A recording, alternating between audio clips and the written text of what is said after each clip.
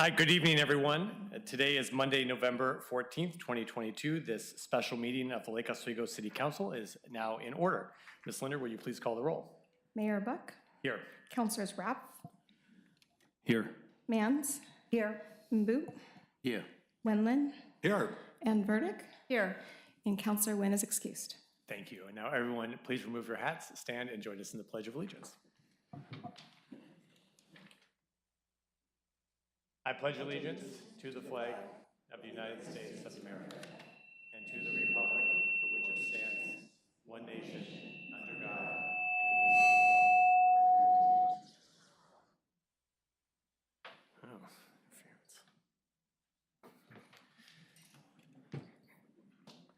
So welcome to you all.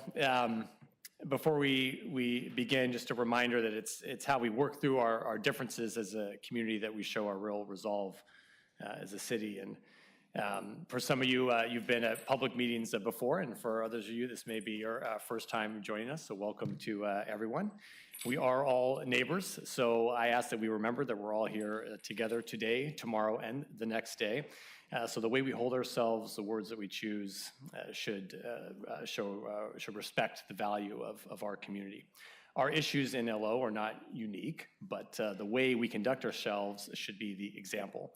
So thank you all in advance for holding yourselves to the highest standards of community engagement. For this public meeting, that means listening respectfully when others are speaking and not engaging in boisterous outbursts, including, as I like to say, hooting and hollering and applauding or the like. I want us all to remain in the room together, so thank you in advance for your cooperation and for showing up tonight in the spirit of community strength.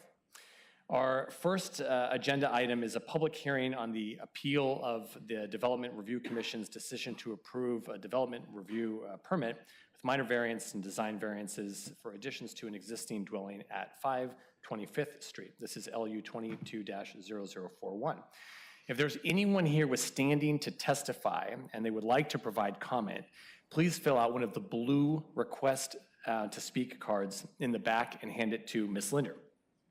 Following that hearing, we're going to move to item 5.1, which is on the pickleball. And if you'd like to speak to pickleball, please fill out a white request form in the back and bring it to Ms. Linder. Just as a reminder on the pickleball item, we're not going to do any of the seating time. So if you'd like to speak yourself, fill out the form, but don't bother filling out a form if you're planning on ceding your time to someone else to speak. Okay, so with that, we're going to move into item 4.1, appeal of LU 22-0041. I'm going to turn it over to Attorney Boone to review the hearing procedures for us. Thank you, Mr. Mayor. The hearing procedure tonight, I'll read, no person may testify unless that person has appeared either orally or in writing before the commission. Except as provided in ORS 5007-037 H, II, and III, the council review is limited to the evidence in the record before the Development Review Commission. This land use request involves the application of the criteria and standards listed in the staff report or other criteria within the Lake Oswego Comprehensive Plan and land use regulations which you believe apply to this decision. Issues raised on appeal to the council must have been raised before the commission with sufficient specificity to allow the commission and the parties to respond. Failure to raise an issue accompanied by statements or evidence sufficient to afford this council and the parties an opportunity to respond to the issue precludes appeal to the Oregon Land Use Board of Appeals based on that issue. If the council imposes new conditions of approval, the failure of the applicant to raise constitutional or other issues relating to proposed conditions of approval with sufficient specificity to allow the council to respond to the issue precludes an action for damages in circuit court. The hearing process is as follows. First, there'll be a presentation by staff. Then council questions to staff about the staff report, then the applicant's testimony, then testimony in favor of the application from persons that appeared before the commission, then testimony by parties opposed to the application that appeared before the commission, which we will start with the appellant, and then testimony neither for nor against the application from persons that appeared before the commission. The time limits for testimony: 15 minutes for the applicant's presentation and 15 minutes for the appellant's presentation. 10 minutes for a representative of a neighborhood association, homeowner association, government or government agency, or other incorporated public interest organization that appeared before the commission. 5 minutes for each other persons that appeared before the commission. Persons may cede time for testimony to another person, but in no case shall a person's time be increased to greater than 10 minutes. Then 5 minutes for the applicant's rebuttal, and then following that would be the council deliberation. And if any additional conditions of approval are proposed by the council, a statement will be made to the applicant of those proposed conditions of approval, different and contained in the DRC order, and the applicant's response to the council's conditions of approval proposed following commission deliberation. Those time limits do not include time spent responding to questions from the council, testimony by attorneys, representatives, and witnesses on behalf of or which are part of the presentation by a person shall be counted within that person's time limit. At this point, I would ask the council members to please declare if you have any ex parte contacts, including a site visit, if you have any bias on the application, and any financial conflicts of interest. None. No. Okay. Hearing none. With that, Senior Planner Evan Franstead with the staff report. Oh, excuse me, one. Is there any challenge to a counselor's right to consider the application? Hearing none. Thank you, Mr. Franstead. Thank you, Mr. Boone, and Mayor and members of the council. All right, the application before you tonight, the applicant's request is a development review permit to construct additions onto an existing single-family dwelling that's located in the downtown redevelopment design district. I don't, sorry, I'm so sorry. Is the microphone on? A little closer? Okay. Just feels like it's really close to my okay, face. that's good. Is Yeah. that good? Thank you. Okay. All right, I'll talk louder. Sorry about that. They're also requesting variances to construct these additions. Minor variance to reduce a combined total 15-foot side yard setback to 12 feet for the proposed second-story addition and east addition. Design variance to reduce the north side setback to 2.9 feet and south side setback to 3.7 feet for the proposed west addition. Design variance to reduce a rear yard setback from 20 feet to 4.5 feet. Design variance to increase the maximum lot coverage from 35% to 47%. And finally, design variance to increase the maximum long wall plane on a narrow lot from 60 feet to 72.21 feet. To give you background on where we are tonight, how we ended up here, on September 19th, a public hearing was held before the Development Review Commission. Written testimony was submitted ahead of the hearing from the First Edition Neighbors Forest Hills Neighborhood Association and two of the property owners to the south in opposition to the proposal. Oral testimony at the hearing was received in opposition from the budding properties to the north and south, and neutral testimony was received from the adjacent property across the alley to the west. No one requested continuance at that time to submit further evidence. The commission tentatively approved the application that night, and on October 3rd approved the findings. On October 11th, the First Edition Neighbors Forest Hills Neighborhood Association appealed the commission's decision. The issues the appellants raised were three here. The first that they mentioned in their letter is the information presented by the applicant was incomplete and insufficient to meet code as noted in Exhibit G200, which they previously submitted before the 19th hearing. The staff memo at that time before the hearing on September 19th addressed the concerns raised in Exhibit G200 regarding the lack of neighborhood meeting, which was not required, and the requested minor variance and design variances to the rear yard setback and lot coverage. Exhibit G200 discusses the applicant's narrative and asserts that it included conclusory statements and lack of evidence, and therefore stated the application should be considered incomplete. Staff recommendation in the commission's decision was based on all the materials in the record, not just the applicant's narrative. Staff found that the submitted plans and narrative provided sufficient evidence to demonstrate that the criteria were met. For issue number 2, they stated that staff interpretation provided to the commission on code and First Edition Neighborhood Forest Hills neighborhood development was insufficient, and the commission deliberation was not sufficient to cover the items raised in Exhibit G200. The appellant does not provide any specific details on how staff interpretation to commission was insufficient or how the commission's deliberation was sufficient to apply the criteria. Therefore, staff is unable to provide additional analysis on this issue. For the third issue raised, they say that the commission did not adequately consider per code mandate the information presented during the hearing by the neighbors. The appellant did not identify the code mandate or degree of adequacy consideration required. The commission considered the testimony and evidence submitted in its decision at the September 19th hearing. The commission is required to tentatively approve or deny an application based on the applicable standards and criteria and evidence and testimony in the record. The question is whether the commission's findings and conclusions with all incorporated materials comply with these standards. The appellant's notice of appeal does not state how these code requirements were not met. Overall, staff finds analysis provided in the staff report, staff memo, and improved commission findings correctly address the criteria after considering the issues raised by the appellant's notice of appeal. So to help everyone understand the proposal, I'll provide a brief overview of the project. So the site is developed with single-family dwelling and zoned R2, which is residential high-density zone, and also is located in the downtown redevelopment design district. Properties to north, south, and east are zoned R2 and developed with single-family detached and attached dwellings, including zero lot line dwellings and duplexes. Properties to the west across the alley are located in the R6 zone and developed with detached single-family and duplex dwellings. The site includes an existing dwelling on a 3,660 square foot lot and is a narrow lot at 30 feet in width.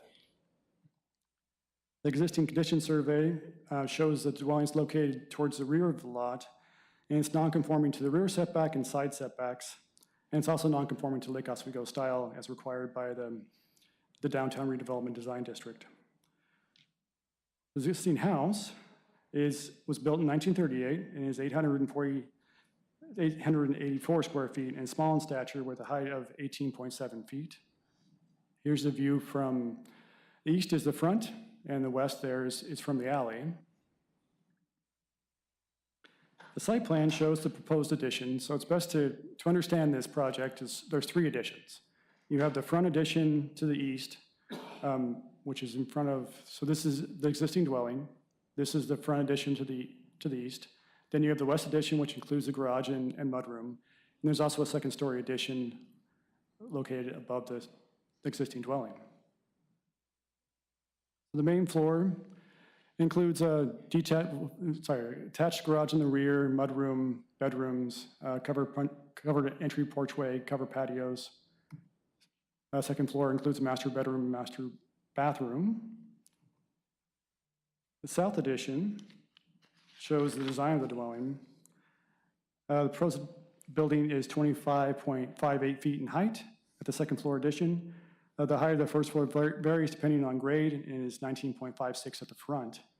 The requested design variance to increase the maximum long wall plane on a narrow lot is required because the proposed cumulative length of the dwelling at 18 feet in height exceeds the 60-foot limit at 72.21 feet. This is the view from the north. And here's our artistic rendering from the front. Proposed dwelling includes cement board shiplap siding, fiberglass framed windows with clear glazing, cedar tongue and groove soffits with front entryway covered outdoor area, composite decking, metal guardrails at the front porch, and metal roof with skylights. Here's a view from the rear. It shows from the alley with a proposed rear loading garage. For the minor variance application, the applicant is requesting minor variance to reduce the combined total 15-foot side yard setbacks, so both sides, to 12 feet, for the proposed second-story addition and east additions. For the criterion 1, the commission found the proposed additions will not be detrimental to public health or safety, as additions will not impede vision clearance for vehicles entering or exit the site, and the fire marshal has determined that the side yard setbacks will not violate any fire regulations. Criterion 2 requires the granting of variance will not be material or injurious to properties or improvements within 300 feet of the property. Back to the location map, there are approximately 63 properties within 300 feet of the boundary of the site. The adjacent properties to east and west will not be affected any more than currently exist. The properties most likely to be affected by the minor variance request are the abutting properties to the north and south. Proposed additions will be approximately 11 feet from the dwelling on the abutting lot to the north at 540 5th Street, and 6.8 feet from the dwelling to the south at 518 5th Street, which is located on the lot line. Although closer to 5 feet than the minimum requirement, the dwelling meets the side yard setback plane and side yard appearance and screening requirements. The proposed overall height of 25.58 feet is well below the maximum height limit of 28 to 32 feet in the R2 zone. Staff finds that constructing additions onto the existing single-family dwelling has minimal potential negative impacts to the abutting or nearby properties, and therefore the proposed variance not be material interest to neighboring properties.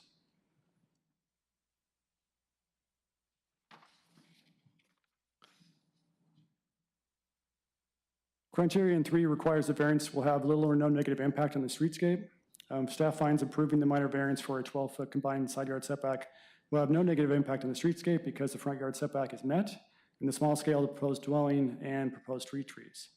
For criterion 4, there's no designated sensitive lands on the site. The site is not on Oswego Lake, does not contain any historic resources.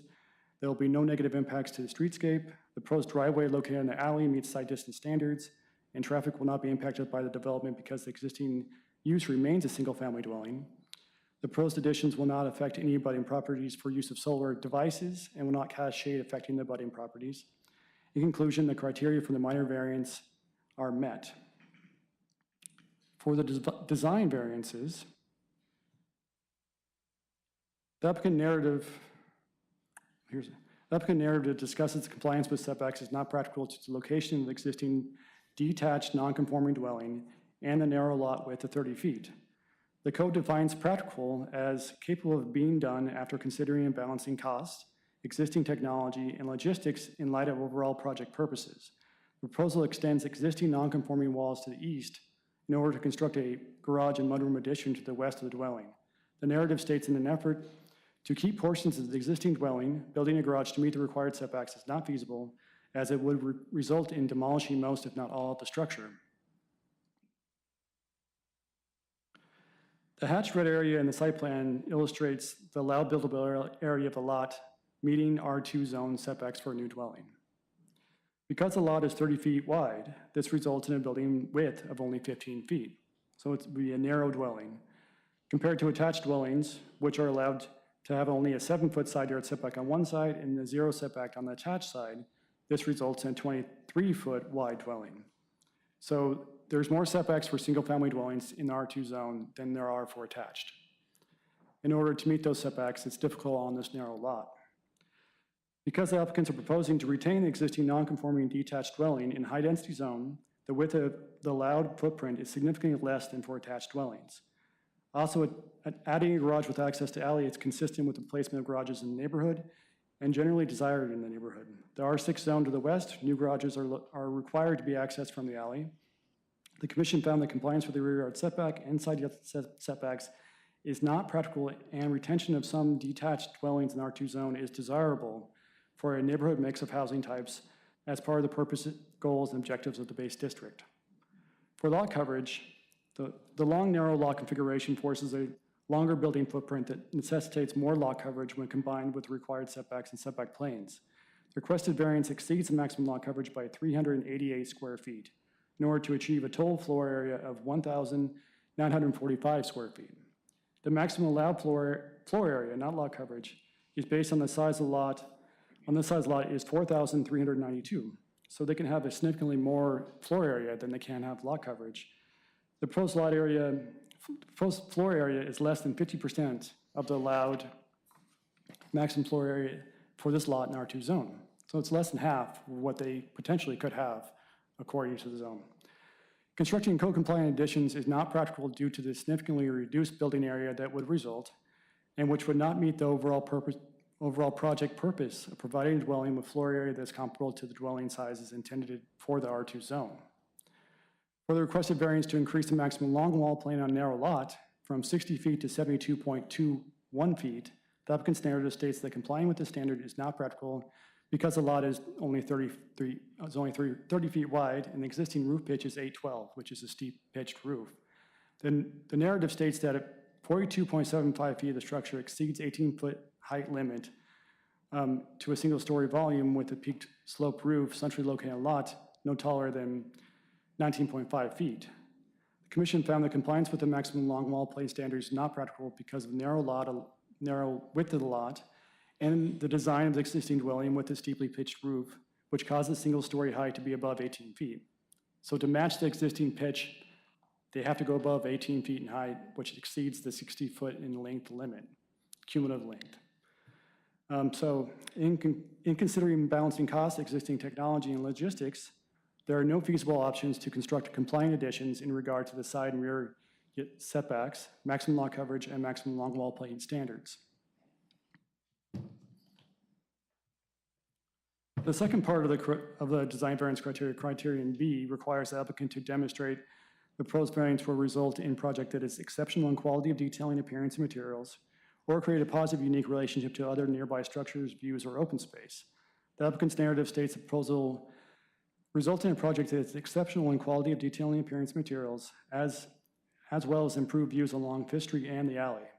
The proposed project includes high-quality materials with cement, board, shiplap siding, fiberglass framed windows with clear glazing, cedar tongue and groove soffits at the front entryway, covered outdoor area, durable composite decking. The design includes multiple pitch roofs, asymmetrical composition, roof window and porch projections, and horizontal siding that improves the perceived building form and breaks up the massing.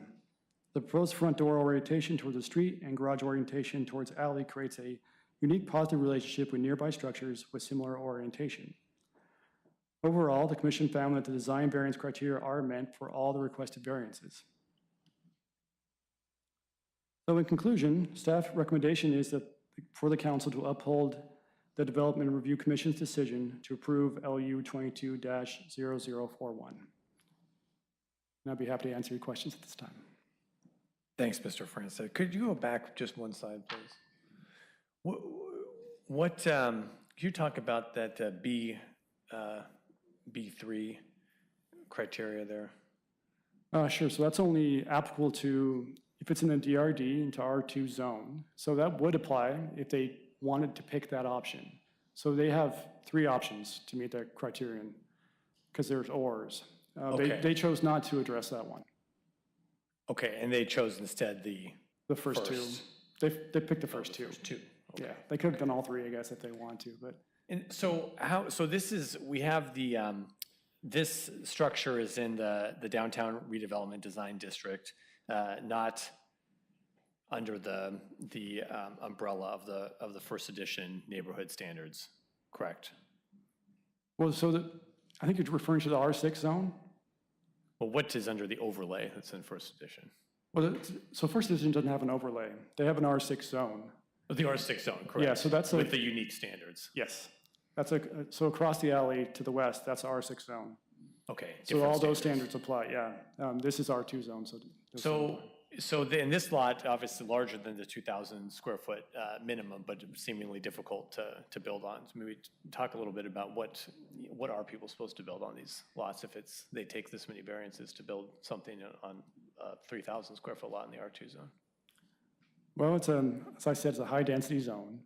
It seems to be geared more towards attached housing, like the properties to the south and to the north. There's 0 lot line dwellings would be probably the easiest way to develop this lot. But of course, they can't attach to another lot because they're already developed. Yeah, the narrow lot width and small lot size makes it very challenging to do anything with a single family dwelling. So it's the kind of the fact that they're in between 2 existing developed lots with no lot lines that creates a little bit of a conundrum. Well, I think they would need variances regardless of the development to the north and south because the lot is so small and so narrow.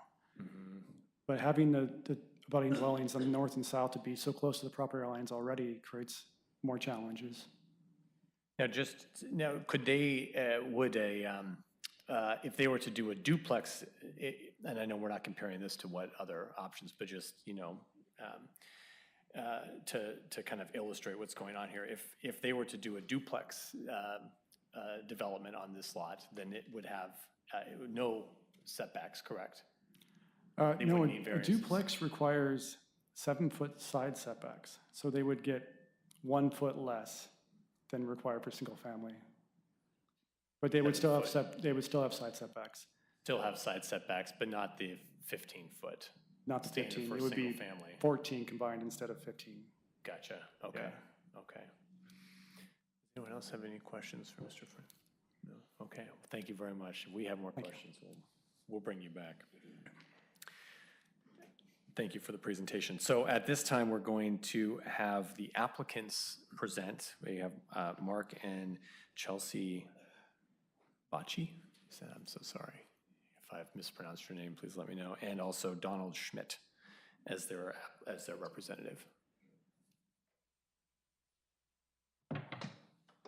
Welcome to you both. Hi, thank you. And it's Bocce. You got it right? Got it. Yeah. Okay. Good evening, council members. I'm Chelsea Bocce, owner of 520 5th Street. Lake Oswego is my hometown, the place where I grew up. My parents, Mark and Sherry Bocce, lived in First Edition when I was a baby, and I graduated from Lake Ridge High School. I fell in love with this home on 5th Street when it went on the market a few years ago and bought it with the dream of raising my daughter there. I'm a single mother. My daughter Kaya is 2.5 years old, and I work from home. Being in this particular season of my life where I have the opportunity to create a forever home for us, in First Edition especially, is really special. Before I get into the design, I'd like to offer my apology to the Neighborhood Association. While an official neighborhood meeting is not required for our project, it certainly would have helped in creating a more inclusive atmosphere. We did hold an initial Zoom conference to share the preliminary design, and I attended a meeting earlier this year, introduced myself, and shared my plans early on in the design process. But I've come to learn that these initial meetings were not considered official in the eyes of the association, and that they would have appreciated a more formal submission. I must admit this process is all very new for me, and I'm learning as I go, so it can be hard to know what's expected, especially outside of the formal process with the city. Had I known an additional meeting was requested, I certainly would have been happy to oblige and discuss the project in a more inclusive manner. As for the design itself, I've been intentional every step of the way to maintain the original essence of the home. I chose to work with my architect, Donnie Schmidt, of Centerfield Studio, because he shared my vision of holding on to the charm that makes the current home so special. I even engaged the previous owners at different points in the process to learn more about how they dreamed of changing the home when they resided there. And while the zoning of my lot allows for a much larger development, this has never been my goal. I see big developments happening all over town, and I know how difficult change can be. I feel it too, having grown up here. Our aim has been to design something that fits within and contributes to the existing neighborhood. One example of this is opening up the front of the property and bringing the home closer to the street, with an open porch and lawn so it's more inviting. Currently, the house is set back and hidden behind a tall wooden fence. We've also removed the front parking and relocated it to the back alley, along with the prevailing homes on 5th. Further, we gave a lot of thought to both height and lot coverage and how both would impact my neighbors. I'll let Donnie explain, but suffice to say, we were trying to be very intentional, respectful, and considerate of our neighbors and their needs. I know lot coverage has been raised as a concern of the Neighborhood Association. Unfortunately, I have a very narrow lot to work with, as we've discussed, and I've been so pleased with how beautifully Donnie has designed the remodel, giving me and my daughter more living space while also maintaining breathable space between our neighbors. Thank you for the opportunity to share a bit about myself, my hopes and dreams for our home, and some context around the design. I'm so grateful that the Planning Commission and planning staff have already approved our design, and I'm hopeful that this council will give us your support as well. Thank you. Thank you, Councilman and Mayor, for the opportunity to be here today as well and present our project to you. Mayor, I appreciate the conversation you were having at the end there with Evan about the kind of complexity of the zoning that in one sense this project, here we have this beautiful 884 square foot little bungalow. Sorry, I actually overclicked here. This little guy right here, that from the street, you really can't see it. It's got no presence. To the south of us is the multifamily, is the kind of narrow lot, 2-story, 0 lot line development. And those homes exist more and more, obviously. And so we're in this kind of duality between the downtown redevelopment district and the density that's trying to be applied, and this very small, beautiful, inspiring bungalow residence that still exists on 5th Street, especially as you move north. And so we love that character and that essence, and we're trying to find ways to continue to pick up on that. But as much as we are inspired by it, we have a 30-foot wide lot, 3,660 square foot overall. the 884 square feet house, as I mentioned, keeping the structure and while maintaining the needs of a modern family very, very challenging. To address these challenges, there's been a lot of effort here to try to underscore these. The resultant design combines a carefully articulated massing with ample landscaping. The project transitions from a single-story volume with a walk-up covered porch in the front. And I'll come to the back here in a second. So here's the walk-up porch in the front. To a two-story centrally located volume to try to reduce the impact of any overmassing, and then steps back down towards the rear alley. The west addition is situated in the rear alley with the effort of getting, obviously, the parking off of 5th Street and locating it to the alley. That obviously really creates this beautiful, inviting front yard landscaping opportunity. And just to highlight again, the massing itself, we're 26 feet high, slightly less than 26 feet high of the allowable 35. We're providing 30% landscaped area of the required 15%. The floor area is well under 50% of the max allowable. And so while we are exceeding some portions of lot coverage, if you were to take away the garage, for example, as a covered area that contributes towards lot coverage, along with the porches, that accounts for 12% in the design, which would have us, in essence, complying with lot coverage. So it really is kind of a beautification. So, for example, that front porch accounts for more than 160 square feet of lot coverage, but it's really done in an effort to make the street frontage more beautiful. And I think the rest of our effort here today really is to continue to kind of show a good faith effort. We believe that we've been inspired by and taken significant strides to maintain the existing single-family house. One of the comments that came up in the appeal was that we hadn't demonstrated that the garage was necessary to maintain the existing structure. The existing garage the proposed garage that we are proposing has an interior clear dimension of 19 feet 8 inches. Typical garage would have a 20 feet clear, would be considered on the small side of a car garage stall. So we're already working hard to keep it in I should highlight, that line represents the existing structure. Our garage works out from there. And so we're putting it at 19 feet 8 in an effort to just barely fit a car into the garage. We're not trying to additionally push structure from that point. The difference would be if we take this structure at 20 feet wide for the existing garage, it would result in losing the major bearing wall of the existing structure.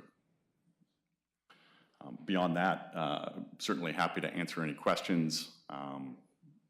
Just understanding that we feel like we've taken significant effort to maintain the spirit. We just find it a bit interesting that exactly as you were presenting, it's the single-family house that's kind of stuck in this kind of twilight zone of how do you address this idea? We're taking significant strides to reduce the mass. It's predominantly single-story.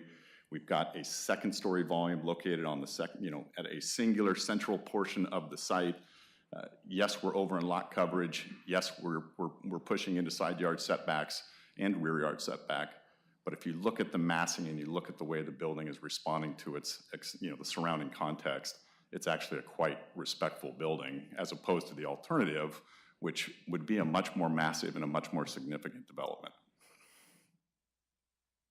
Thank you very much for the presentation. Can you talk to us a little bit about how you chose the width of the front addition? The front addition, so similar to what we discussed about the higher density zoning that would allow for the 7.5 and a 7.5, we basically took that as the starting point. The 12.5, so we ended up resulting in a 6.5 and a 5.5. So we exceeded the 5-foot minimums that were required as a part of the single family zoning.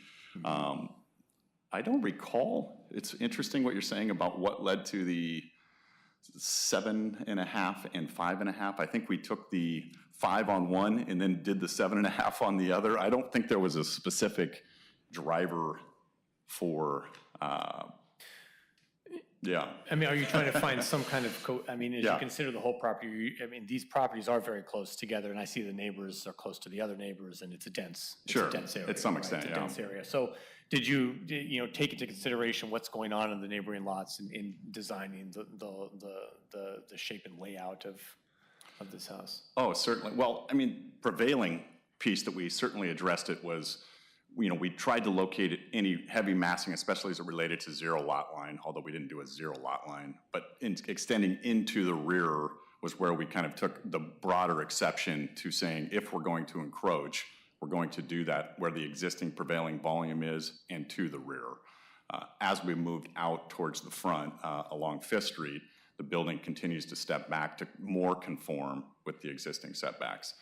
The other piece is the second story volume. It actually steps back additionally, so it follows more in suit with the addition towards the west.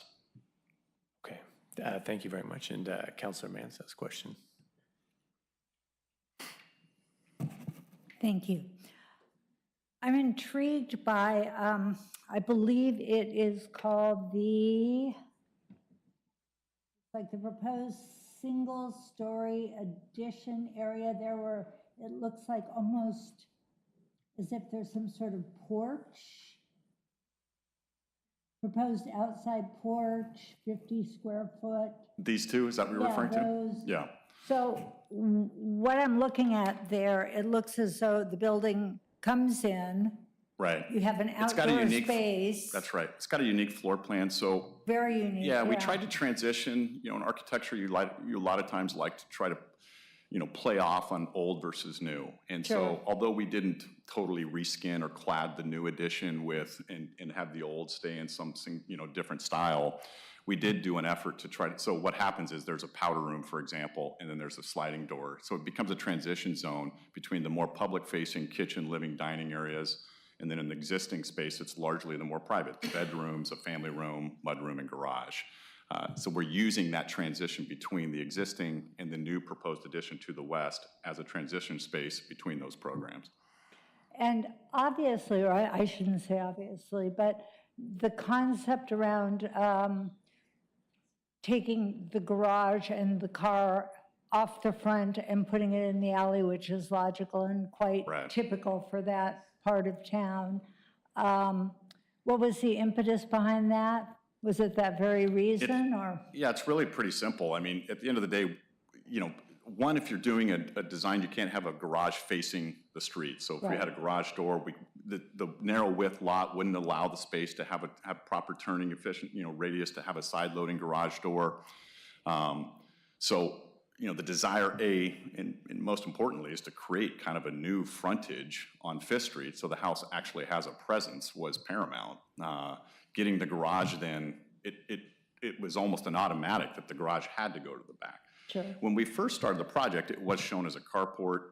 That's kind of evolved through continued discussions, because of the prevailing precedents along the alley there's multiple examples, both immediately to the north and across the alley for garages that are as we into. saw in the Yeah, pictures, so, and then, one other thing you were mentioning, so the addition itself, the roof line covers a portion of that outdoor area. So it could have been possible to not do a covered outdoor area and chop up that roof a little bit more.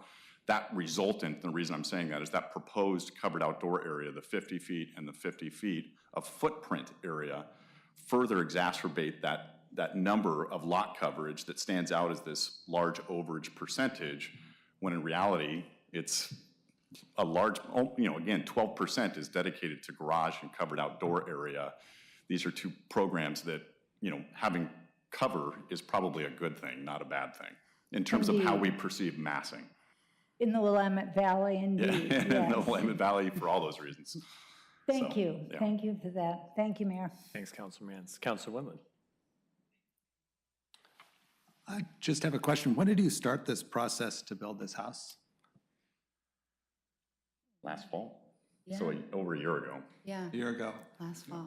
The process, so just on that comment, because we're in the downtown redevelopment district, that's another great example of a single-family house that that basically is going down, and because of the desire to continue to develop it as a single-family house, the burden on the client is significant to meet, because it's being thought of as a high-density, mixed-use zone, and so the things that we're providing between, so we've already done a geotech, we've already had structural engineers out to the site. We're still in an I don't want to say early development, but it's, you can imagine, we haven't put together final building permit plans because we're still in this process of trying to get approvals with the basic tenets of the design. So let's just say you didn't go through the appeal process that's been going on. How much time has that been when you add up the DRC review, our review? Well, we had this appeal is an additional month, approximately, maybe a month and a week or some version of that. I think September 10th or something, 9th or something like that. So the process of then doing the DRC was another portion. That's required, flat out once you're in the downtown redevelopment district. So we knew, based on the scale of design that we were doing. That process, start to finish, is about a 3-month process. But part of that is, in that process, is getting confirmation that your application is deemed complete. So you could, that's the piece that's getting the geotech, getting the arborist on board, getting, so each one of those pieces is an expenditure in the upfront of the client and the time involved in doing these additional upfronts that normally wouldn't be required so early on in a project. Right. So you've been working on this a year and you still don't have That's right. the go. Okay. That's the answer to my question. Thank you. Thanks, Councilor Wendland. Councilor Raff? Not a question, just a comment. I just want to thank you as a parent for choosing to raise your family here in Lake Oswego and coming back, and go Lake Ridge. Thank you. I appreciate that. Thank you. Would they go to Lake Ridge, though? Would they go to Lake Ridge? I don't know. They will have a choice of which high school to go. Yes. Yes. Choosing to live in Lake Oswego. So. Thank you, Councilor. Yeah, thank you. And both of our high schools are wonderful, so if you need a pitch on LO, just let me know. I actually like that she would go to LO. It'll be new for me.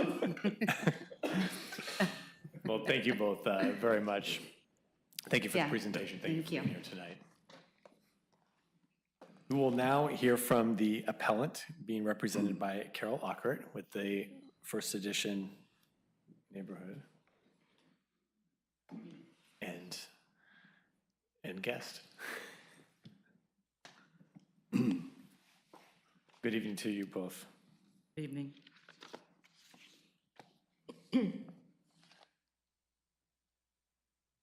Tonight, we are rightly focused on Lake Oswego's land use code. With code, there is the constant pressure for interpretation to slip over time. Applications often push up against code, pressing for a more liberal interpretation. That's just expected, but with this application, the code is stretched too far. The decision on this project at DRC was a split vote. There was uncertainty at the DRC level on how to interpret and apply code. My job here is to demonstrate that DRC misinterpreted the code. I will show that the applicant does not make a valid case for being granted 5 design variances. And neither the DRC nor the prepared findings reference and address the issues raised in the Fan Forest Hills Neighborhood Association submitted testimony, nor did the findings detail how the application meets the criteria for all of the design variances. The code states that to warrant a design variance, the applicant must meet one of 2 criteria. The design must be superior to the development in the surrounding neighborhood or better achieve the purpose objectives of the applicable zone or design district and design standards. The applicant does not meet either of these standards. In the application, it states numerous times that approval of the proposed variance will result in a building that is exceptional quality, detailing, and appearance. Well, I'm happy to say that exceptional quality, detailing, and appearance is a description that applies to development in Lake Oswego. But what is relevant is that our code specifically uses the term superior. That means the design must surpass the exceptional quality our code delivers. This design has achieved equal to or as good as. The application does note that proposal will be better than the original 1938 structure. Okay, but better than the original structure is not what this design variance criterion is referring to. To meet this hurdle, the design must be shown to be superior to what we are seeing in the R2 zone and the downtown redevelopment district, and that is a high bar. The applicant simply does not provide the necessary proof of superior. Now, addressing the second criteria of better achieving the purpose objectives of the applicable zone. In the R2 zone, there are code standards written to encourage higher density. With respect to personal property rights, if someone wants to build a single-family residence in the R2 zone, we adopted code to still allow for single-family to be built, but the city purposefully adopted code to incentivize duplexes. A single-family home gets 35% lot coverage. A duplex on that same lot gets 55% lot coverage. This code clearly incentivizes duplexes. The applicant wants 47% lot coverage for a single-family dwelling. Granting this variance to expand lot coverage by more than a third for a single-family structure undermines the intent for the higher density R2 zone by handing out code benefits meant for a higher density use to a low density project. If you do it for this applicant, will you continue to waive this lot coverage code for others who want to build single family in the R2 zone? Single family does exist in the R2 zone already, but very few properties, understandably, have chosen to go this direction. Do you really want to undermine our successful production of middle housing? Rear yard setbacks in the R2 zone also incentivize duplexes. Code calls for a required setback of 20 feet for a single-family structure, but a required setback of only 10 feet for a duplex. This application includes a design variance request for a reduction of the setback from 20 down to 4.5 feet. The DRC was shown properties with reduced setbacks that were predominantly duplexes, but this was not clarified. The single-family home at 566 Fifth does not have this extensively reduced rear yard setback. The DRC was unclear at best. The zone dimensional standards in R2 have been written to encourage and promote duplexes, demonstrating once again that higher density is the purpose and objective of the zone. So clearly, while permitted, a single-family dwelling cannot claim to meet the criteria of better achieving the purpose objectives of the R2 zone. Failing to meet both of those design variance standards, the application inserts a code stretch necessary to make this application sellable. For each of the 5 requested design variances, their application states, quote, compliance with the applicable standard is not practicable due to the physical characteristics of the site or existing structure. Staff used the term practicable in their presentation to DRC when they said the proposed dwelling was less than 50% of the allowed floor area for the zone. Then they went on to say that constructing a code-compliant addition was not practicable due to the significantly reduced building area in the R2 zone for this single-family project. Staff's conclusion as presented to DRC ignored the long-standing practice of basements being incorporated, even in the R2 zone, to increase floor area when lot coverage limits have been reached. Builders do it as standard practice all the time. Yes, they cost more to construct, but we have not allowed a builder to say increased cost for basements means lot coverage standards are not practicable, at least not yet. But this gets worse. With 520 Fifth Street in downtown Lake Oswego, you're being asked to set a precedent for a very specific, very concerning interpretation of the term practicable. Here is what is stipulated in the application. Compliance with the applicable standard is not practicable due to the physical characteristics of the site or existing structure. At 30 feet wide and 3,666 square feet overall, the site nor the existing structure simply do not allow for a building footprint sufficient for a single-family home as necessary to meet today's standard of living. Now, the applicant was given written caution in pre-app notes that conclusory statements, a statement that a criterion is met without any supporting findings, are not acceptable. Counselors, having read the application, you can see it is full of conclusory statements and lacking in solid evidence. And this is a sweeping conclusory statement. First, there's nothing in the application that could be deemed to prove the claim simply do not allow for a building footprint sufficient for a single-family home as necessary to meet today's standards of living. The applicant purchased a smaller R2 lot with a single-family home, and it is their choice to keep it as a single-family home and not develop into 2 small studio or 1-bedroom duplex units, as encouraged by R2 dimensional standards. The allowed lot coverage and setback requirements for this site have not been reduced since the applicant purchased the site. They knew the lot size. The code was clear. Staff says there are no feasible options to construct compliant additions. Staff are not certified as architects or home designers. Homes can be creatively designed, and making the choice to keep the home's pre-existing nonconformities already allows this applicant to build in excess of zone dimensional standards. And second, what exactly defines today's standard of living? On whose terms? Yours? Mine? The next developer's? What code site meets today's standard of living? But meeting today's standard of living is what practicable will mean going forward if you uphold the DRC's split decision. DRC did ask staff the meaning of the term practicable, but was not provided explanation or context, just the simple definition. A review of our code shows that practicable is referenced with sensitive lands, master planning, stormwater engineering, street design, land division, flood management areas. You get the idea? I did a complete code search. What you don't find in our code, quote, as necessary to meet today's standard of living. This would be such a huge leap if you, council, allow today's standard of living to be what practicable means. Then it becomes what practicable means. You will have set a new precedent, you will have expanded the usage, and you will have opened the barn door.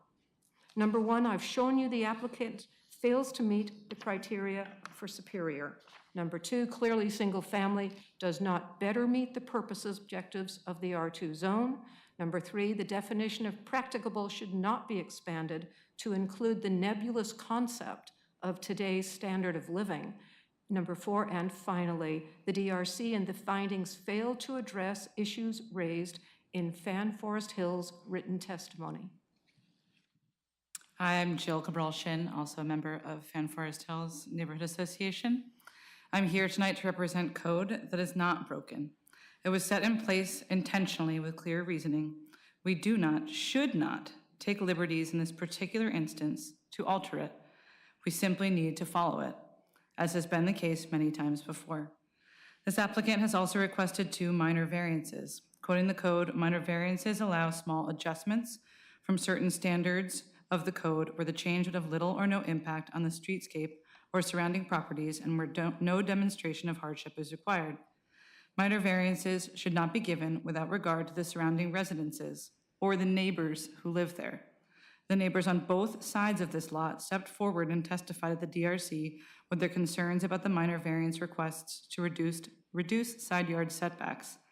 The DRC commented that because there were duplexes joined by a common wall that eliminated a setback on the same block, that it was no big deal to reduce the setbacks on this lot.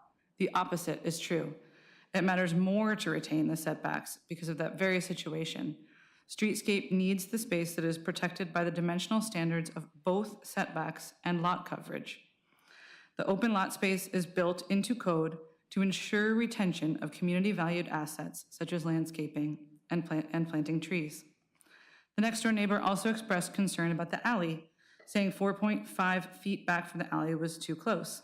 A DRC commissioner said that they had driven through the alley, saw other buildings along the alley that did not maintain larger setbacks, and therefore was feeling okay about the setback being reduced by 15.5 feet. A drive through the alley without measurement is incomplete and therefore an inappropriate base of information to use. It is also important to note that the lots on the west side of the alley are all in the R6 zone with completely different code. The DRC cannot just slide R6 code into R2 because the properties share an alley. DRC misapplied and generalized when they should not have. The application states prevailing neighborhood pattern ranging from 4 to 5 feet. I walk or run through this neighborhood every day. I would disagree, but those are another sweeping conclusory statement made without data by the applicant. It is not for us to disprove, but theirs to prove. Not for staff to provide the data, that's the applicant's responsibility. And once again, the applicant did not provide that data. In summary, our code needs to be applied in some manner across all projects. In the same manner across all projects. This applicant has not met either of the code required standards for a design variance. To be clear, to approve the application, they would need to have proven either superior design or better achieving the purposes, objectives of the R2 zone independently for each of the 5 design variances requested. They did not. The applicant could have submitted a design for a reasonable addition to the house on the small R2 lot they purchased that would meet zone standards when they knew about the standards when buying the property, and even keep their pre-existing nonconformities, all with no variances required. Instead, their choice was an addition that does not even come close to meeting zone standards. And in their attempt, they had to drastically stretch code to expand the interpretation of the word practicable to mean as necessary to meet today's standards, without any data or definition as to what that is. Clearly, that would set a truly concerning precedent. It is important to note that staff has clearly gone on record that DRC decisions do not set precedent. Your responsibility tonight as a citizen, not developer-elected body, is to determine whether the DRC accurately interpreted and applied the code in reaching their decision. We have demonstrated that in this instance, they most certainly did not. We respectfully recommend that you, the council, reverse this DRC decision and uphold our strong, effective code that protects what is most important to our neighbors and to our community. Thank you. Thank you both very much. Is there any component of the application that the neighborhood agrees with? The applicant did come to the neighborhood association early on, and we had a discussion saying that we thought that the design that they were starting to form looked good, but we told them at that point that even that design, which was much smaller than the one they finally came to, we told them that one was already concerning and pushing the setbacks too far. At that point, they stopped communicating with us. And so we can say fairly that the initial look was something that they were achieving that we thought looked good. But again, we notified them early on that even the smaller one that they put forward was pushing further than we were comfortable supporting. And at that point, it grew and it grew. So that's a no. That's the one piece that we were comfortable with, was that. So that's my best answer that I can give you there. Thank you. Councilor Mans.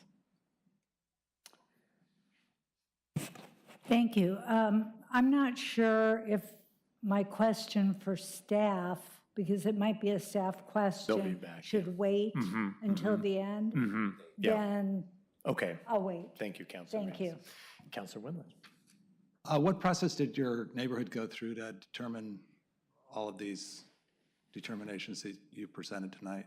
Can you walk me through that? Yeah, I can tell you that we always walk through these as a board. We do a pre-application hearing, so myself and another board member attends the pre-application hearing. We reach out, we invite the applicant to come to our board and to speak with our board. We set an agenda, we put out the agenda, we notice people, we put a sign in the ground, and we post our agenda on our website, so we try to get as many people as possible to come and participate in our discussions, whether people are board members or not. Oh, I should say our meetings are on Zoom, and whether people are on our board or attending as guests, and we have many guests who attend, we invite all to speak, and only the board members can vote when we reach a decision, but we do want everyone who participates in our meetings to feel comfortable joining in on the discussions. So we've had a number of meetings where we have agendized this, talked about it, and each time before we come to a meeting like this evening, or the one that we submitted our testimony to the DRC, we had discussed that, and we have a motion, the motion seconded, there is a vote.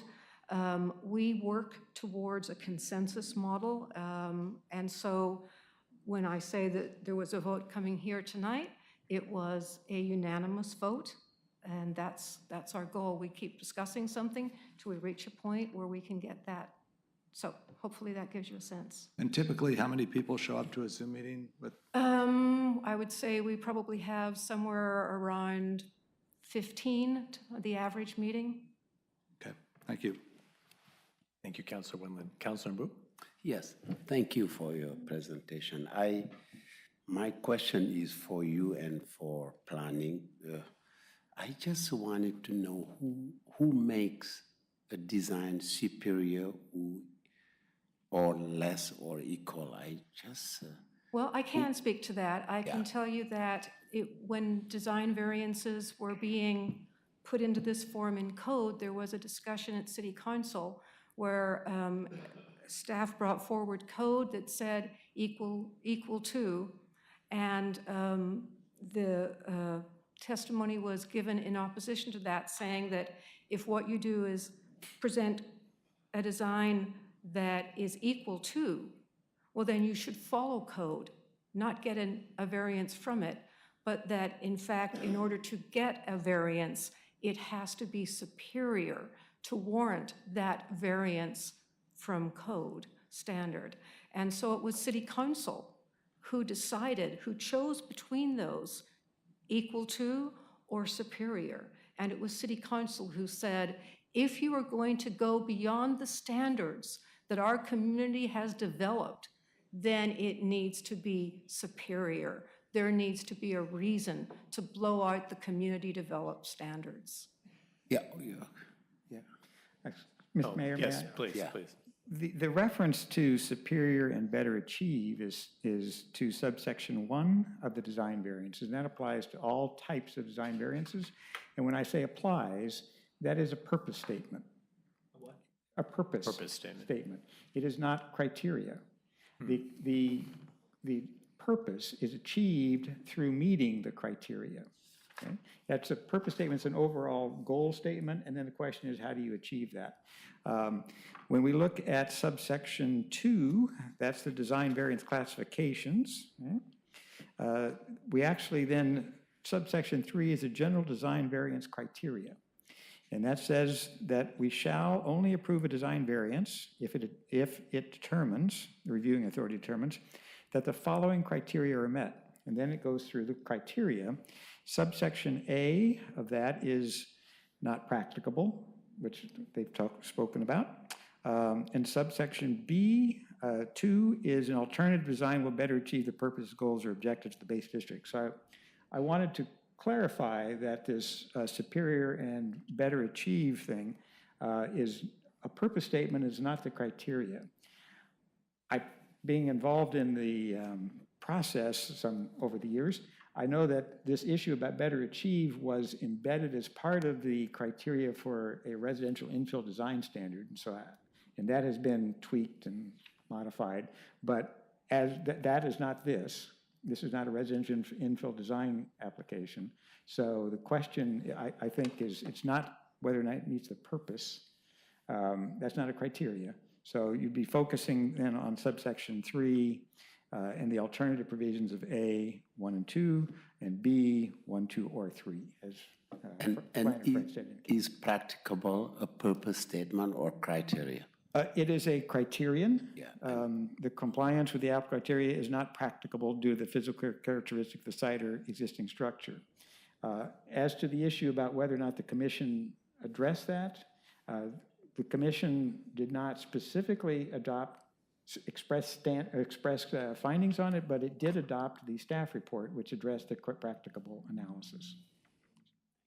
Okay, thank you. Oh, did you? No, okay. Okay, any further questions? No, okay. Ladies, thank you both very much. Thank you. Appreciate you. I have one folk signed up to testify. Saad Jazrawi, please. Oh, yes. I may have mispronounced your name. Glad you're here. You will correct me. Don't worry. And if anyone else would like to testify, blue form, please fill it out and be happy to call you forward. Who appeared before the commission? Yes, who appeared before the commission, who is standing. Thank you, Mr. Britt. Good evening. Thank you, City Council.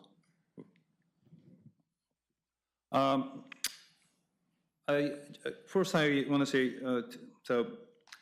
I'm not against Chelsea coming and living in our neighborhood. I mean, she bought the house, and it's her right. Again, we welcome her. I'd love my kids to play with one more kids. We have few kids in the neighborhood, for the records. Most of that's who can afford to live in Lake Oswego. We live in 1,400 square foot house. I have a daughter and a son, a 1-year-old and 3-year-old. Backyard is where they walk and play. The design is pretty close. I mean, it takes out every space that like driving into just to park is basically my kids has to be in the house when somebody comes in. There is nothing, 4 feet, 4.5 feet. I mean, I don't know.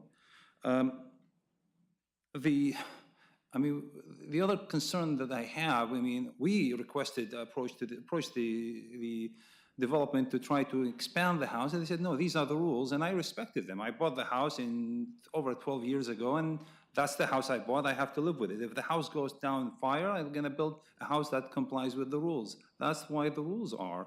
We have the rules to follow, not to bend, and not to find ways around the verbatim about it and say, well, I'm doing you a favor for doing not this size, doing that size. If I buy a lot that allows this size, this house was bought in 2019. The rules we have has been longer than that. So, again, is it my fault I bought a pickup, I want to park it in a small Prius spot? And no, I have to respect the spot that it has. The lot is small, that's what you get. My wife, my wife came last meeting. We expressed our concern, and just as a feedback to the DRC we were dismissed. Literally, it's like, no, it's fine. They did a very good job. Actually, it's the funny part, and this is again this is a feedback. They complimented the designer. At least 2 comments came as a compliment to the designer. It's like, what are we talking about? All the neighborhood, half the neighborhood are rentals now. This is what's going on in our street. Is that what you guys want us to do? All of us leave the homes and have it make it rentals? That's what it is now. My neighbor on one side is in a rental, and her house, unfortunately, has been a rental for 3 times. And the house in front of me, they're developing a rental, and that's going to be. Do you want people to live in the city, to go to our local schools, or do you want, and stay in the city, or you want just people come in transit? And again, nothing against rentals, but the reality is, I don't know 3 years from now they're going to be the same. Every few years somebody keeps changing. Actually, 3 of them in the last year in the property on 520. Anyway, again, I ask that again. If we have the rules we pass, let's just follow it. And I can't.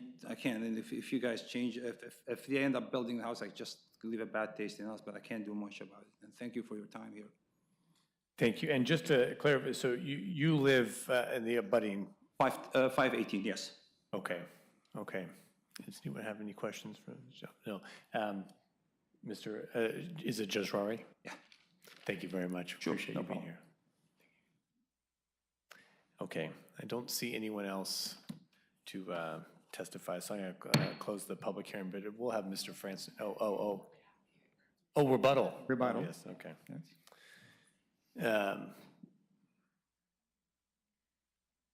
Applicant has 5 minutes the applicant has 5 minutes for rebuttal. Yeah, please go ahead. Hi, thank you.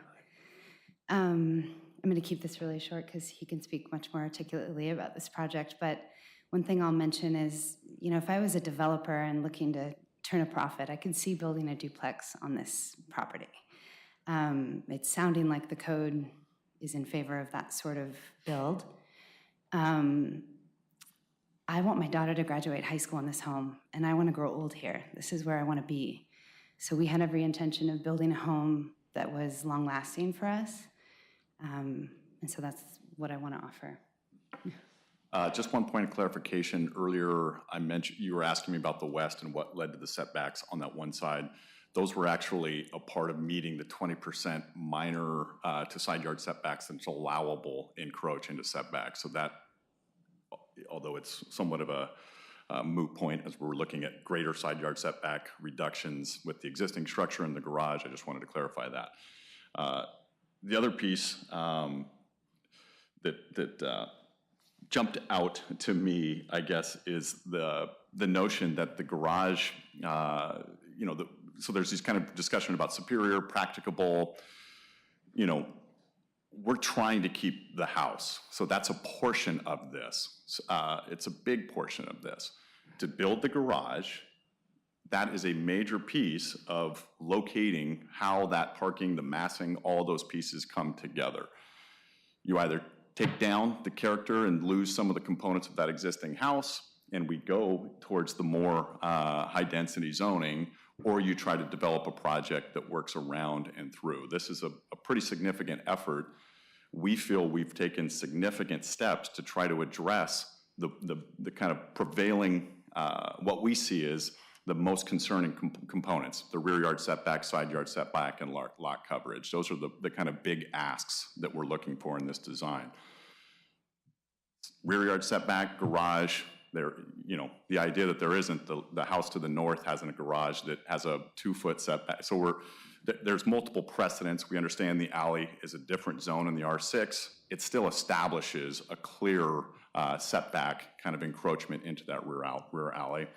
And then the side yard setbacks, again, we're largely working with the existing structure. When we do the addition on the second level, which is a part of conforming to standard code, we step back that massing. So I think those are the DRC, it was a 4-to-1 vote. It wasn't a split vote. I thought that was an interesting comment. And then the last piece of that, again, is just going back to the idea of incentivizing the duplex. We don't see it as us trying to stretch, we're staying low, we're building a 40, less than half of the allowable floor area for a single-family residence. We're actually not even building to the full capacity of a single-family residence. That's how much this building is trying to be respectful to its context and surroundings. Okay. Any questions? Yes. No. Yeah, I just wanted to, do you mean that you are keeping part of the house, like the character of the house? That's correct. Okay. So. Okay. Sorry, apologies here. So this volume in the back and even the forms that we're continuing to project out from are doing, apologies here, this gets a little difficult. So the existing house, to put in perspective, this is that existing volume right here. And we're taking that, we're keeping the windows, keeping the low volume predominantly, and that piece stays. We're extending the mudroom out, and then when where we're building the new addition to the west, the building steps back. Does that make sense? No? Thank you, yeah. Thank you. Superior is a difficult one. In the eyes of an architect, to be able to prove something is superior from a design perspective, we challenge ourselves with massing, context, materiality, detailing, and we use those as opportunities, the way that we're addressing street context. All great city planning things that are in the LO code, but we try to do that in ways that are more exciting than typical. Thank you. Yeah, and how do you explain the non-practicability of Well, the garage is a major component of this, is if there's any desire to maintain, so one, my client is a single family, wants it to continue to be a single family residence. So, but at 884 square feet, it doesn't take, there's not a lot of math that allows for a growing family to fit into an 800, it's like my dad grew up in a farmhouse in Kansas. He probably had a house that was 880 square feet. In Lake Oswego, in today's budget, in today's building technology, all those things that are real and real life applications, the process of going through this, it's not a hardship, but it puts significant difficulty to prove that we can put a full single-family residence that's capable of providing the needs for a family in that practical, the definition as per planning, it just doesn't make it feasible. Okay, thank you, Councilman Wu. Yeah. Councilor Rath. Mr. Schmidt, do you consider architecture an art? Deeply, yes. Do you think that, there's a fire, you see it? Yeah, there's a fire. Do you think everyone says the beauty of art is in the eye of the beholder. Do you think that you can put a objective metric around things like superiority or beauty and use these terms with supporting objective metrics when it comes to art? You can. This is a real slippery slope. It's kind of the difference between contemporary architecture, traditional architecture, and the love of both. You can, as an architect that does a lot of work here in Lake Oswego, I'm confronted regularly with existing remodels and ground-up homes and those challenges in trying to be inspired and make kind of the most of different things. But the word superior is unfortunate. I'm sorry, Mr. It's just grating against me. I remind the applicant in the testimony, the word superior appears in the purpose statement. It is not part of the criteria. So That's my point. the question is whether or not the project is not practicable, or whether you need a variance because it's not practicable due to the physical characteristics of the site or existing structure, or the alternative design accomplishes the purposes, goals, or objectives of the base district, and base district has. So let me do this. Instead of a question, let me just make a statement. Thank you. You would wait, you should think I should wait? Okay, we're gonna wait. Okay. Yeah. Thank you.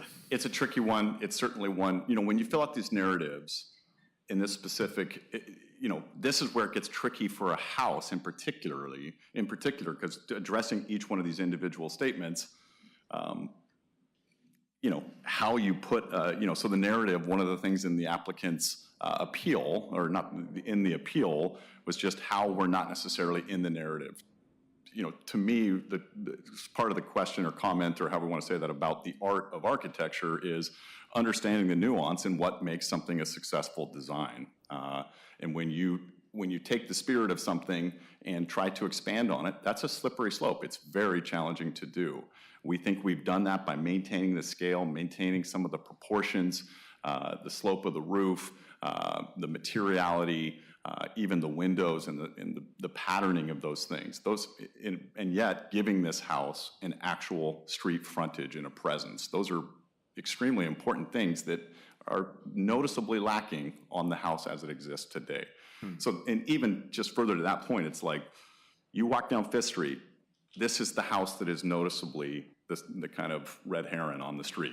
It's completely tucked away, it's nondescript, there's a fence with shrubs in front of it, and it needs to be loved on. But it's one of those places where it has tremendous character and wants to just be brought forward. That's what we're doing. Thank you. Thank you very much. All right, thank you both. Okay, so with that, the hearing is closed. And we'll invite Mr. Francis to come back for some questions, please. And while he comes forward, I just have a question maybe for Mr. Boone. Can we talk, when I hear the not practicable, I'm thinking of like a sloped lot or, these like physical characteristics. This is a flat, rectangular lot like all other lots, right? And I guess I'm having a little bit of trouble with that. The criteria refers to not practicable due to the site, or due to the physical characteristics of the site or existing structure. Okay. When you say physical characteristics, like dimensional characteristics, or are we talking about slope? It could be streams. It could be any of those. I think when we've looked at, the DRC has considered cases about physical characteristics, all of those have been considered in addition to the design, in existence to the footprint of the existing structure and its Or the proposed. interior functionality, okay? That's an existing, and how does one expand to that? You don't necessarily just add square footage. But if you have, the dimensions kind of set what, some of the other parameters, right? The floor area ratio and your setbacks, so you say, okay, well, I've got this lot. I said, but I'd really like to build something a lot bigger. But, if the lot just is the size that it is, and you can say, well, it's just not practical because I bought this small lot, but I want to build this much larger structure. I mean, couldn't anyone say that? Well, the definition of practicable is capable of being done after considering and balancing cost, existing technology, and logistics in light of the overall project purposes. So if that's one component, is to determine whether the existing house presents practical difficulties, but that is not the only criteria, okay? Because when I go to, the question is whether that then results in a project that's exceptional in the quality of detailing, appearance, and materials, or creates a positive, unique relationship to other nearby structures, views, or open space. Okay? Those are the two that the applicant addressed here. Okay. And can the councilman, I know you have a question, so just, no, not yet. Let me ask one more. The base district, is the base district the R2 or is it the downtown redevelopment? It's the R2, the downtown. So the base district, so can we address the questions that the appellant brought up about the purpose of the R2 being to provide for? If I can, the alternative design will better accomplish the purpose, goals, or objectives of the base district and any adopted plan or overlay district applicable to properties. So you may consider both the R2 and the downtown. So what is the purpose, the appellant, what I heard the appellant say was the purpose of the R2 was to provide for denser housing, not single-family housing. Well, I think that's the argument by the appellant. I think the question to the commission, when you look at the base district, that doesn't exclude single-family residences. Okay. I think a fair argument could be that it's a mix. Okay. So that's not the purpose. So that's not an accurate statement that the purpose of the R2 is to provide for. Well, purposes, goals, or objectives. So when one looks at the objectives of the R2 district, okay, one sees a mix. So it doesn't say no single-family dwelling. It says if you're going to build a single-family dwelling, these are the standards, those are the standards.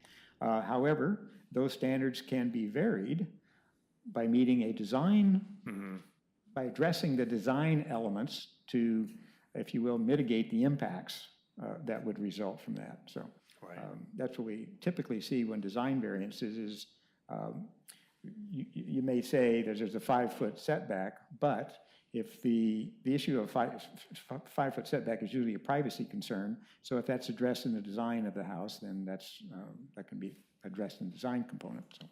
Okay, thank you, Mr. Boone. All right, Councilor Mance, thank you for your patience.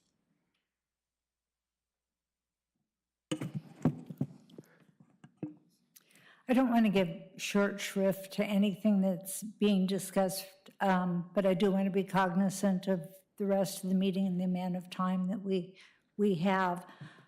Is this lot, I tried to see the picture on my computer and it's quite small. Is this lot smaller than the average lot in the R2 district? Do you know this? Is it more narrow? For example, would it be a hardship, for example, to build a duplex on that if one were to deem to build a duplex? Or are they all about the same size? Well, on this block alone, the sizes vary. Okay. Yeah, as you can see, pulling up the location map. So looking at the map here, I think what we've got is, and this has happened with the historic platted lots in Lake Oswego, is we have small width lots, and sometimes people buy a number of the small width lots, consolidate them and make a larger lot. And when I look at the map on page 1 of the staff report, I see to the south, if you will, that's, looks like they're all pretty small, but to the north of it, there are some larger developed lots. That's Now, what I thought I'd I think seen. those are probably underlying lots or there probably are underlying small platted lots that the applicant, that the owner has chosen to combine for their particular dwelling. Got it. And with that, I will leave you to continue on if someone else has questions. Thank you, Councilor. Thank you. Councilor Winland. Thank you. Mr. Boone, you've been doing this planning business for 30 years with the city, or 20? I thought I Long looked time. younger. You do, but you started when you were 12, so that's all 20, right. 20 years. How often do variance requests come up in the planning department? Well, Or should I ask? I think that's probably a better question to the staff in the planning department. Okay. I see variance applications, but as far as how many, and how many are reviewed and They're not decided to go unusual, forward, correct? No, I mean, we receive a number of different design variance applications. Usually they're RIDs, and they have to meet these basic design standards the same. I don't know how many we process a year. But this is not an unusual situation, is what I'm saying, is what I'm trying to get apart. Yes, they do have 5 variances, but they're all minor variances other than really for the garage.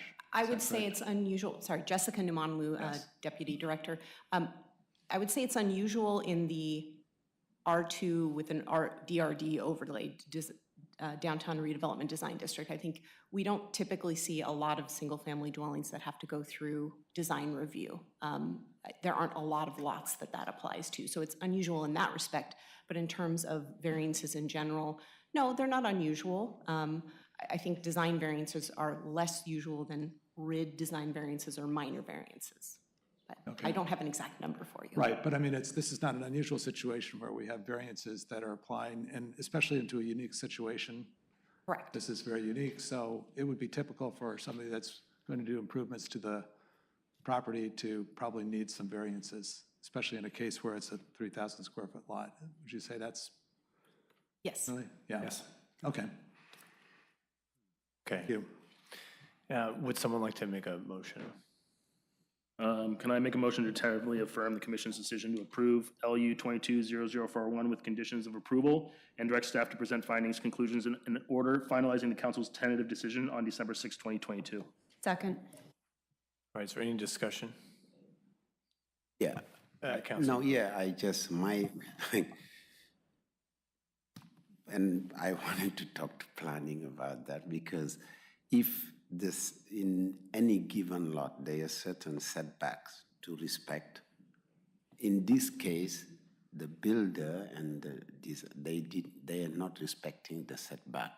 What make them allowed to go away without respecting when we talk about practicability, I was reading what practicability is, that, the fund, all the things, is it what planning have seen to say? Because if we always talk about the code, that the code has to be respected. So if someone doesn't respect the code, they better have something that's very clear for us to say, we get them, we let them loose. I am not gonna vote for anybody who's not respecting the code if it's the case. But 4-1 for the DRC, it's like, wow, what have the DRC seen? And I trust them. They're very respectable folks who know.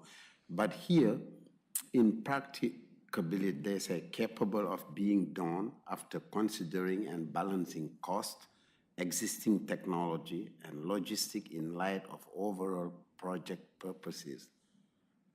That's the code in Lake Oswego. So why it's not practicable for them to build and respecting the setbacks and all these variances?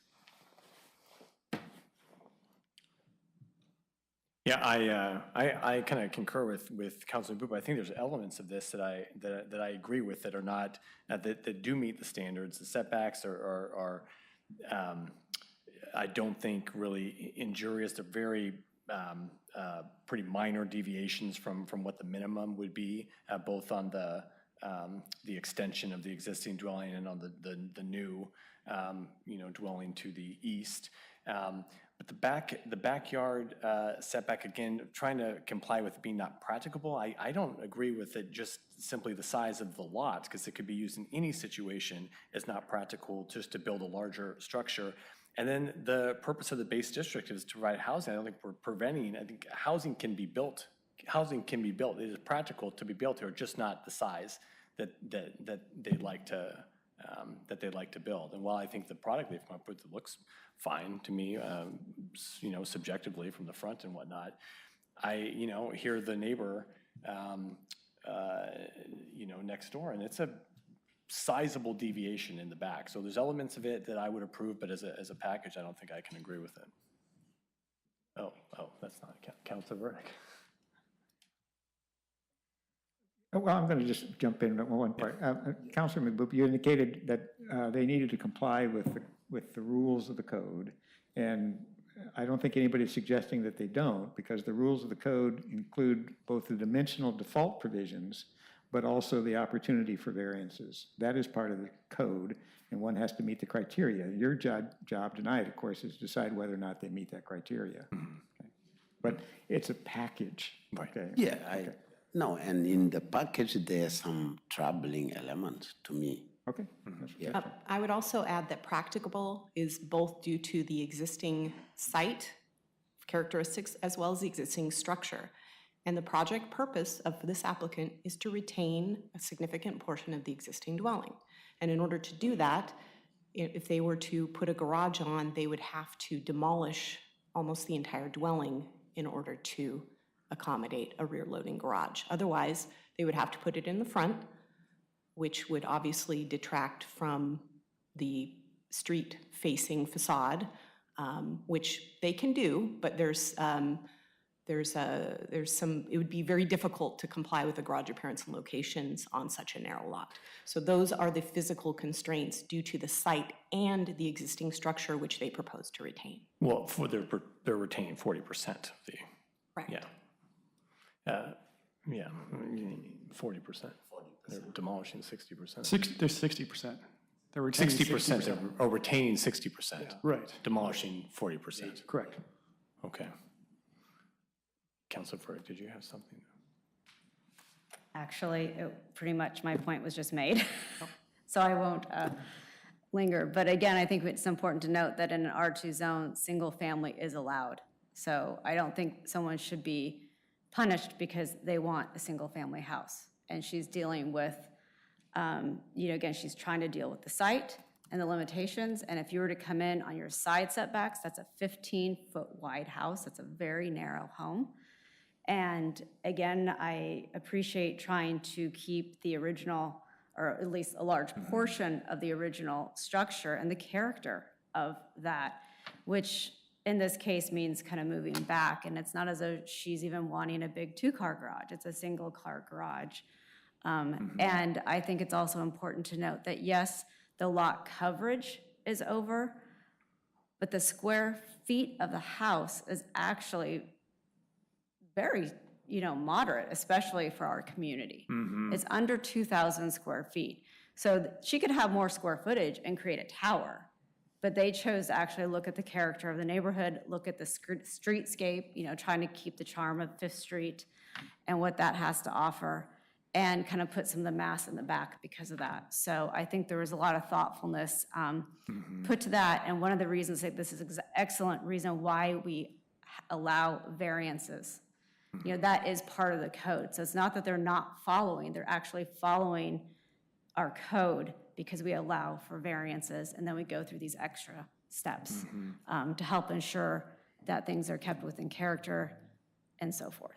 Councilor Rick, would you see it differently than if it was starting from scratch without the existing structure, or proposing the same plan?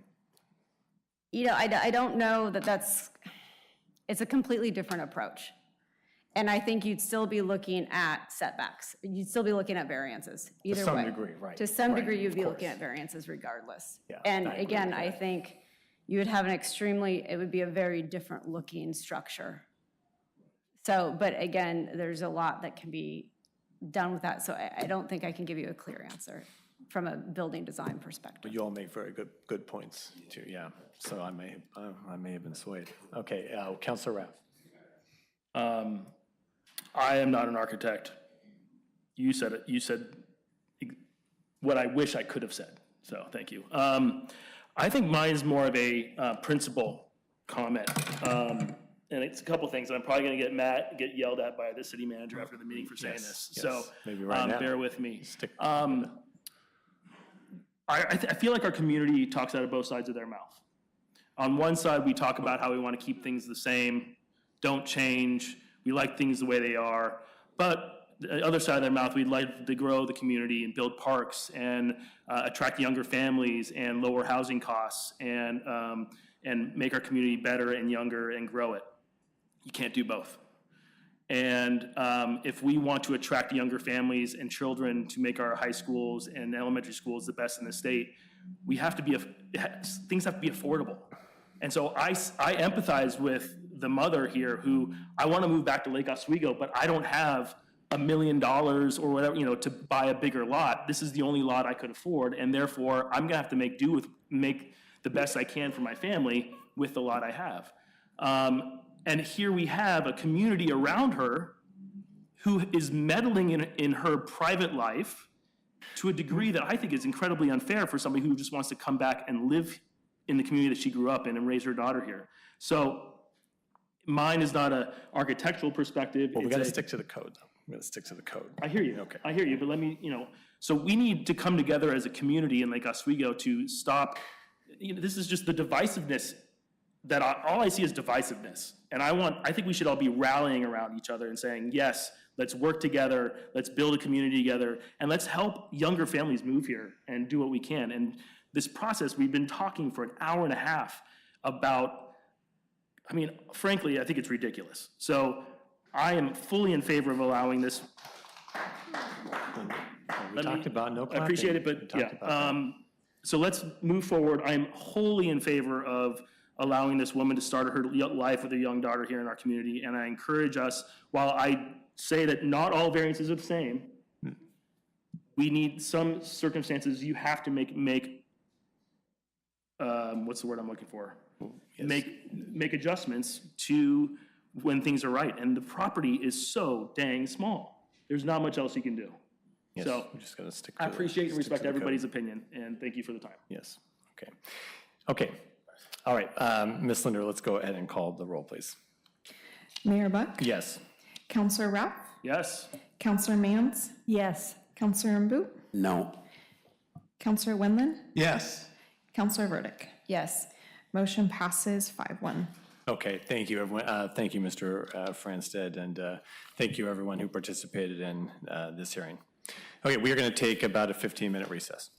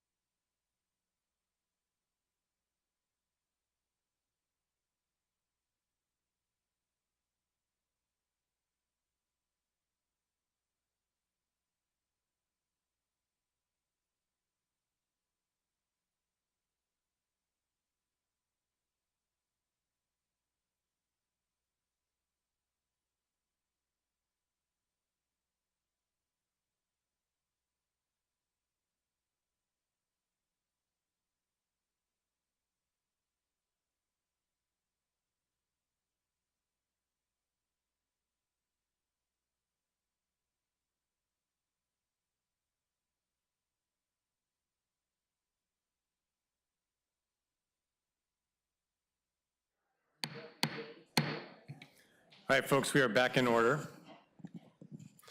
The next item on our agenda is a study session on pickleball site suitability summary and update.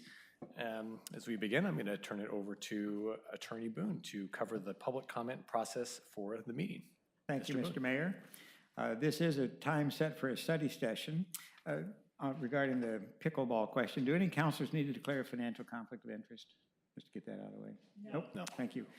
This is a council study session. First, the council will receive a staff report. Then public comment will be received. The mayor and the city council are looking for comments from all interested parties so that all views are represented and heard. Accordingly, written comments were noticed to be received by noon today. Requests to speak have been received and are not considered in the order of first come, first served. The mayor has reviewed all the submitted requests to speak and selected 20 commenters to speak. Those persons, Mr. Mayor, do you have a list of those persons? Yes. Go right ahead and announce the order. Would you like me to read? The person and order in which the persons will testify. Okay, and this will give everyone a heads up on where you fall in the list here. This is just random. The first is, I think is it Diana Ross.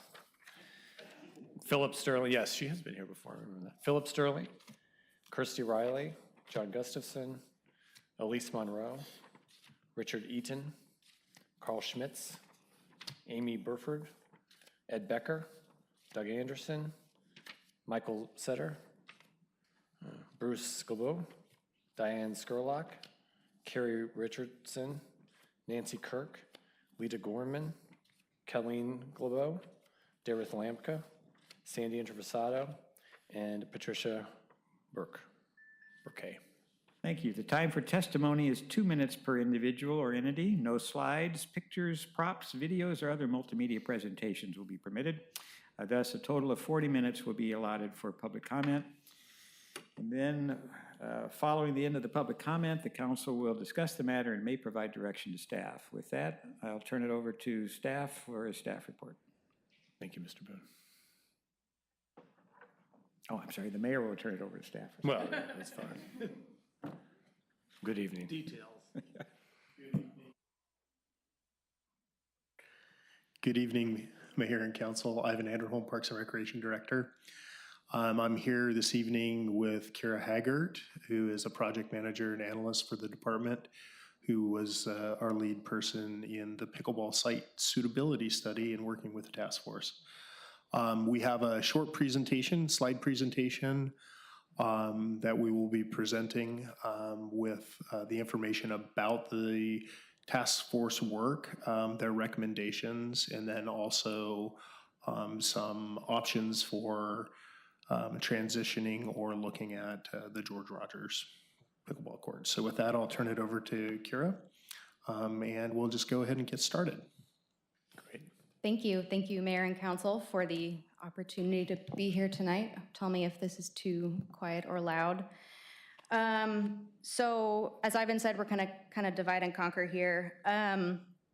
Before I get started, I just want to say that regardless of the outcome of tonight's meeting, I am very proud of what we accomplished with this task force over the last 4 months.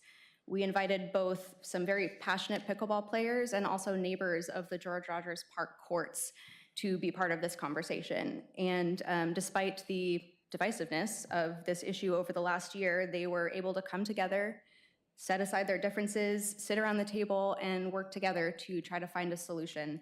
And if that's not what it means to be part of a community, then I don't know what is. So you should be proud as well. Here's just a general overview of our schedule. This process was intended to help us identify and evaluate new locations through an objective lens, balancing community interests and concerns in order to find a long-term solution for pickleball in our city. We held 4 meetings over 4 months, which is a very tight schedule for this kind of public process, and also conducted a community-wide survey, which was the first thing that we did. This was actually back in August, and we hadn't at that time identified any locations or even developed the criteria for us to figure out what locations would be good. So we just wanted to get a sense of what the community's preferences were regarding pickleball, like when, where, and how they like to play, to help inform those location decisions later on in the process. And we got 588 responses, which is a really excellent turnout. The full summary of the survey results is in your meeting packet, so I'm not going to go through every question, but there's a couple that I want to touch on because I do think it helps to tell the story of how people think about pickleball in our community. First of all, I will say the results of this survey are not statistically valid, and I do think that when you have a survey with the word pickleball in the title, you're probably more likely to click on it if you are a pickleball player. But still, 81% of people who took the survey said that they had played pickleball in Lake Oswego or somewhere else in the last year, and that's quite a lot. So that speaks to the popularity of the sport in general, I think. I like the theme music. And 65%, it's combining the green and dark blue pie slices here, have played at least occasionally at George Rogers Park. And that's not super surprising when you consider that those are the only courts in Lake Oswego that are the publicly available courts. This question was trying to get at how people like to play. Interestingly, having multiple courts available at one location ranked really high when people were thinking about where they wanted to play. So I thought that was sort of an interesting finding. Travel distance from their homes, courts dedicated just for pickleball versus things that are like a tennis court that's striped for multiple types of play. So those were some of the factors that people considered when they were thinking about where they wanted to play pickleball. And when asked how many courts people thought were needed to meet local demand, it actually turned out that most people thought at least 12 were needed. And just for reference, there are 6 courts at George Rogers Park. And when asked when people would prefer to play pickleball at maybe a couple courts grouped together or individual courts spread out in different locations, the majority of people preferred courts grouped together, and that is, from what I understand, I'm not a player myself, but is sort of the social aspect of the game of like having all these courts together and you get to talk to people while you're playing.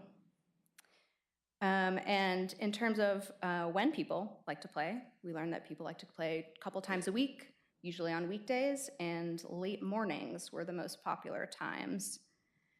And most people, almost half, said that they prefer to play at outdoor courts. Of course, we did launch this survey in August, and I kind of wonder if those responses would be the same if we pitched it during the rainy season, but there you go. And when we asked people whether they would prefer that we find a new place to develop new courts or convert an existing facility or retrofit an existing facility, most people preferred the option of finding a new location to develop new courts. And I think part of that is because people don't want to take away an existing recreation opportunity. So keeping all of that in mind, the first step in the process of finding a new location was to identify what characteristics would make a site a good place to put pickleball. And thinking back to our survey results, we were focused on finding locations for outdoor courts and places where we could have multiple courts grouped together in one location. So we started by taking a very objective set of criteria, which is in the blue box there. And we used that to conduct a search in GIS for all of the properties in the city that met these criteria. We were only looking for sites inside city limits and only land that is vacant or where a large portion of it is vacant. Sites also had to be large enough to fit 6 courts plus on-site parking, and they couldn't be constrained by environmental factors like, say, a wetland or a really steep hill.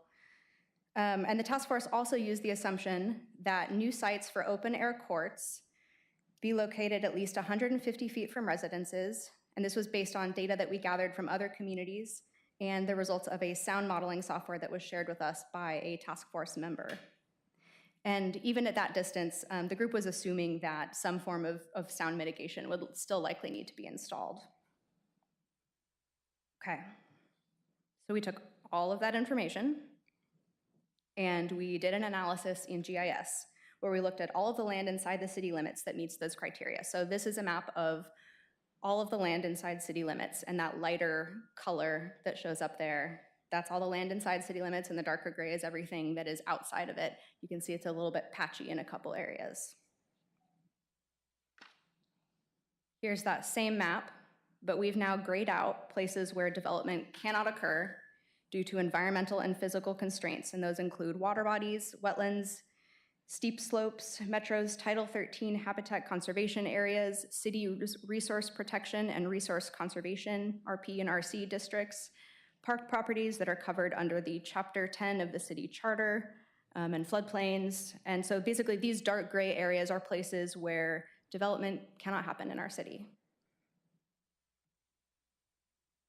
And we're looking at vacant land. So here's the same map, but we've now also grayed out existing buildings and structures. And what this GIS analysis revealed is that there really are not a lot of large buildable areas to work with inside our city limits. Some of the areas that light up as larger vacant buildable areas are the Country Club. I don't know if you can see my mouse. You can kind of see that one here. Hunt Club, a couple school properties. We've got Mary's Woods down here, and some of the areas over here in the Cruiseway area, like the West End building. And the only other area that really lights up on this map is sort of the Palisades areas. You can see the golf course here, Rasique property. These are some publicly owned lands. I should have mentioned the green, those are our kind of park and natural area lands. And I think this is really important context when we start to talk about what the sites were that we selected and how we ended up with the list of places that we did. So that GIS analysis generated a list of 13 possible properties that met our minimum criteria. And to evaluate those sites and narrow them down, we used what's called a weighted scoring model to objectively evaluate each site using a set of prioritization criteria. So here's those criteria, and the task force developed and ranked these in one of their meetings. I also have to give a shout out to the planning department because Courtney came to literally every single one of our task force meetings and helped us talk through the land use feasibility and assess each of the sites. It was really kind of a interdepartment coordination effort, so very much appreciate it. Also, as part of the evaluation, we reached out to property owners because some of these were privately owned sites, and just to have that conversation and see if they were interested in pursuing the development of pickleball, because not everyone is going to be interested in that. And so during the course of some of those conversations, some of the sites were eliminated, and that got us to this list. So we narrowed it down so we could select our top 3 preferred alternatives from the task force. I have maps of these that I'll pull up in a moment. But so there's one that's sort of in the off Pilkington Road near our Lake Oswego Maintenance Center, Hazelia Field, which I think most of you are probably familiar with, and there's a vacant area south of Lake Ridge High School, south of Overlook.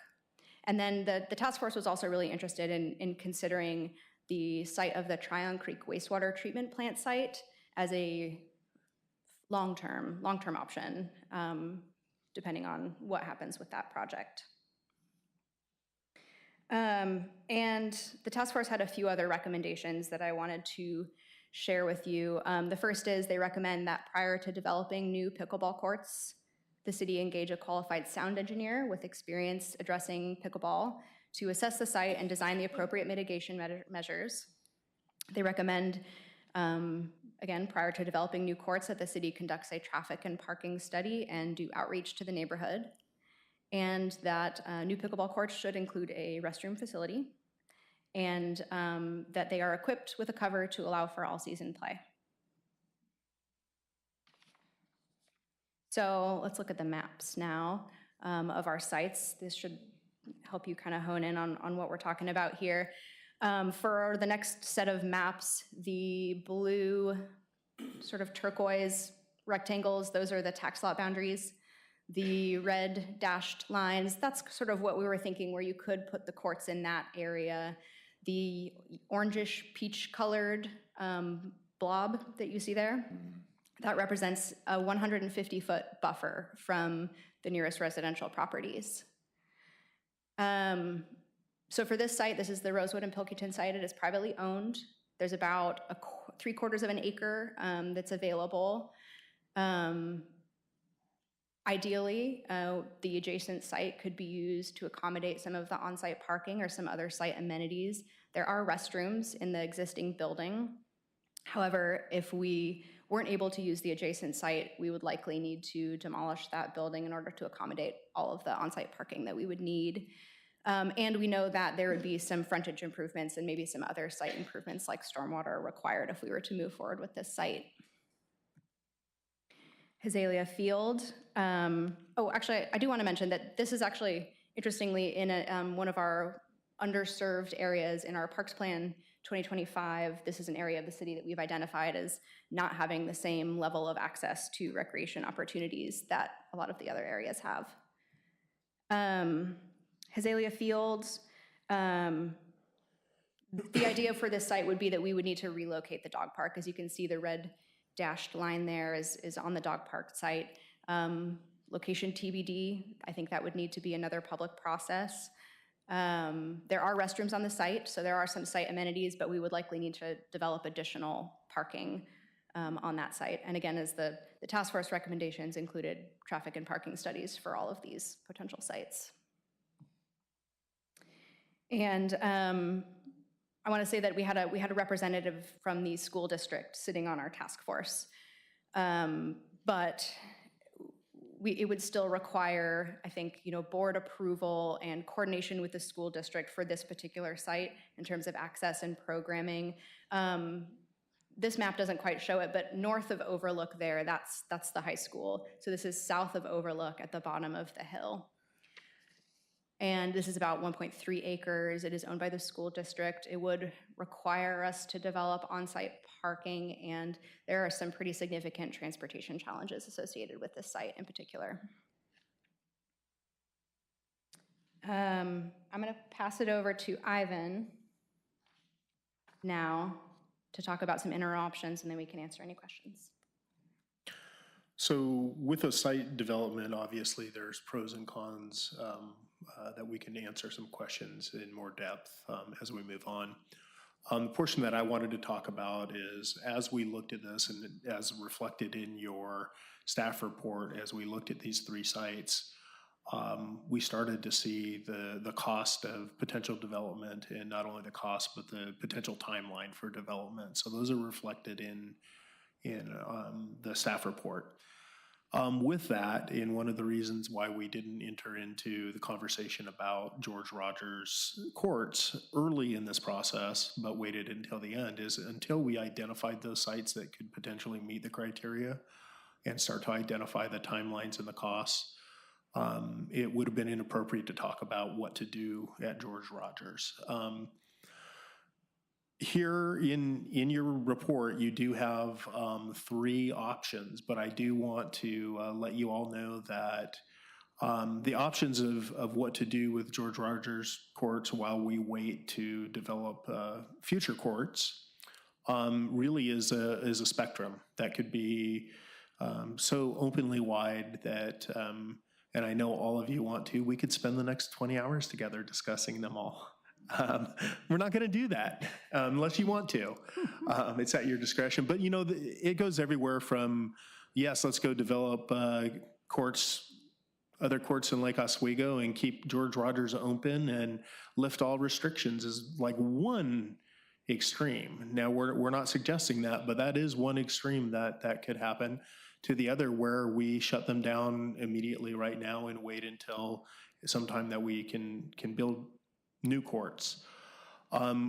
What we've done is we've thrown out three kind of options that kind of reach to those areas, but maybe not on the extreme ends. One of them would be to leave the courts under the current schedule and develop, new court sites. And what we would do is we would keep the restricted hours. We would keep the hours the way that they are. So essentially operate them until we could find a place to build new courts and actually build those new courts and open them. Second option that we put in there was to leave them under the current schedule through the winter months into spring, and then determine a date in late spring, early summer, where we would actually further reduce some of the play hours. Our suggestion on this one would actually be probably in the area where we do programming, as opposed to public open play or scheduled play by the Lake Oswego Pickleball Club. And then the third would be to reduce the hours of play or even close the courts and create a gap in service until such time that we could develop new courts. I will say, for the sake of the people in the audience, we're looking, preliminarily, we're looking at somewhere between 16 months and about 24 months, depending on the site, for development of new courts. Now, I will also put the caveat on that, as well as the financial information or the costing information that we put in the packet, that these are really what I would consider first run, non-funded CIP type budget and timeline. We did want to come before you, get direction before we really dove down in and got more precise on both the timing and the cost of the development of new courts. So this evening, what we're looking for, number one, is direction on potential sites, looking at what sites we should explore further, and then secondarily, what options, depending on what we find out from that, what would we do with the George Rogers courts. The last thing that we wanted to talk to you about too, which was we went back through the minutes in the recording of the July council meeting, and one of the things that you were very clear with us and gave us clear direction was to continue to look at mitigation and different types of mitigation that people are using. So we were able to find additional information, and one of the task force members actually presented this information on a, I wouldn't say it's an absolute new, but I think the application is new to pickleball, which is instead of a reflective sound blocking material that basically blocks the sound from traveling through it and reflects it in a different direction, there is a technology that is being applied to pickleball that is much like what you would find inside a gymnasium or an aquatic natatorium, where it's actually a open cell material that's covered with fabric that actually absorbs the sound and doesn't allow it to reflect. Initially, according to the manufacturer, it's much more effective than just bouncing the sound. However, we did want to make sure that we were doing everything that the council had directed us to do. So we did find this additional approach that we could take to sound mitigation. And with that, we can open it up to questions. Thank you, Director Enderholm, and Ms. Haggard. I just wanted to thank you for the good work you did leading the task force over that condensed time period and working with so many different wonderful members of the community. You did a good job there, and so thank you for leading the effort. Could you talk to us a little bit about how the task force came up with the 150? I mean, you touched on it briefly in one of the slides, but how they came up with the 150-foot kind of minimum distance with mitigation. Mm-hmm. And that was included in your packet under the task force recommendations. But essentially what we did is we looked at some examples of how other communities have addressed this issue. And there are examples of other communities having similar issues. What there is not a lot of is clear guidance on what the right thing to do is.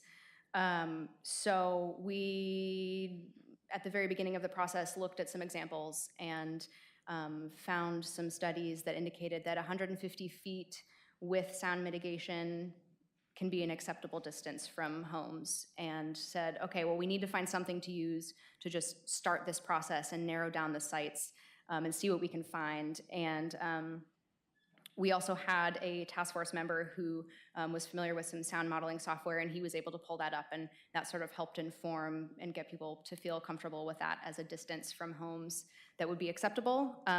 Because we found some sites within that distance criteria, we didn't explore anything else, anything further or closer. That's sort of how we came upon it. Okay, thank you.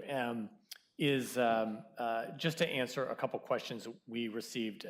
I mean, in addition to all the folks who are here, we received lots of emails and communications, which we appreciate. It's helpful to have that information in advance.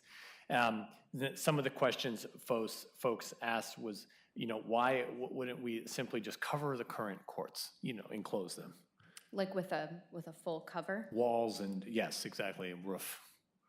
I think in part due to development code standards that apply, and also due to the cost of covering the courts. From my understanding, there are a couple types of covers. There's a bubble cover, which I've never seen, but it sounds a bit bizarre, and then actually building a structure around it. I don't know if you have anything to add to that. Yeah, and we did not pursue covering the courts or enclosing the courts.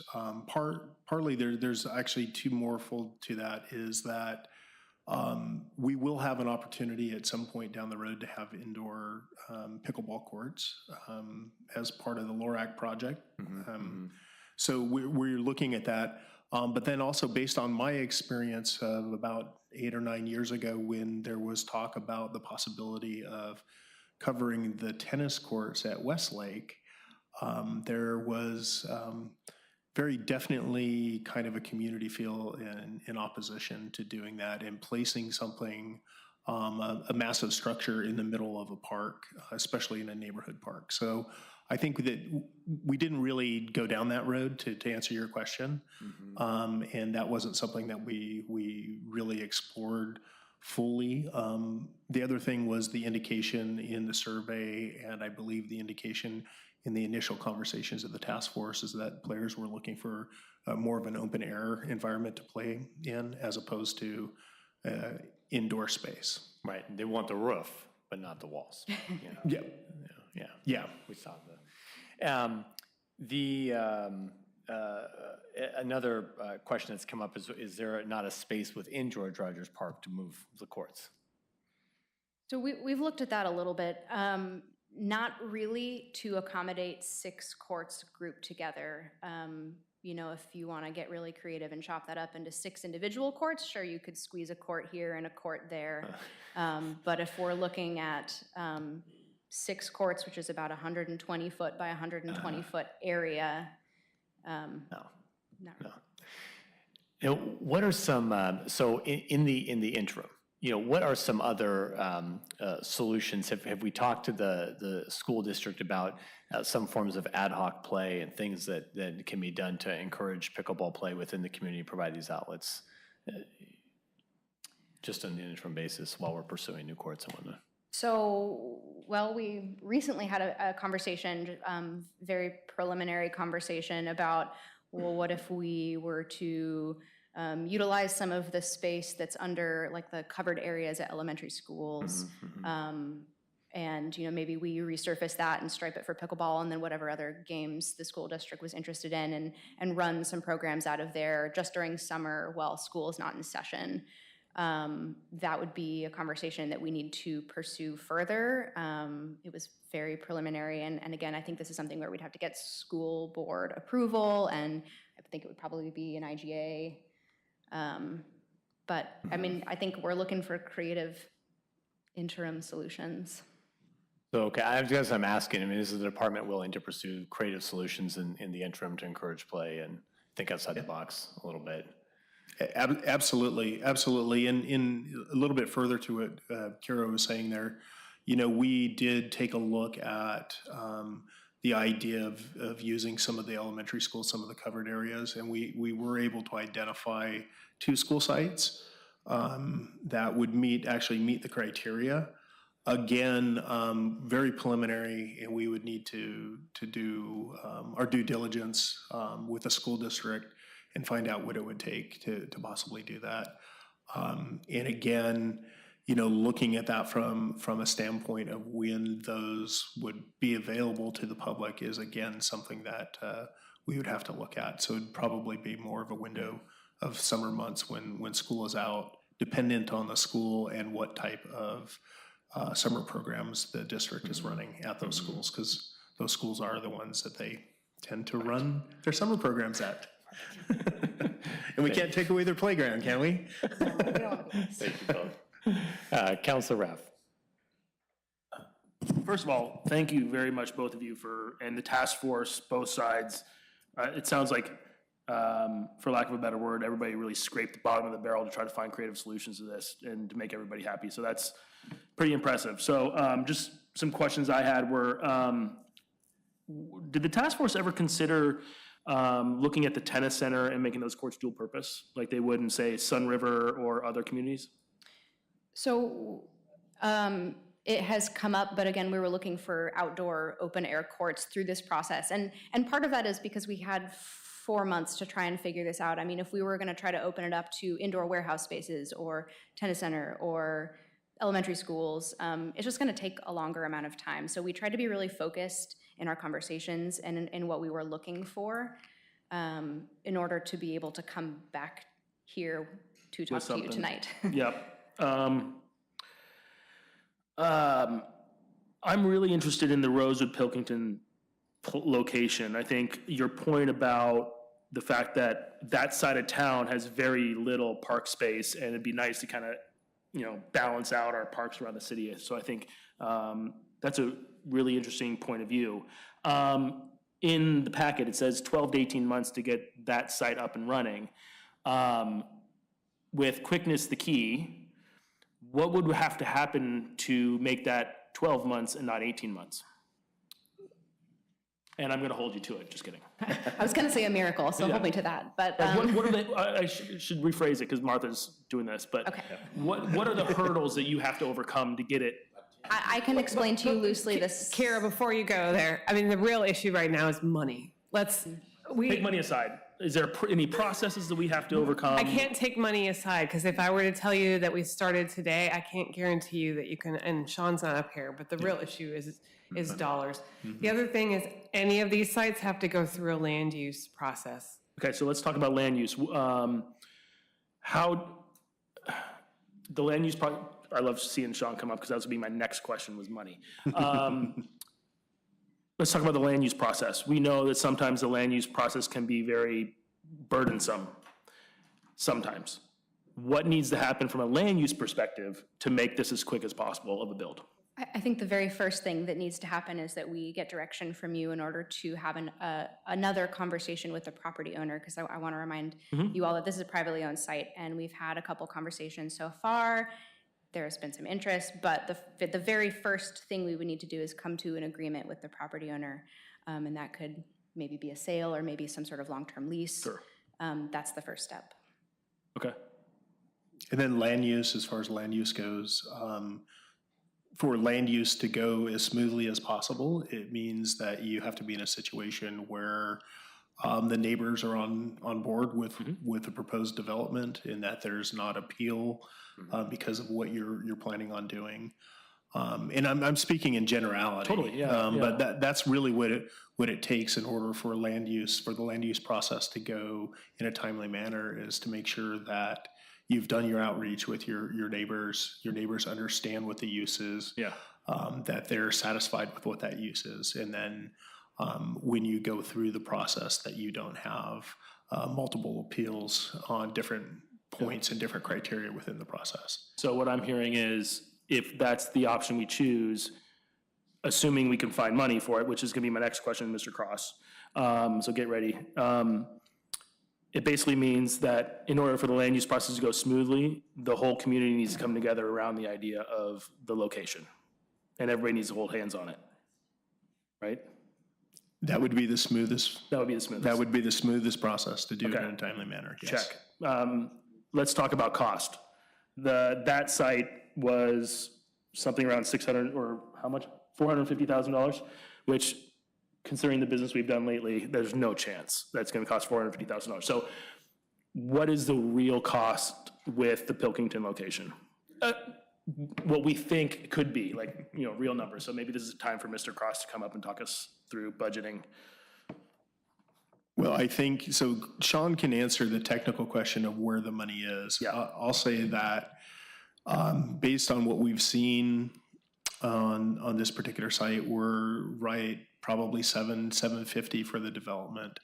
But the thing that is not known on this site that we would have to do, dig a little bit deeper into is what the requirement for street frontage improvements would be on the site. Okay. It would also be dependent on if it was a lease or a purchase of the property and if there was reuse of the existing building or if that was a demolition. So there are some factors that we don't know. Yep. I can tell you that this particular property, to kind of give you a range of what we're talking about, Clackamas County has it listed in their real market value, not their assessed value, but the real market value estimate they do at just over 1.5 million as it sits. I was guessing 1.65, so. Yeah, it's at 1.53, I believe.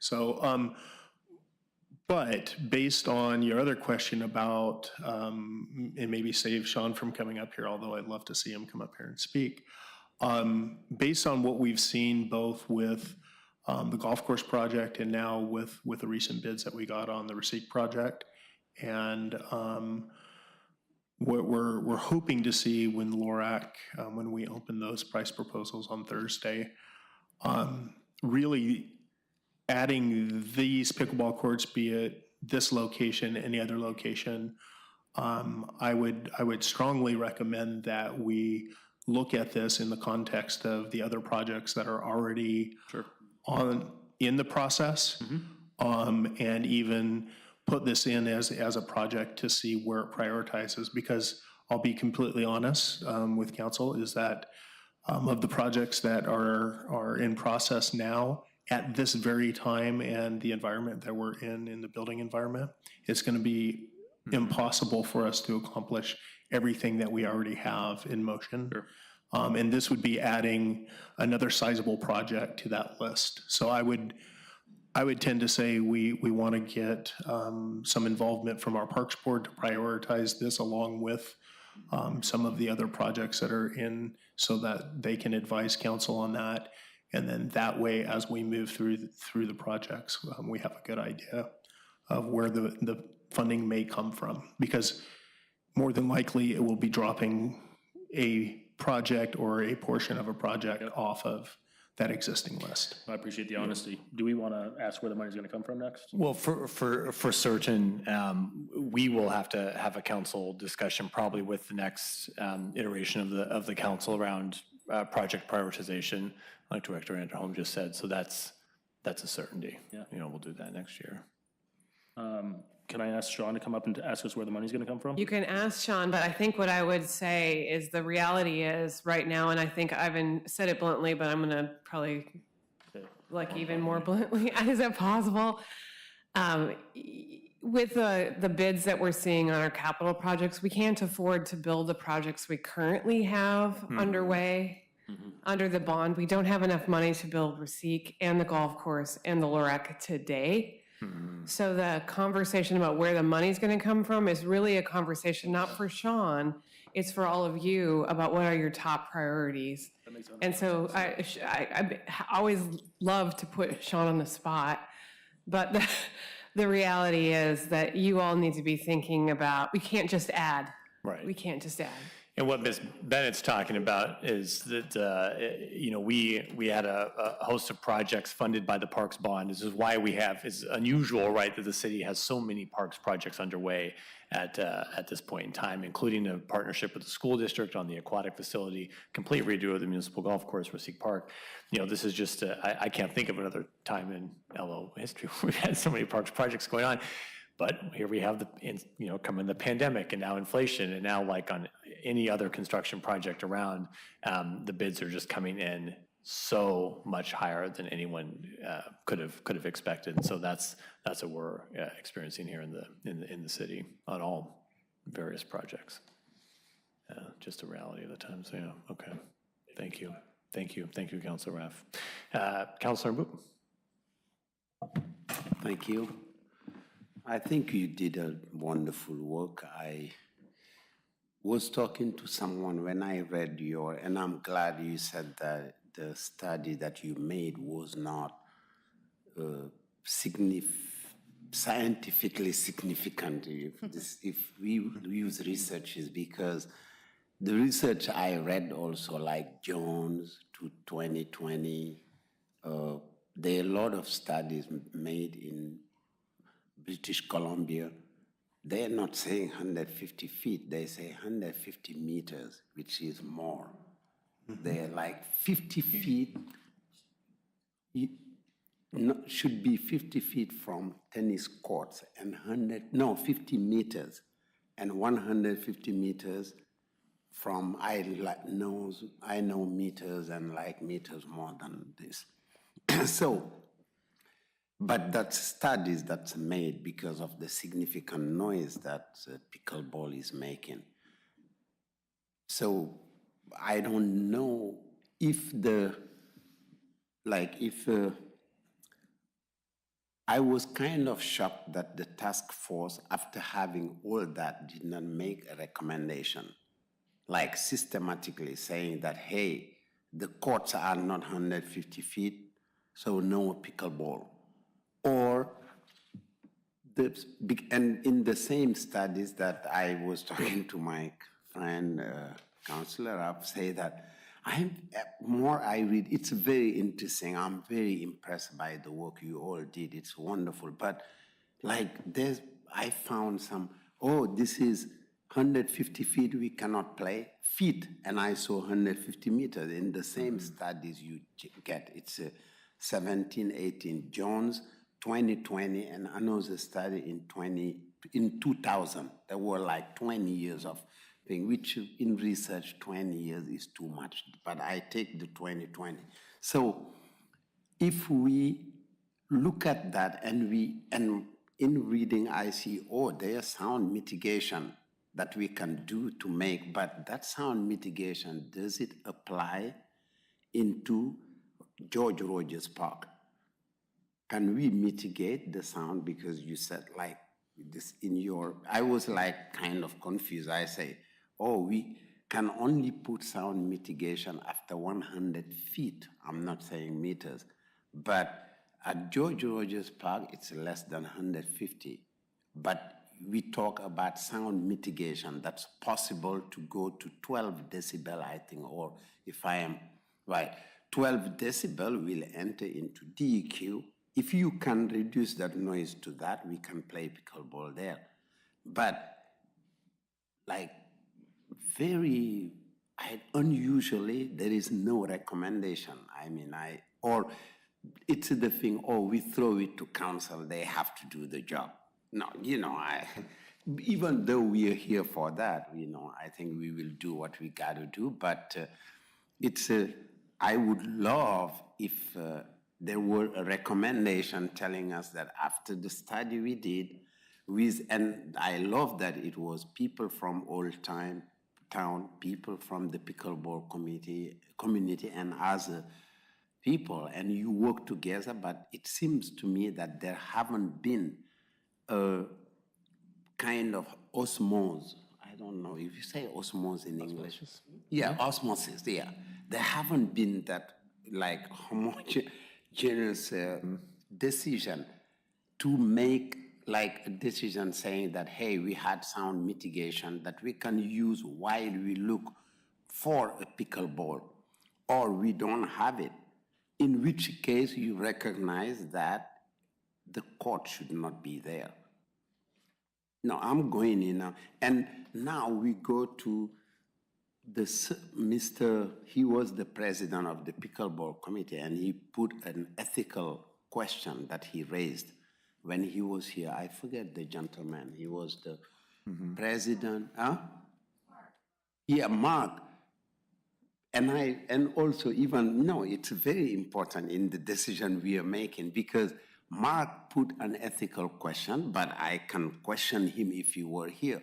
If we are in an Anglo-Saxon ethical view, the greater good, how many people are using pickleball and are having health-wise enjoyment that make them happier than how many people does it bother?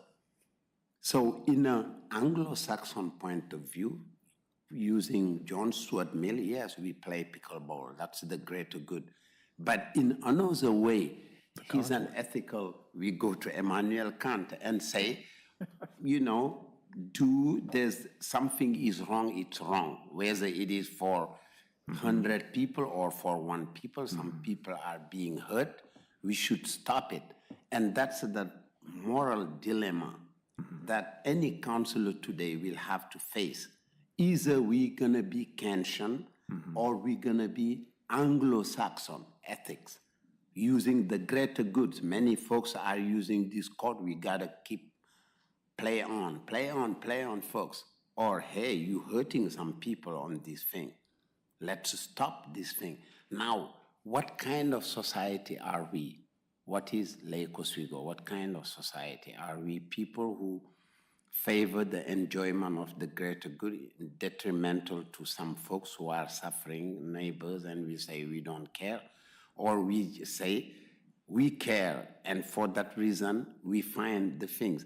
And ending my question, does Park believe that if we have those new technology and sound mitigation, we can play without hurting any neighbor? Thanks. Mr. Mayor, Yes. Embedded in that question was a reference to some distances. And I just wanted to say that studies, I don't know what the parameters of those studies are, but they are not, people have studies for different reasons and different parameters and that sort of thing, and I'm not, your question does not imply that if you don't meet a specific distance, then it is not permissible. Okay? Because that's judged under different criteria, different standards and that sort of thing. There are desirable standards, and I think that's probably what the studies go to, what is desirable for that, and certainly can answer to that, but. I understand, and I understand. That's why it's meters, feet. My question was on that because they didn't even, the study didn't say that, hey, it's 150 feet or not. They say that, but they add mitigation, which means, which implies that they're not saying that it has to be 150 to reach feet. some desirable result. I understand. And that qualification, I'll let the staff respond to your question. Okay, Well, so if you could, clarify what was the siting recommendation? Was it 150 feet from a residence, but it could be less if there was mitigation? The task force used the 150 feet as a methodology with which we went out and did our search of study or of possible sites.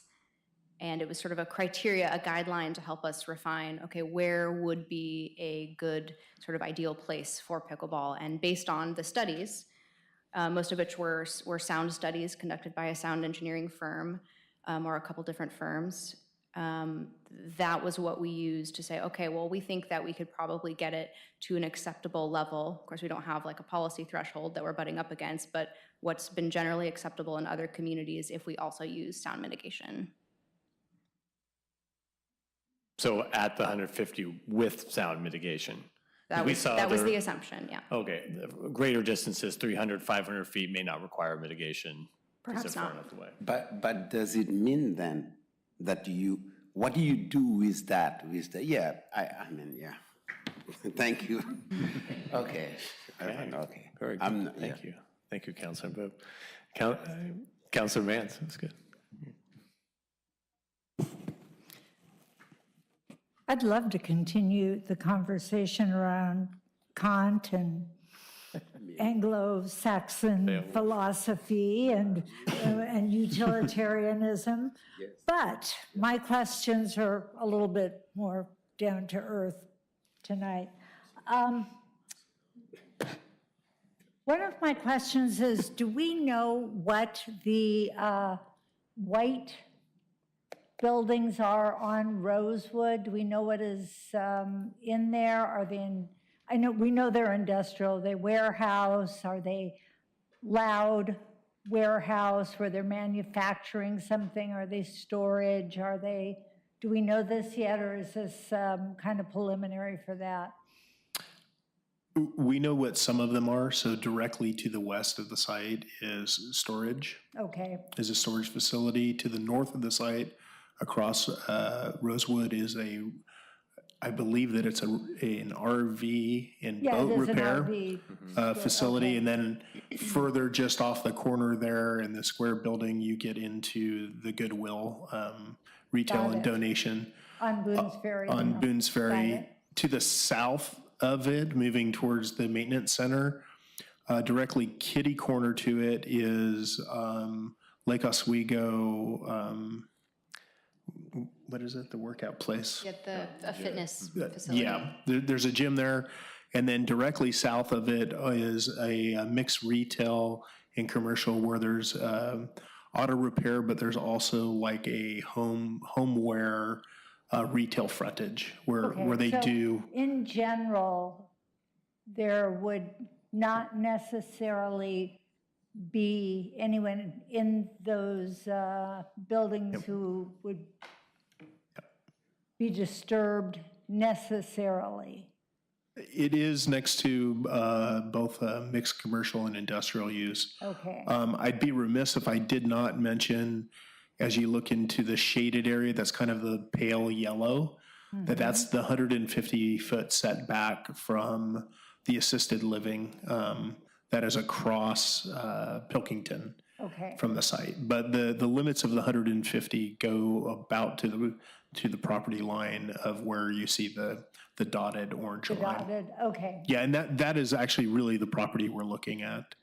The other property is highlighted as well, but in conversations with that property owner, it would be a very difficult task to get that property from that property owner for anything other than a very limited time. I understand what you're saying. I just don't want to fall in love with a particular property and find out that we're going to hit a lot of the same problems that we would hit in other parts of town. That was question number one. Question number two, I think has already been touched upon, which is what will we be giving up if we do this? If we were to, for example, be able to obtain this property for X number of dollars, and more importantly, how long would it take staff, and I'm smiling as I say this, to bring this back after going to the Parks Board and having them vet it and so on and so forth? What do we, ballpark? I'm not asking for an exact date or time. Spring. Spring? Yeah, I mean, quite honestly, we could bring kind of the pickleball courts, depending on your direction here, we could bring that project in the context of the other projects that are happening to the board even as early as this Wednesday. Okay. So we could present kind of, here's where we're at, what we're seeing on projects, here's pickleball that you put in there. I've been asked to bring this to you as a board to advise the council on where you would prioritize pickleball in with these other projects. Okay. I can't answer what would fall off because, again, there hasn't been any prioritization. Oh, Director, I was so counting on that. I think all of my other questions have been answered, so I will turn this over to any. Thank you, Councilor Mans. Part of the, to follow up on one of Councilor Mans' points, part of the criteria the task force identified would involve testing, right, of the site, sound testing before. The recommendation from the task force is that as we look at a site to place it, that we bring in a professional team to actually design and model the mitigation that we would have on the site prior to construction. Okay, that's great. Good call. Councilor Wendland. Well, just to put in perspective, I'm glad you brought up the other priorities because in the larger picture of things, the swim pool has been on the list for about 15 years, 20 years. We've needed more soccer fields for 25 years. The golf course has been in need of repair for 20 years. I want to be very upfront with everyone. I mean, the Adult Community Center waited almost 15 years to get improvements. The tennis center waited, I know, 12 to 15 years to get improved. So just to put people's expectations in the right frame of reference, privately, if everyone chipped in a couple $100,000, we could make almost anything happen. In government work, there's limited resources, and somehow it always takes a longer time for us to get something done. So for this project to be accelerated as quickly as it has, I would say is very unusual. And it's, while I've said at the beginning, I think this has been really a 9-month issue that was kind of brought up to, I know the City Council and the Parks and Rec Board. I think it was about 8 months ago that I sat in. I'm on the Parks and Rec Board liaison group, so I'm close to this subject. And I just want to let everyone know that people have been waiting in this town for their priorities for decades. So to have a solution for pickleball in 6 or 8 or 10 months is very unrealistic. And to have it even in 2 years, I think is still accelerated. And while I am all in favor of solving the problem, I just want to put context to say that we do need to consider this so that if you know what we did with the tennis group, as an example, if we said we're going to take half of your tennis center and turn it into pickleball courts, there are probably about 10 times the number of people here tonight. So just put that in perspective, okay? If we were to take the Adult Community Center, now we'd probably have an earlier meeting, but if we didn't do something at the Adult Community Center, we would have a lot of people talking. Yeah, which is great. They are wonderful people, and if you haven't been to our new Adult Community Center remodel, I would suggest going.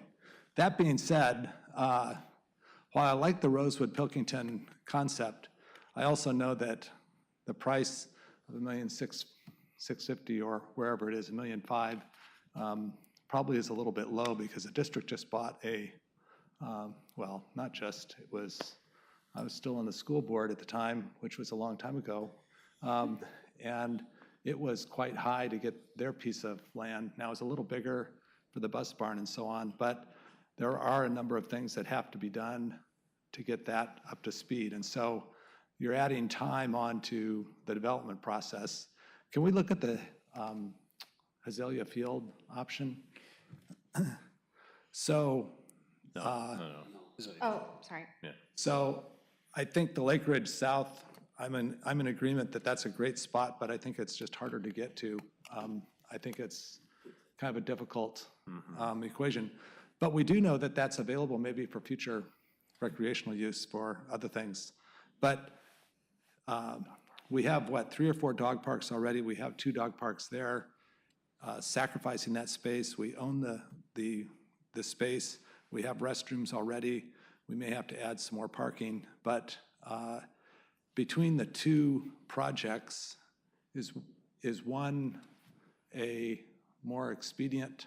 I know that you had different timeframes on these, and it seemed like Azalea was longer than Rosewood Pilkington. So why is that? The time frame for this particular site is based on the fact that the task force agreed partway through the process that they didn't want to take away opportunities for recreation, for any type of recreation, and a dog park is a type of recreation that we offer to our community.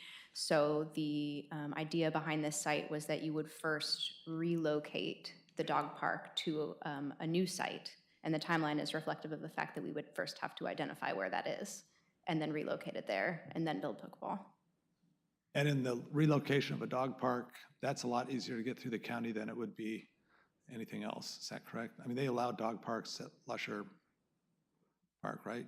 Outside of the county or not? Possibly. Possibly. shoot, the election is over, we can't put apply pressure anymore. But I am, it's not undoable. Is that correct? I don't think it's undoable. I won't say that it's necessarily easy, but there are dog facilities that are on EFU in Clackamas County. And I'm sure that there is a process, a land use process to do that. But going back to Kira's answer to your question, Councilor Wendland. Sorry. I think that in the context of the time frame that was put into your packet really goes to the conditions that were placed on by the recommendation prior to the recommendation of having that recreational immunity or amenity available prior to building the courts. So, but as I said early on, if there is preferred direction from council on this, we will dig into what the timeline is, and it would be perfectly, we would receive direction if council wanted us to fast track development of courts after we identify priority and funding for them, and then look at replicating or bringing the dog park back at a later point or after we do that. So again, based on your direction, the timelines again were based on the assumption that the task force was recommending that we don't lose any amenities by putting courts in, and that those amenities are in place when we put the courts in. So, right. So that's why it was a longer time frame. Right, but we also have, I believe, 3 other dog parks in the system. Yes, we have a total of 4 fenced dog. 4 fenced dog parks. So it's not as though we would be eliminating dog parks.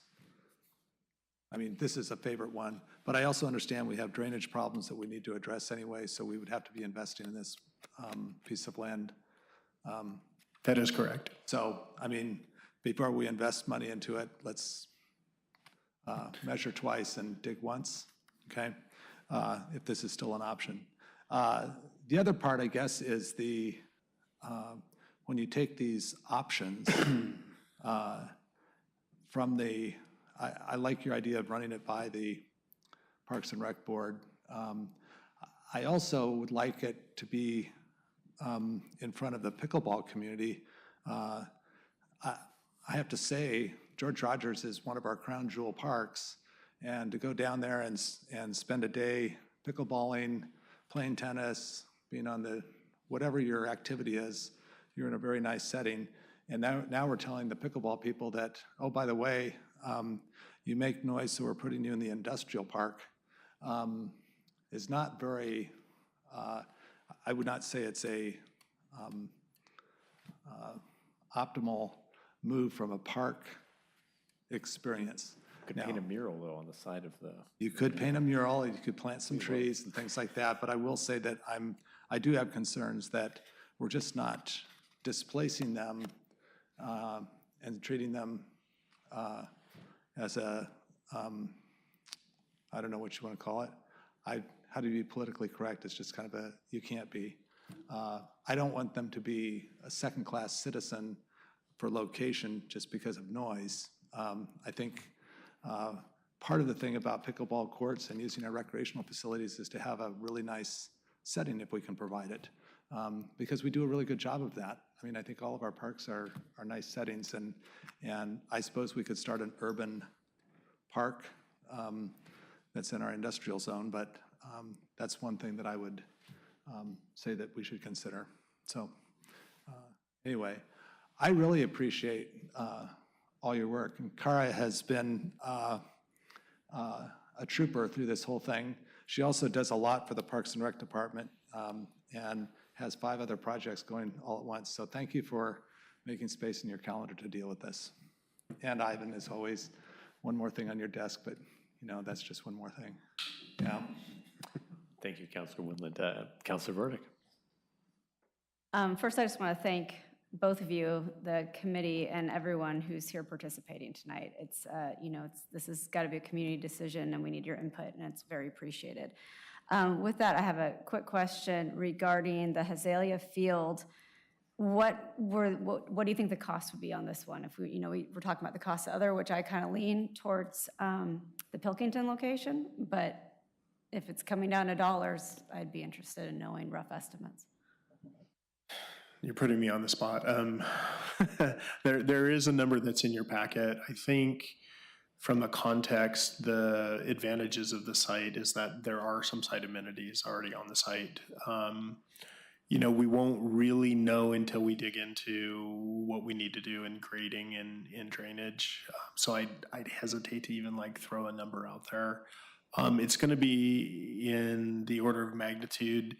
It's going to be about the same as the Rosewood site without the demolition of the building, because it is a relatively flat site. But it's not cheap by any means. The other concerns that we know that will come up on this is when we do the traffic and parking study, although having the planning department engaged throughout this task force project has been very helpful, because we do have some idea of what the parking requirements will be per court. But it would be a matter of how do we site it on this site, and then exactly what we would be getting into. So I'm sorry I can't give you a more descriptive answer than that, but it's pretty tough. Okay. Thank you. Thanks, Councilor Burdick. Councilor Mans? And finally, I did want to thank the team. I was remiss in not thanking the team, all of the volunteers, all of the hundreds of hours, the quick turnaround time. That does include also our executive team, city manager, interim city attorney. Amazing amount of time went into this, and the turnaround was, boy, it was really quick. As Councilor Wendland pointed out, I've never seen anything like this in government, in all my years in government. It's quite incredible. So I just wanted to thank you for that. And then I did have one final question, and I think it's speaking to, I forget who said it now, whether it was Councilor Wendland or the mayor, about the amenities that would be available being lesser, playing at George Rogers Park, for example, is our crown jewel. It was Councilor Wendland. Could there not be amenities that could be available, say at Rosewood? I'm not saying that one specifically, whether it's a food cart or a coffee place or something that you wouldn't have at George Rogers. Yes, of course, you could walk downtown, but right there on site or nearby on site that would kind of mitigate some of the sadness of not playing there. 2 suites. Yeah. There you go. There you go. 2 suites. And hop and cork. Exactly. And hop and cork, and even something right there, like the Chardonnay wine bar. No, I'm kidding. I'm joking. Yep. Not advocating for alcohol, but, selling the idea. Yeah, but to answer your question too, I think that in the land use process, in any of these sites, obviously both this site and the Lake Ridge South site already have park-like amenities adjacent to, or recreational amenities adjacent to. On the Rosewood site in particular, I think that through the land use process, that we would not just be able to go in and put down a paved parking lot and then put down pickleball courts. I think that there will be a requirement for park-like amenities added to that site to soften it, and also develop it as a park site, because we'd be looking at a conditional use, and there would be conditions placed on us that it wouldn't just be a parking lot and pickleball courts. Thank you. Can I ask All right, thank you Can I very ask much. one quick question? One quick question. If these are all like $500,000 and up, could you soundproof George Rogers for $300,000? I mean, have we looked at that alternative? That was the enclosing, I think. Soundproofing George Rogers for Enclosure. 200, 250, 300? Is that even, We haven't looked at that. would that With even any, be part of, is We're that talking a- like enclosure, right? You're talking about that. I don't know. So I just don't want us to fling numbers around because every time we do, we find out how off we are. The tilt-up building for the golf course maintenance shed was $1.8 million. Right. You guys know when we buy an off-the-shelf restroom, 4 holes, it's a $300,000 building. So I would guess it's somewhere between $300,000 and $1.8 million. Okay. So I just, okay. Thank you. Thank you. Okay, so we are going to thank you, Director Enderholm. Thank you. No, thank you. Kira. We appreciate you both. Don't go too far. We're going to start. It's important that we hear from all interested parties. We want to hear all various viewpoints. So as Mr. Boone mentioned, we have a selection of folks. We appreciate everyone being here, signing up, and for your patience tonight. As I call you forward, we have 2 minutes, and we have some people joining us on Zoom as well. So we will start with Diana Ross, and then Philip Sterling, you are on deck. So Ms. Ross, please come forward. Diana had to leave suddenly. Okay. I am on the list to speak. Can I just take her place? No, please go Okay. back. Mr. Sterling. As far as Diana goes, I have her talk here. I'm sorry. I'm sorry, y'all. I'm not going to. Philip Sterling, please come forward. Okay. Wonderful. Okay, are you ready to hear me? All right. Okay, thank you. Good evening to you. I want to express my thanks. Philip, could you turn your sound up, please? Yes. Thank you. There we go. Is that better? Yes. Yeah, that's a lot better. Thank you. Okay, thank you. Okay. Good evening, and I want to express my thanks to the mayor and the city council for the opportunity to present our thoughts. I am Philip Sterling, and I'm speaking for myself and my wife. We are directly impacted by the pickleball courts as our property is 42 feet away from the courts. It's been proven and acknowledged in statements and emails from the city that George Rogers Park is not suitable for pickleball courts. I am making a direct appeal to you to please give us back our quality of life. Please shut the courts. One of the councilor members talked about treating pickleball players as second-class citizens. Well, what about us residents across the street on Ladd Street that are being treated as second-class citizens? We have to endure this sound on a constant basis. And I don't hear anybody talking about the residents as being given consideration. So I can tell you that the noise is unbearable. We are emotionally and mentally affected by the constant irritating noise. I did speak in front of you in March of this year, and after 8 months, I'm still saying the same thing with no relief. Harm is being done. Some people have suggested that sound barriers and different paddles have worked. We can tell you that's not the case. Even when the sound barriers were installed and the south wall barrier was removed, it didn't make a difference in the noise. The noise is the same, if not worse, due to the continuing echo. The top of the mitigation fencing is about the same level as our first floor living space. Moreover, our second story looks directly down in the courts. Therefore, additional sound barriers will not work, no matter what the material is used. The noise comes directly into our whole property, inside and outside, and we don't have the ability to peacefully enjoy our own property. Many days, we have to leave the house. Oh, I'm sorry, sir. I'm sorry. Your time is up. I know you don't have a timer there on Zoom, but I'm sorry. Can I say one Thank you. final thing?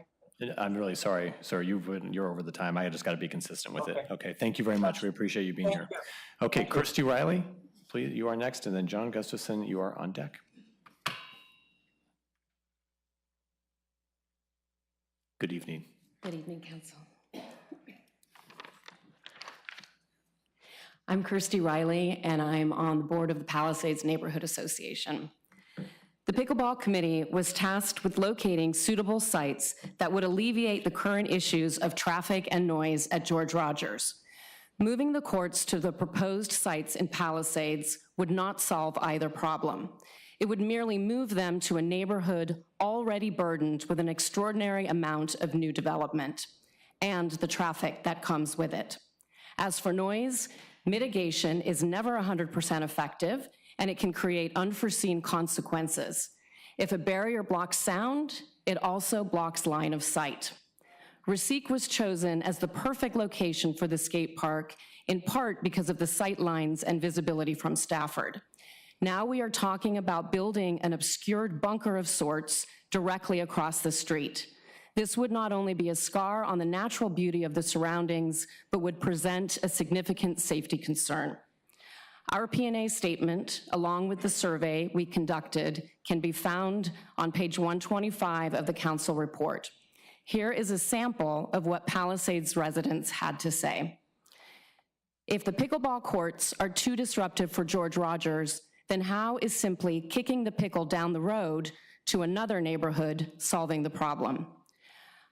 I'm concerned that the openness of the Lusher Farm area will create an echo that will make the noise heard even further.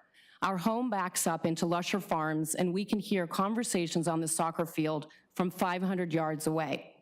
150 feet is not nearly enough distance.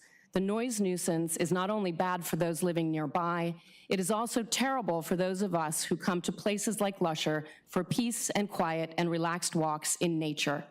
Does the city really wish to take that away from us? Parks are not just for sports. Thank you. Thank you, Ms. Riley.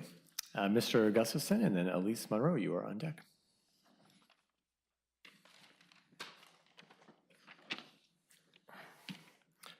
Good evening, Mayor Buck and councilors. I'm John Gustafson. I'm here with my husband, Michael Dodson.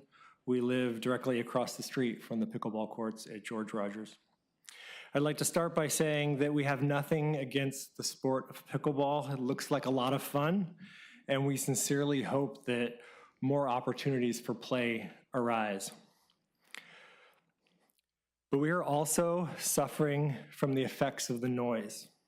It's been a cumulative effect where the negative impacts seem to worsen with time. Now, I know firsthand that being a city councilor sometimes involves the difficult task of balancing the needs and interests of one group against the needs and interests of another. But I also know that as city councilors, you took an oath to uphold the law, to faithfully perform your duties, and that you have a fiduciary responsibility to protect the citizens of Lake Oswego from harm. It is in this respect that although our group may be smaller, we need you to look out for us, to protect us from harm, and to weigh that balance of needs and interests with your responsibility towards all citizens, even and especially when they are the minority. In our great city, we are not so desperate that we should be forced to sacrifice the health and well-being of any of our citizens for the benefit of others. We should strive to be a city of compassion, of empathy, and of resourcefulness, where all means all and no one need be left behind. So please, tonight, accept the recommended placement criteria from the task force, apply them towards the courts at George Rogers, and vote to close them immediately. Then, let's work together to build new opportunities for pickleball so that we can all live where we play without anyone being hurt. Thank you. Thanks, Mr. Gustafson. Ms. Monroe, please come forward, and Richard Eaton, you are on deck. Good evening.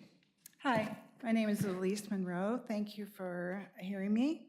The pickleball players in this community live in all the neighborhoods of our city. Within the 40,000 citizens of Lake Oswego, 1,200 are Facebook members. That's 3% of your constituency.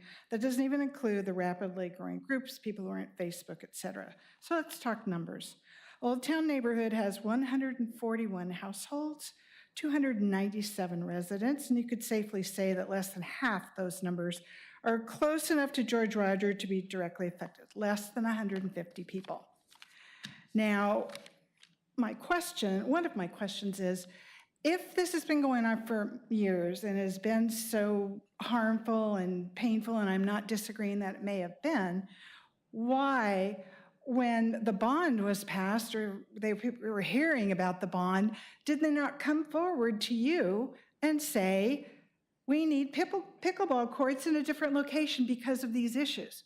rather than waiting till 8 months ago to suddenly say, kick them off the courts and leave them nowhere to go, because it'll take almost 2 years perhaps to replace them.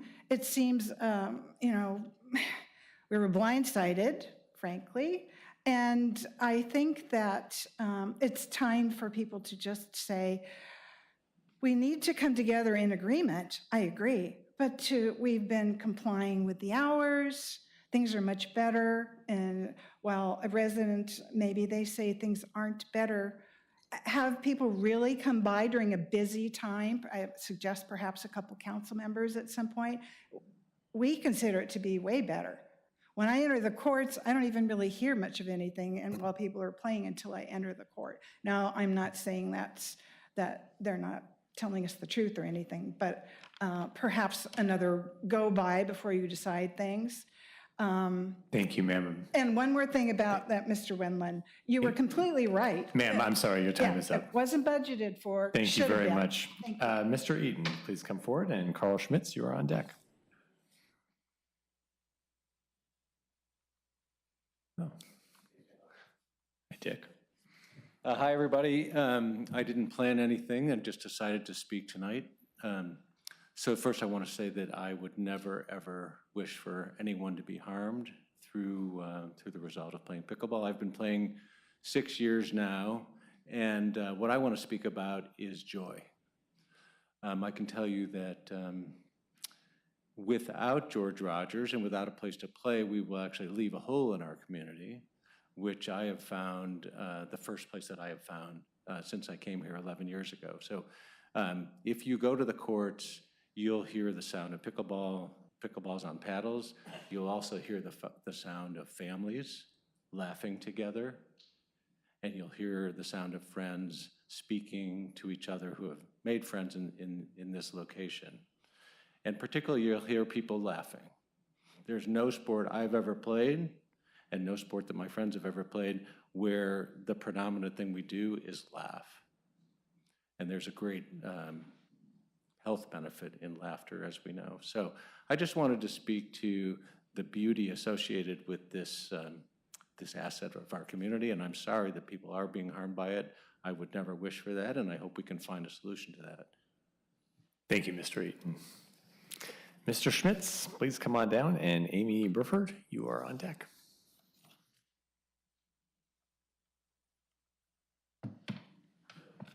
Okay, Mayor, councilors, thank you for allowing us to speak tonight. I'm representing the sports national governing body. I'm managing director of facilities development. Have been so for the last 9 months. We put this function in place. But also, my wife and I have been Lake Oswego residents for 30 years, and we're also co-founders of the Lake Oswego Pickleball Club. We kicked off about 2015. In my function within the NGB, it includes ensuring facilities, both retrofit and greenfield, public and private, have the necessary guidance and support to build safe, specification compliant, sustainable operations. At present, this group fields about 15 to 20 facility inquiries a week from a balance of public and private entities. I had a long statement that I wanted to make, but I found out that that was included in the proceedings. So what I'd like to do actually is take a few minutes or a minute to answer some of the questions that the councilors brought up. On funding, there are other ways of addressing this. Public and private partnerships have really started to trend in the last couple of years in both tennis facilities. We're working very closely with USTA on this, and we're starting to see it in the pickleball community as well. So it doesn't necessarily have to just come from the city coffers.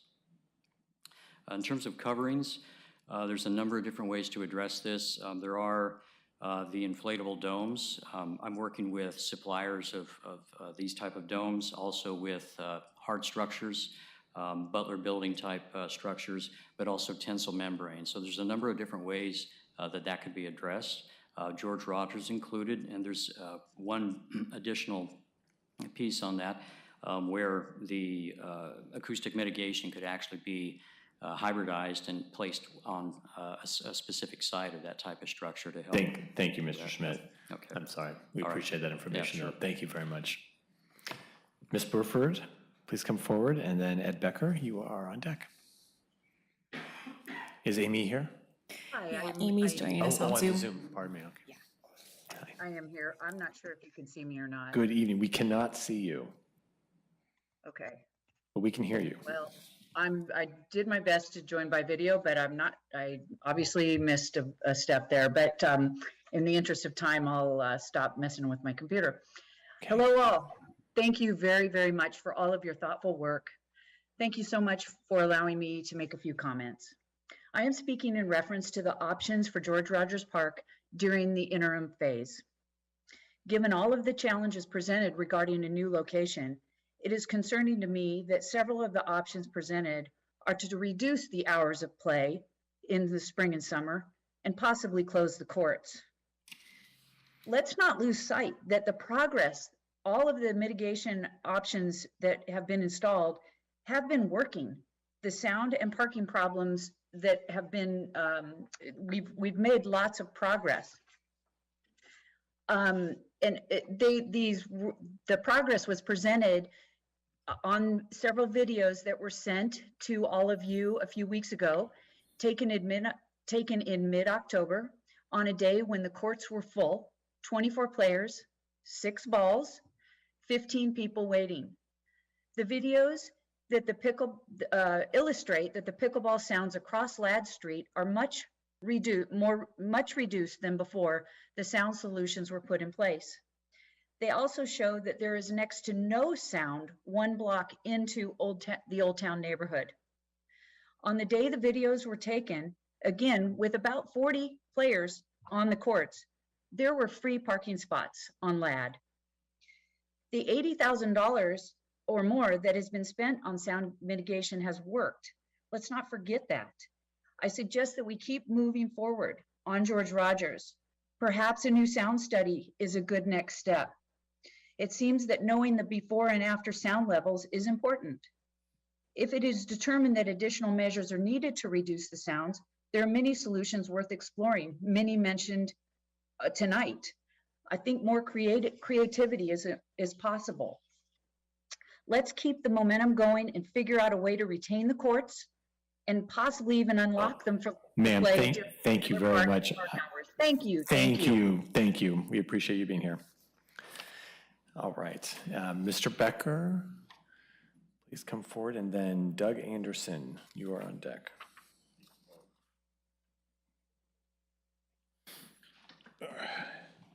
Okay, I have 2 minutes, so I'm going to move right along here. My name is Ed Becker.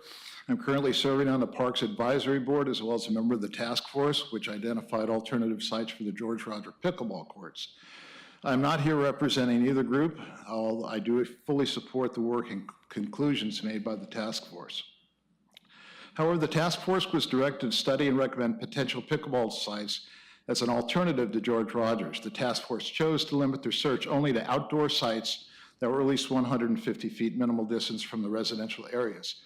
This resulted in only 3 feasible alternative sites being identified. All of them will require significant investment by the city in order to purchase property, construct replacement courts, park in areas, restrooms, and install sound mitigation. Replacing the courts at George Rogers will also require years of planning, permitting, and construction before playable courts are realized. After listening to all the issues surrounding the outdoor pickleball courts, I believe the most sensible long-term solution is to bring pickleball indoors. I'm suggesting the City Council considering placing a low-profile air dome over the courts at George Rogers. Air domes are basically a fabric sheet anchored to the ground and filled with pressurized air. It could also be used as a temporary noise mitigation until future pickleball facility is constructed at another location. These structures are being used at the Tualatin Hills Recreation District and the Portland Tennis Center to cover their outdoor tennis courts so people can use them during the rainy season. The advantage of installing an air dome is that they are relatively inexpensive. The domes can be erected over an existing sports surface with minimal damage. Air domes can be taken down and fairly easy to relocate to an alternate pickleball facility when it's constructed in the future.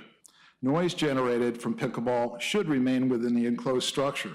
Pickleball players will also be able to play throughout the year.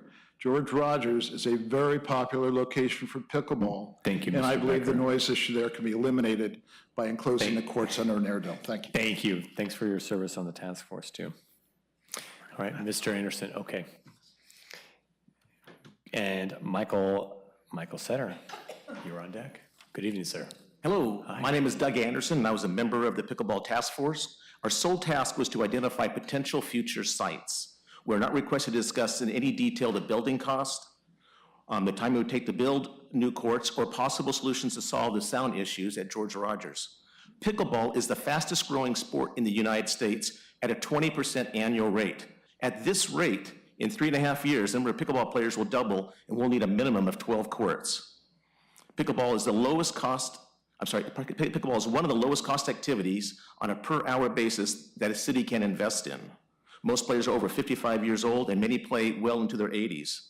I sincerely believe that we need to build additional pickleball courts, and as a taxpayer, it is important that we build courts at reasonable cost. Of the 3 locations we identified, the one that stands out to me is one of the 2 Hazelia dog parks. My reasons are the city already owns the property. There are bathrooms, which we were told would cost $350,000. It is a park-like setting and is located far away from homes. There are currently 5 dog parks in Lake Oswego, and hopefully the dog park could be moved to another Lucia Farm site. I strongly believe that George Rogers pickleball courts should be kept open. The city had a sound study done that showed that pickleball noise at George Rogers did not exceed any of the recommended peak levels or violate any Oregon Department of Environmental Quality standards. And it should be noted that these sound tests were made during the summer when there was non-pickleball noise from the sports fields, the traffic going by, many people going to the beach with their paddle boards, and also the ospreys. The noise level is considerably lower now. There are better sound absorbing panels made by Pickleball United that can be installed that reduced sound up by 25 decibels. On page 4 of Ivan's report, it was noted that these panels would only cost $12,000. Due to the current increasing popularity of pickleball, let's make smart decisions that accomplish the ultimate goal of providing more pickleball courts in Lake Oswego. Thank you very much. Thank you, Mr. Anderson. Mr. Setter, please come forward, and then Bruce Glebo, you are on deck. Good evening. Good evening. Thank you, council members, for the opportunity to speak. I'm going to sort of hang myself in the middle. I am an Old Town resident, and I'm also a pickleball player, so I'm hated by multiple people and loved by multiple people, I guess. So I want to thank you and the task force for your efforts in this community.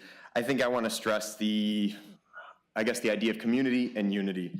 The sound mitigation is probably not working for some of the households. It is working for the general community. I live within probably 200 feet of the pickleball courts, and I notice a difference in my own yard, but I am below the pickleball courts. And I think that the work that you're doing is on the right track, and I want to urge you to continue doing that. And I want to urge that the council, the community, and the pickleball community work together on this. Just because you're pro-pickleball doesn't mean you be anti-neighborhood. Because you're pro-neighborhood doesn't mean you have to be anti-pickleball. I think we want to promote unity and working together and not putting barriers in front of other people. Closing the courts is an exclusionary measure, and it's going to damage other people's health and well-being, as opposed to leaving them open also does damage health and well-being. So I think efforts should be made on trying to promote George Rogers, maybe covering, more sound barriers. It's definitely more cost-effective. It'll be faster. And there's no way to please all parties. There's no way that everybody can be happy. Somebody will be damaged. We have to compromise, and that's, I think, the goal. Pickleball players will always find a place to play pickleball. That's for sure. It will hurt the lower income people who do come and play. It'll hurt the Lake Oswego public groups that come and play, and new and casual players. These players, we all play elsewhere. But I want to encourage working together in the sense of community and spirit for pickleball and Lake Oswego. Thank you, Mr. Setter. Thank you. Appreciate you being here. Mr. Glebo and Diane Skurlock, you're up next. Good evening, sir. Good evening. Hi, I'm Bruce Glebo. I live at 71 Ladd Street with my wife, Colleen. This is my 4th presentation on this issue, 3rd to the council. I'd like to say at first, I feel like a hostage. I feel like I'm being hostage by this whole process. I take offense to a counselor's comment that the pickleballers feel like second-class citizens are being treated like that. I feel like a second-class citizen. I feel like I have no voice. We've mentioned that we're being harmed. Multiple people have been being harmed over and over and over again, and we still get the comment that, in fact, tonight I heard that we were supposed to magically have stopped the development of pickleball. When we found out, because now we have a good planning process, we compare that to what happened, there was no planning process. It just happened. They were farting around playing, afternoon events with their friends and decided, hey, let's just take over our park facility. No planning process at all. I'm still kind of shocked that that happened and that I'm fighting and fighting and fighting to get some sense of sanity to where we live. We've lived there for 30 years. I've coached softball, I've coached baseball, I've coached soccer. I went all over to get fields. I had to take my kids to swimming pools all out of Lake Oswego because there were no pools. So now pickleball is so magical, it can't leave George Rogers Park. They can't drive anywhere else. It's shocking to me. Some of the things I'm hearing, I have to go home and drink a little bit to get some sleep tonight. Thank you very much. Thank you, Mr. Gabo. Ms. Skurlock, please come forward. And Jim, go instead of me. He applied to speak. who is Diane not here? Diane is here, but she was on the pickleball task force. That's an old-timey. Yeah. We both applied. I'm just confused. Is Ms. Skurlock here? Is Ms. Skurlock here? Can you please come forward? But can I give my time? No, I know, I already said that we're not doing that. That's irrelevant. And we couldn't select everyone, but we appreciate that you're here. All right. Okay, in terms of history, let's remember that the City Council charged the Parks and Recreation Advisory Board back in the spring to investigate the issue of the noise and the harm to the residents living nearby George Rogers pickleball courts. And that board did that work between March and June, included reviewing the results of the noise study and the fact that the barriers were in place, unlike some people think, and the levels were very high, 65 to 70, even with the last segment in June with the barrier tweaking. And they passed a motion that the courts be closed until they could figure out next steps. The City Council on July 5th did not follow that motion and recommended that this other task force that we're talking about, go ahead and figure out this criteria, et cetera. And so as we know, they've talked about that, they need to be at least 150 feet from the residents to take advantage of sound reduction that's huge based on distance, and have a traffic study and community input. And the George Rogers Park currently fails in all those areas. It's, as we all know, it's 42 feet for the nearest residents, not 150 feet. It's, the traffic situation needs to be addressed because it's really difficult to safely cross Ladd Street to go to the playground. That's my beef anyway, it's very difficult and scary. And there are a ton of, cars, because from your survey, half of the people drive singularly, and when you've got 24 people and 24 people coming at the same time, that's a lot of cars on that narrow Ladd Street. And as we know, there was no community input, as Bruce said. And there's some, discussion about spending money on more sound mitigation. Thank you. Oh, I'm so sorry, Ms. Okay. Skurlock. All right. Thank you very much. Thank you. All right, Ms. Richardson, welcome. Please, are you Carrie Richardson? Colleen LeBeau, sorry. Oh, okay. Is Carrie, please come forward. And then Nancy Kirk, you are next. Shorten this up a bit. Okay. My name's Carrie. Please have a seat. Been a resident of Lake Oswego since 1986. The new guidelines for a new site is 150 feet with sound modifications that were derived with only 4 communities in the USA. No one knows what modifications were made, nothing scientific. This is kind of silly. The 2 options or 3 options, too expensive. I've cut all that out of this. It's going to cost way over $1.5 million to build a new site. George Rogers has already passed the sound studies. You can barely hear the noise across the street and no noise 1 block away from the park. Several Old Town residents have stated this. The sound mitigation really works, and the courts should be grandfathered in, the boundaries. It's a mystery to me why we're still talking about this. What a kind of a waste of time that's gonna cost over $1 million in real time and money, more than that. And it's gonna take 2 to 3 years for the red tape and get it done. We have earned the right to play the fastest growing sport in America, especially for most of us that are retired. We have a lot of fun and camaraderie with making friends and enjoying our lives, getting the best exercise for our age group and staying healthy. At this point, I'm asking, please, dear city board members, to keep our George Rogers pickleball courts. We can retrofit them even better, put a partial or retractable dome at the top, plant trees that grow up tall, that are beautiful, that take the extra sound out of the park. And that's really all I have to say. Thank you. Thank you very much. Ms. Richardson. Thank you for being here. All right. Ms. Kirk, please come forward. And then next, following will be Lita Gorman. Good evening. This thing's right in my face. My name is Nancy Kirk, and as just discussed, more pickleball courts will take a long time. When a new site is built, that is when we should be addressing the George Rogers facility. My taxpayer concerns revolve around the verbiage used over and over again in the documents presented today by Parks and Rec. Taxpayers don't like the use of the words replace and alternative, as those suggest that a perfectly good and expensive George Rogers facility will be eliminated or destroyed. These courts involved an original taxpayer investment of hundreds of thousands of dollars to build, and then we just added sound mitigation for the neighbors for approximately $100,000 more. Any potential idea of taking a backhoe to this site for the sake of already addressed complaints needs to raise a red flag. Due to the playtime restrictions mess created at George Rogers, I'm forced to go elsewhere. It is at the no-lock facilities of Westland, Tualatin, Gladstone, etc., that I run into other tax-paying LO players. If the intention was to get rid of pickleball in LO, then maybe the city's mission has been accomplished.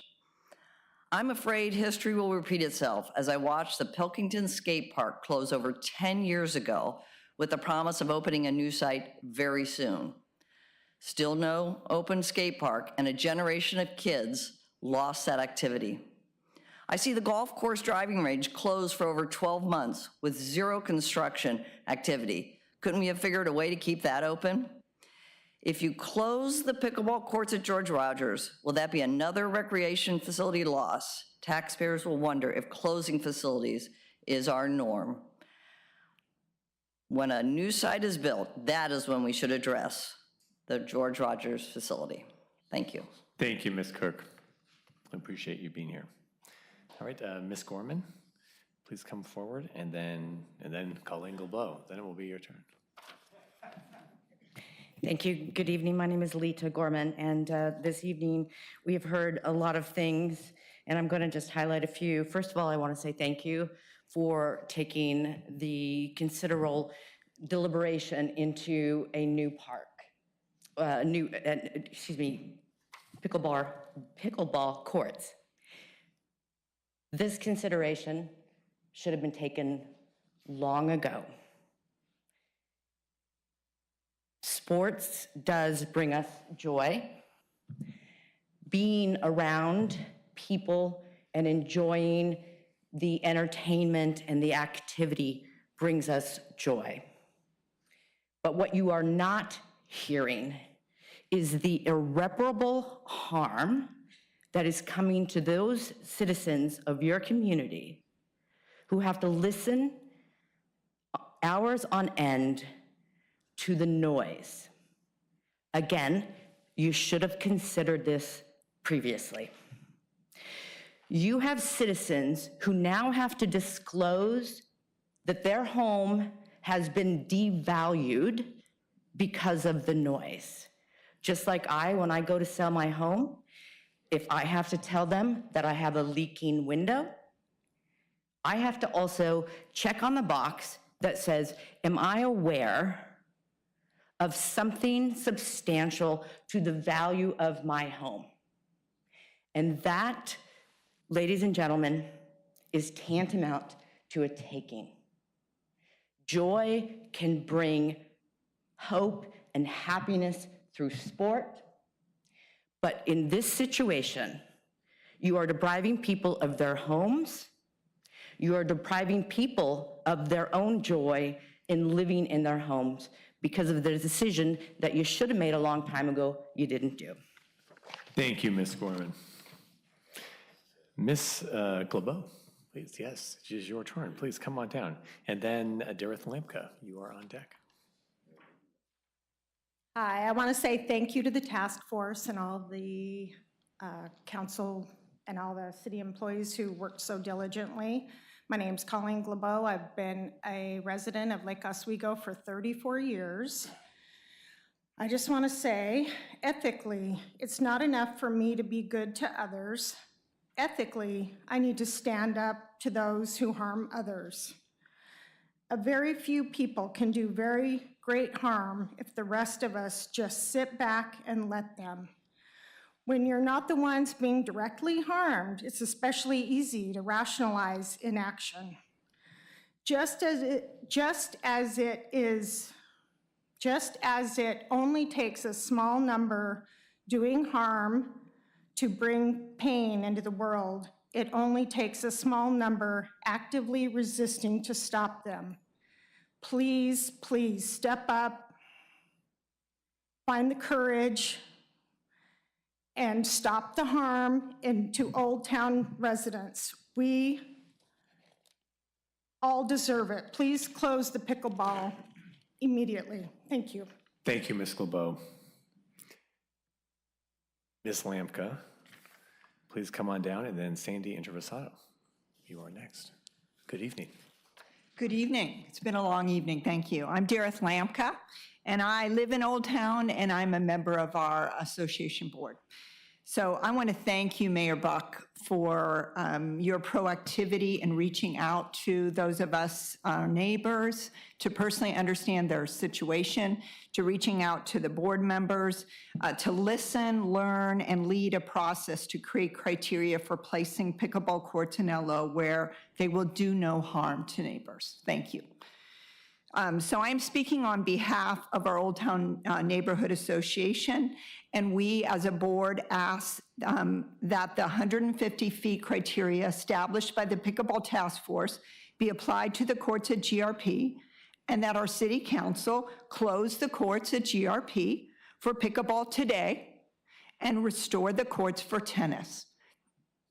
The decision is aligned with your and our LO City Council mission, which is to cultivate an exceptional quality of life for everyone in our community. We all want more pickleball courts in the city. It's a great sport, but no one in LO wants to live within 150 feet of the courts. The noise is harming our neighbors who live much closer than 150 feet, 42 feet away. Their property rights are being violated. They have lost the quality of their lives because of the incessant noise. So we ask that you would treat our neighbors the way you would want to be treated if you lived 42 feet from the pickleball courts, and that you would vote to close the pickleball courts at George Rogers today. Thank you. Thanks, Ms. Lampka. Ms. Interversado, good evening, and then Patricia Bourquet, you're last. I'm Sandy Interversado. Thank you Good for evening. pronouncing my name correctly. Points there. I want to preface my remarks by saying that after 3 terms on the Parks Board, that's 9 years, lots of planning, visioning, community meetings. We are really fortunate to have the most dedicated, intelligent, and service-oriented managers and staff, bar none, in our Parks and Recreation Department. I used to tell Ivan that no one thinks they could be the chief of police, but everyone in this town has lots of opinions on how to run Parks and Rec. He's an excellent director, and I've known him since he was associate. I wasn't on the board when pickleball came to town in 2015, but when I found out about it and what happened with the tennis courts, I was like, hey, this makes sense. I don't play, but I'm up for that. Up until March, when the Old Town Neighborhood Association and also pickleball players came to talk to us about their feelings about pickleball. What I learned that evening, that we did not anticipate the growth in pickleball, nor the unintended consequences of placing them too close to residences. I was actually invited by the Sterlings to come listen one Saturday, and I'd spent a lot of time in that park because my son played softball, baseball, and soccer, and it was a level of noise that I went home and I was like, I'm so glad I live in a peaceful neighborhood. So, as you know, in June, we made a motion at the Parks Board to close the pickleball park, pickleball courts at George Rogers, and do the right siting study. And we had been hearing from the school district and a number of different organizations about how to do it right. The committee has recommended 150 as a minimum, and I just recommend that we rectify the wrong that was done in 2015 and close the parks, the courts at GRP. Thanks. Thank you, Ms. Interfusato. Appreciate you being here. And Patricia, I'm so sorry because I probably am not pronouncing your last name correctly. My gold star will be taken away. Burke. Good evening. My name is Patricia Burke. Good evening. Pretty close. Well, yes. So I live in Green Tree Road. I have been a resident for 9 years in Lake Oswego with my husband and 3 kids. And I'm a pickleball player, and my question is, don't the beach and the soccer field and baseball field generate as much, if not more, issue than the pickleball court? You know, I don't know. It's a question, you know. And personally, I think we have to consider a proper sound mitigation solution which would cost less than building new court. Thank you so much for your consideration and your commitment to finding the right solution for both parties. And I would like to thank the task force too for the great job they did and to listen every party. Thank you very much. Thank you, Ms. Bruch. All right, thank you everyone for your comments and for everyone who came tonight and everyone who submitted their feedback. You know, so we convened back in July primarily because of the noise concerns we had heard from neighbors of the park. And so at that time, we didn't have any community standards around pickleball, and we were hearing different perspectives on the mitigation techniques, plus we were in the middle of the season, it being July, and we had agreements in place with the local club. So we did all agree that the current site was not the best long-term, and we agreed to convene the task force, which some of you served on, which we appreciate, to set the siting criteria and apply that criteria to locations in town to identify the future area for the courts. The task force has done that work. We've heard their recommendations, creating these standards, you know, much like the standards, the siting standards, much like the standards we create around buildings and development. It's not exact science, but it is a decision informed by science, acoustical engineers, and best practices we see playing out in jurisdictions around the US. So using that criteria, the 150 feet, minimum distance from residences with mitigation techniques, also community engagement, sound testing, and other important criteria. The group has identified the criteria, or the sites that we see before us today. Now they set the scoring with the Pilkington property scoring the highest, Azalea scoring the second highest, and then the Lake Ridge field scoring third. Throughout this process, neighbors have been engaged and thoughtful with one another, have provided us with a helpful method by which we can now evaluate this particular park's use. So we do have the 2 questions, you know, before us tonight that we will address at one time, and I'll say some folks tonight have provided other interesting ideas as well. The first question before us is to provide feedback to Ms. Bennett, Director Anderholm, on the prioritization of the future sites. So the question is, do we agree with the way they've been prioritized? Are there other ideas you've heard that you think we should be pursuing? What are everyone's thoughts on this here? Councilor Raff, please go ahead. I mentioned how I thought Pilkington was a great location, but I think a lot of people talked about doming and bubbling the George Rogers Park, which as a collegiate tennis player myself, I played in a lot of bubbles in my day. And I know that outside you can't hear a thing. Inside it provides, 12 months a year, activity. I think that's something we should seriously consider in lieu of purchasing additional property. And I mean, look, I don't know what the cost is, but I can tell you that the performance of those bubbles is pretty incredible. So, aside from the bubble, yeah, what would you agree with the prioritization, Pilkington? Yeah, I thought that was a What would good be your top prioritization. two? Yeah, I think my prioritization would be the way they had it. It would be Pilkington #1, and then the dog park #2. Okay, Councilor I'm also intrigued by the bubble. I didn't know about it until I heard it mentioned, and I looked it up on my computer, and I thought it's a very interesting idea. No idea what it costs. Can't say. I'm guessing it's not inexpensive, but it would certainly be less expensive than building a hard feature at George Rogers. I like the Pilkington site. I've always thought that area was underused as far as our recreational opportunities.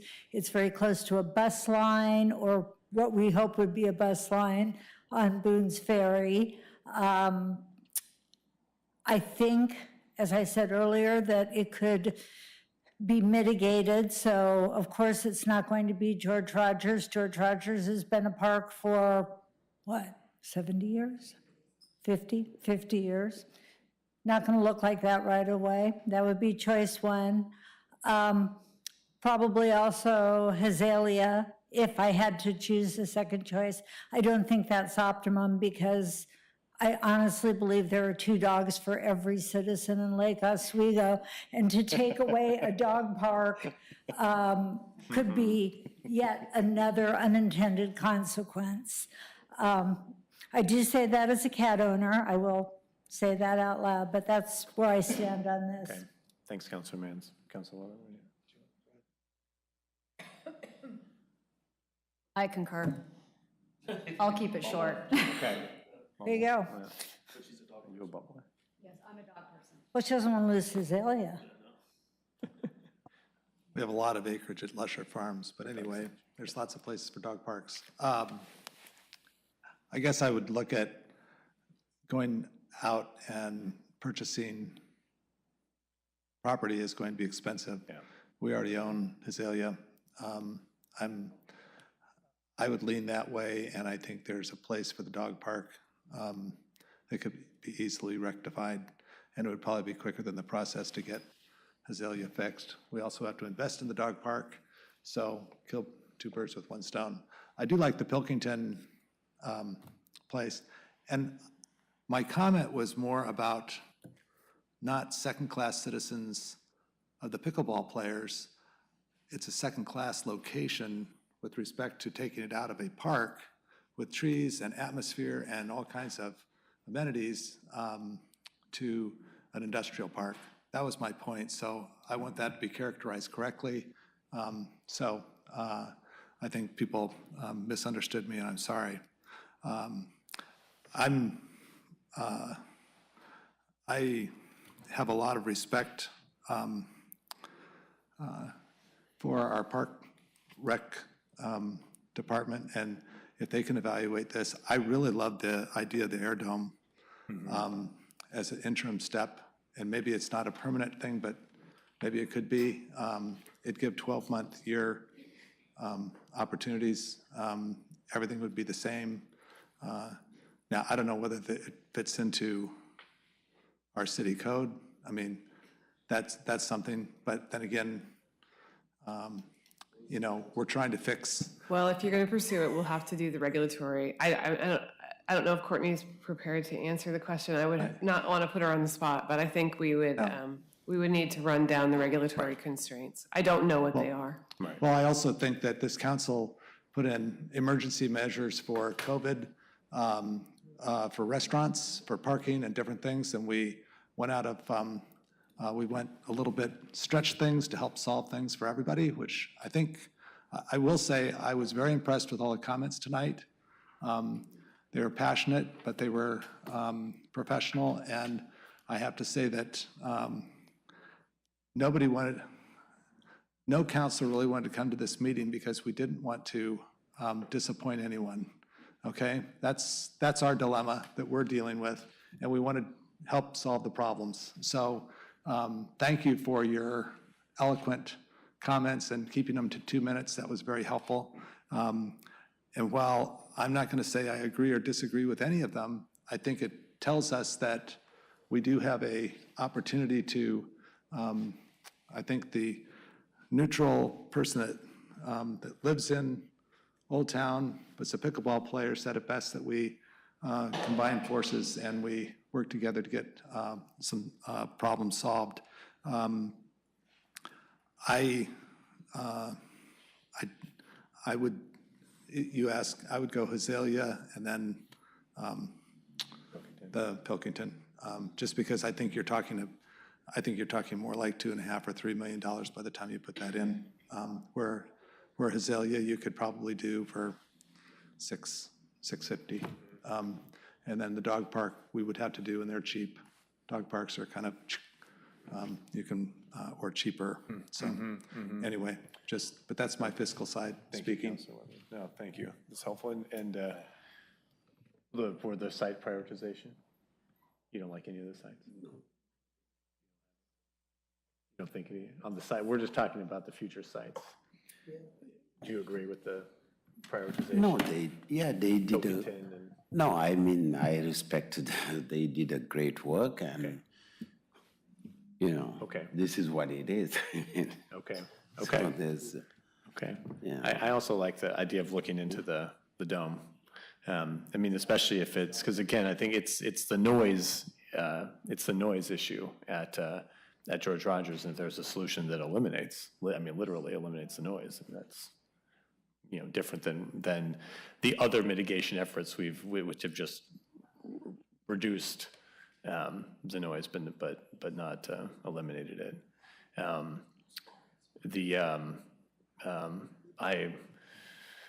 I like the geographic location of Pilkington, just because it's the area that's underserved, but Councilwoman has a good point. And again, all of these sites, but I think Director Anderholm wanted a couple options to pursue. So you're hearing Pilkington and Azalea being those kind of top two options to look at with this new concept.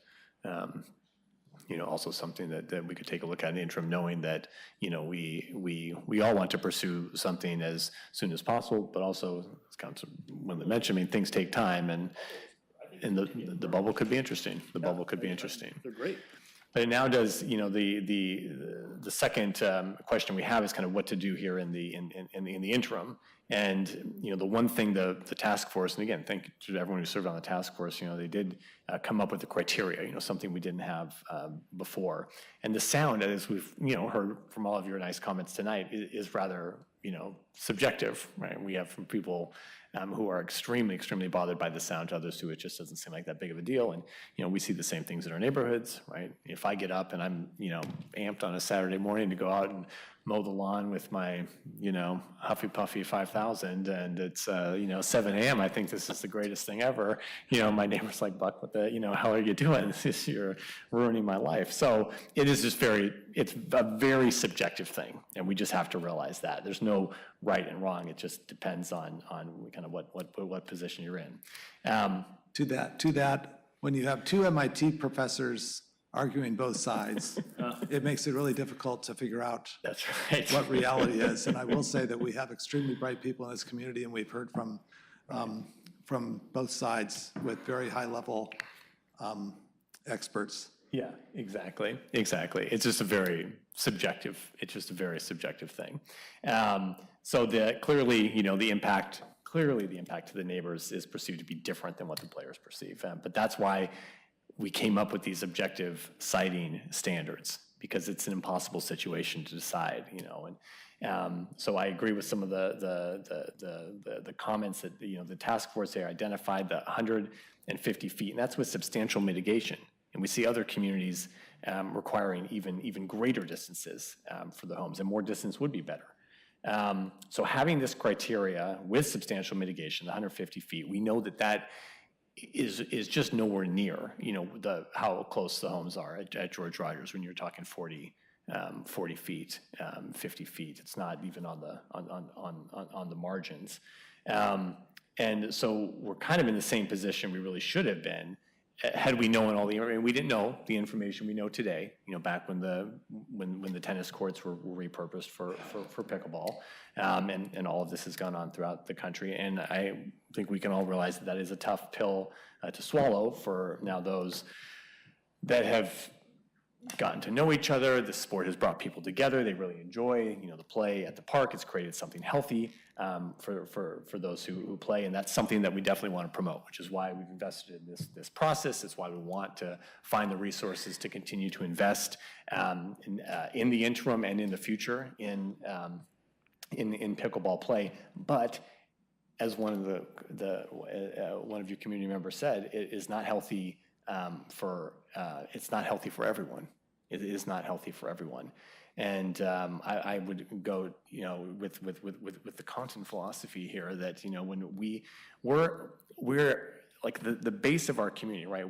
The reason why we're all here is that we live here. Like that's the primary reason, right? We're a city, and the primary purpose of the city is that we're a place where people live. So we always have different priorities to balance, but I think our first obligation is to provide that livable environment and for the actual where we're living in our homes, you know, that providing that safety and security. And from there, we recreate together, we play together, we grow, we socialize, and we do all those things. But the base reason, what brings us all together here is that we live here. You know, that's first and foremost for me. So I would love to see parks work to continue to promote pickleball, to find interim solutions to continue bringing people together while we investigate new options for courts. But the fact remains that these courts just should not have been pickleball to begin with. We didn't know that, but we know that now. We know that now.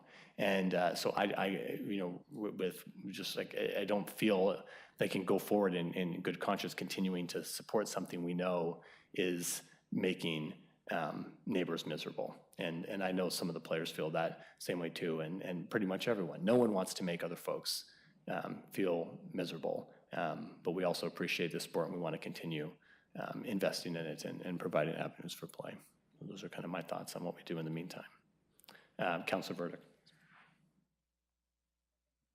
Thank you, Mayor. You know, clearly pickleball is an incredibly popular sport. It's just growing. I think that's very exciting. It creates great health and well-being for those who participate.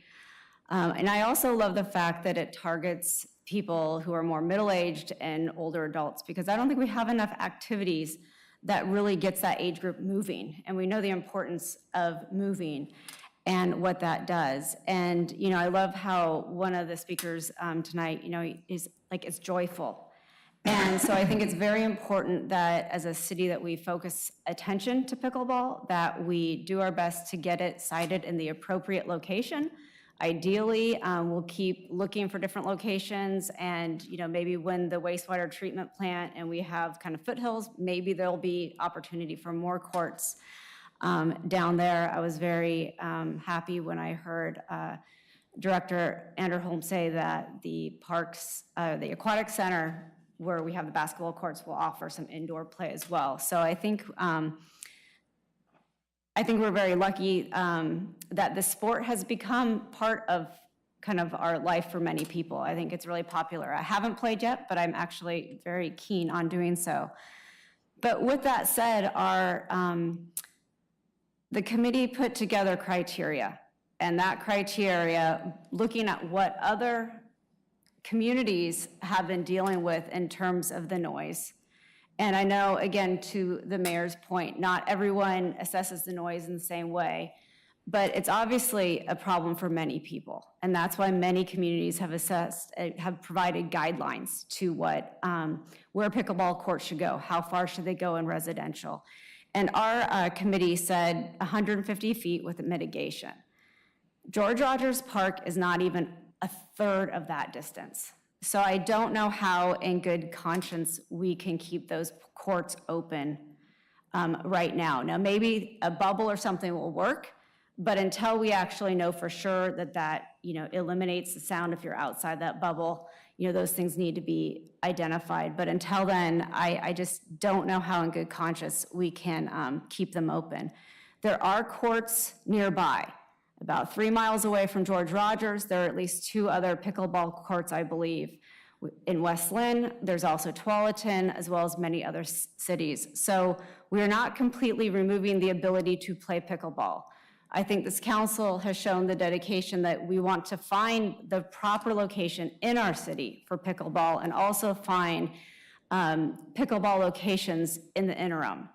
We don't know what that looks like, but I also know we have an amazing staff who will help find solutions. And I think also as a community, we can come together and find solutions. It's a shame that we can't have it be seamless, but there are times when we have to, shut down facilities for one reason or another. And Councilor Wendland gave great examples with the golf course, with the skate park, with tennis center, with the pool. Unfortunately, sometimes we can't have things be seamless, and I think this is one of those times. I mentioned that pickleball was joyful for a lot of people, but it also makes other people cry. And I think that's what we need to keep in mind. And so what I'm saying is I think we need to have an inconvenience in the short run of having the pickleball courts at George Rogers be shut down because it is doing harm to others. And I think we need to do our best to create no harm for people who live in our community. Thanks, Councilor Verdick. Councilor Mans.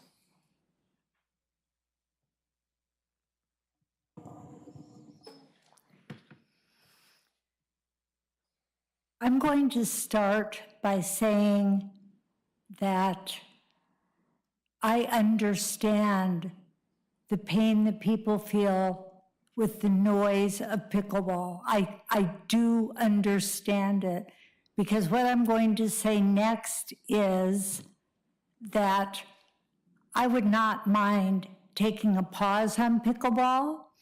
I would not mind shutting it down during the holiday seasons while we look into something such as a dome. I really have a hard time leaving the court fallow, especially during this, probably the most quiet time of the year for which anyone is going to play pickleball, today notwithstanding. Now, I can't control the weather, but generally November and December are not exactly our biggest outdoor months, as well we know. I have struggled with this. I have a very low tolerance for noise. My husband, on the other hand, probably wouldn't hear pickleball. So I live in a very divided household in that regard. I've lived on a street where a 46-inch pipe was put into my small residential street, and it took, well, I don't know what, a year to get it up there and back. What I'm asking, I'm not even asking, what I'm hoping is that you understand my rationale in that I would love to make everyone happy. There is no instant happiness. I just found out about domes literally tonight because one of our citizens came up and told me about domes. I am not an expert. I'm not an MIT professor. I'm not a sound engineer, but I'm begging your forgiveness, if you will, because I'd like to see a pause for the months of November and December until we work this out. And that's really where I fall on this. And I apologize to my colleagues who feel elsewise. Thanks, Councilor Mans. Anyone else have thoughts on the term, Councilor Wu. Yeah, it's a very difficult situation, but like I said, it's the dilemma that I have, that let science solve this problem. It should not be subjective. We cannot just sit here and people saying we getting hurt, and people say, no, you are not hurt. But we have people that can solve this problem. That's what I was saying. We have independent commission of people, audiologists who work on sound. We come and put the mitigation that Park said, and we measure. If the audiologist said that, no, it's not hurting anyone, the game continues. We can, like I said, I have a Hegelian view of government. We are local government. We have, as long as we continue to compromise on anything, like what I said on the code, there is why would we close the park at George Rogers and send it to Palisade? They're going to refuse. Why are we taking it to Pilkington? We have to be government and be serious on the job we are doing. We have people who are working for us. It's parks. These folks, we cannot set them like as the prey to neighborhood that, oh, it's Ivan's fault. They do work. They bring it to us. We look at it as government and take courageous stand. The stand is we cannot just people come say, I am hurt. We say, oh, we are so, this is emotion. We cannot function on emotions. It's not. We cannot function because people say, I want to play, whoever they are, because you look at yourself. You folks are privileged folks. There are folks who spend the night in Portland. They're not talking about pickleball or enjoyment and joy. This is a first world problem. Let's face it. And people have to come and tell you the truth. We are adult. We cannot commit, like as far as I'm concerned, I do not have time to volunteer my time playing games like this. We are adult. We have people who work at parks and recreation. If they say the noise is canceled, no matter what a neighbor said, we move on and play. That's the thing. If we have evidence that the noise continue to hurt the people, we close the game until we can mitigate it. If we can't mitigate it, we close. We cannot, for the enjoyment of few or more, that's where my Kantian model will come. We cannot hurt people whenever they are 1, 2, 3. Harm is not okay in a community. If we live in a community, I am an African, I believe in community life. We cannot, but we have also to look at it in the eyes and say, hey, then that's why I'm here. I just played the role of, sounding the thing.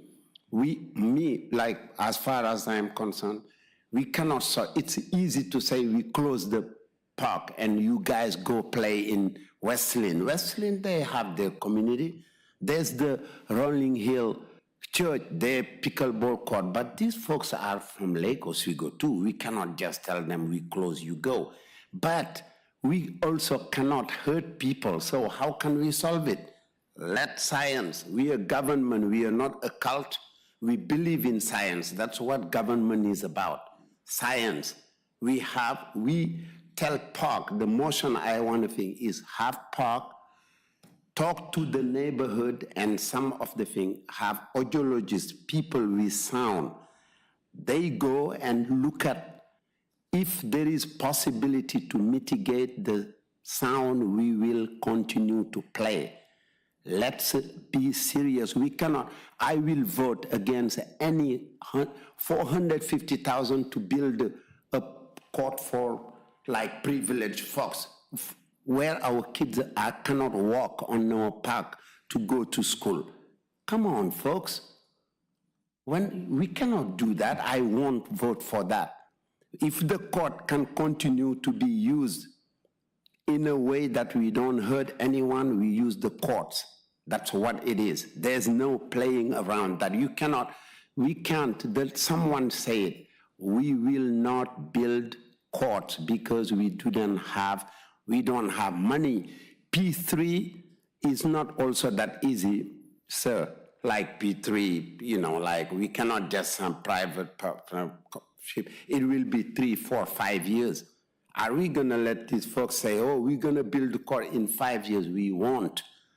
So motion that I make, if anyone is to recommend that park use science, you can tell the neighbors and everyone, hey, we have an audiologist who doesn't work for anyone, who's not playing for anyone. And I'm saying, I don't know who's the person who should study sound.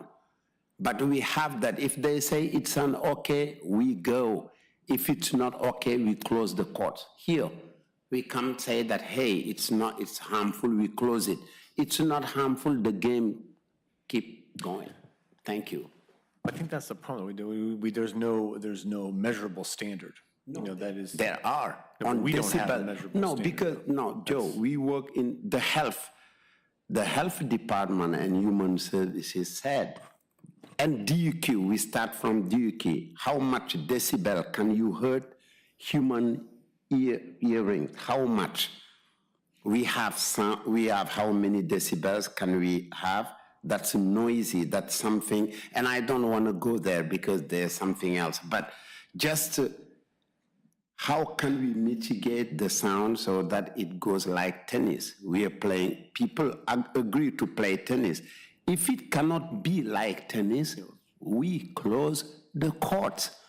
Whether as a people, because we try, we are trying, but we just also, we have to be fair, and fairness is based on something that we measure, and we can do that. We can do that. If we cannot mitigate the things, close the court. If we can, the game continues. Mm-hmm.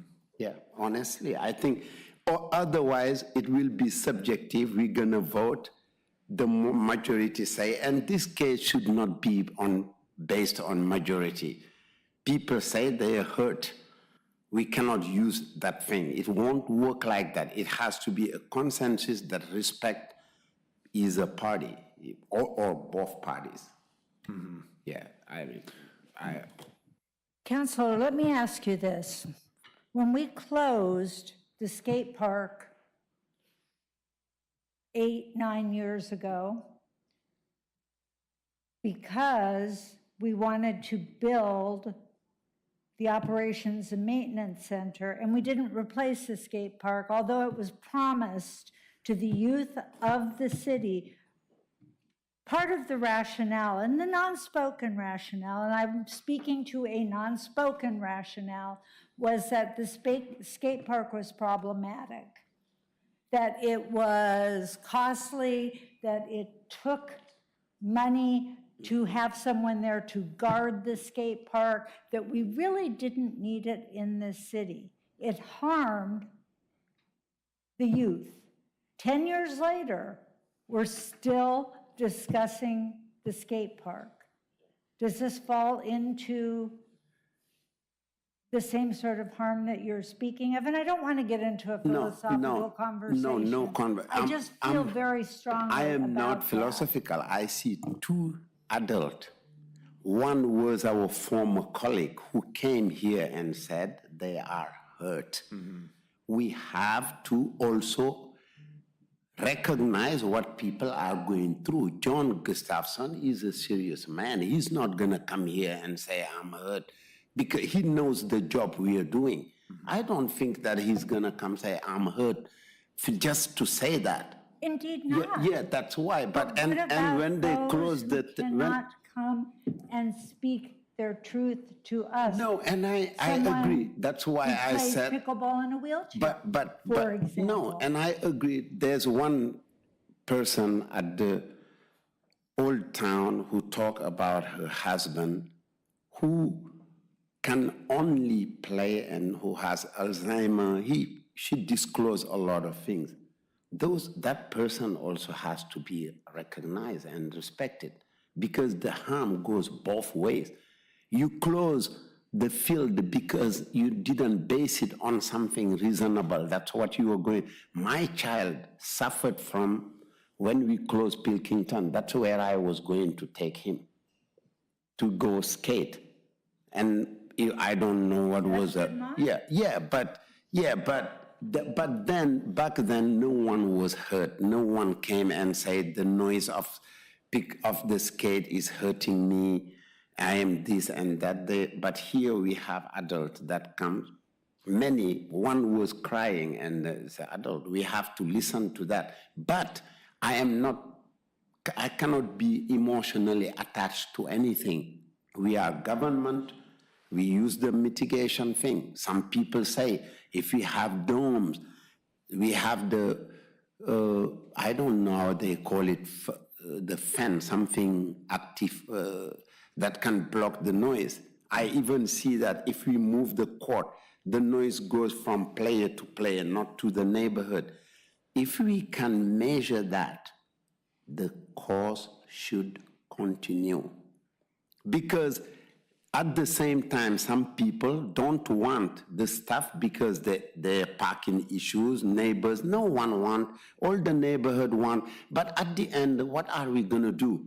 We accept this, people say, oh, the sound or the lights of the soccer field are hurting me, I'm not playing. We don't want people to play. We cannot work like that. If we close, that's it. Football. Yeah, that's it. So no, we are playing football. So if we can find something that's reasonable in terms of mitigation of the noise, and I trust Mr. Anderson, I trust him. If we can do that, we solve the problem because neighbors are never gonna come and say, I am hurt. But if they continue to be hurt and we have the proof, we cannot continue to do this, folks, like, honestly. Well, I hear you, Councilor Booth. I mean, and that was kind of our direction back in July, right, was to try mitigation. That was step one. We wanted to try mitigation. But we see that they've removed the wall, they added the, we just have not seen. They added mitigation on the thing. Yes, but what we've heard is it hasn't had the impact that the neighbors wanted to see. I mean, that's why we're kind of circling here, you know. No. No, they say there's Director Anderholm said that there's a noise canceling. And forgive me for interrupting. Yeah. No.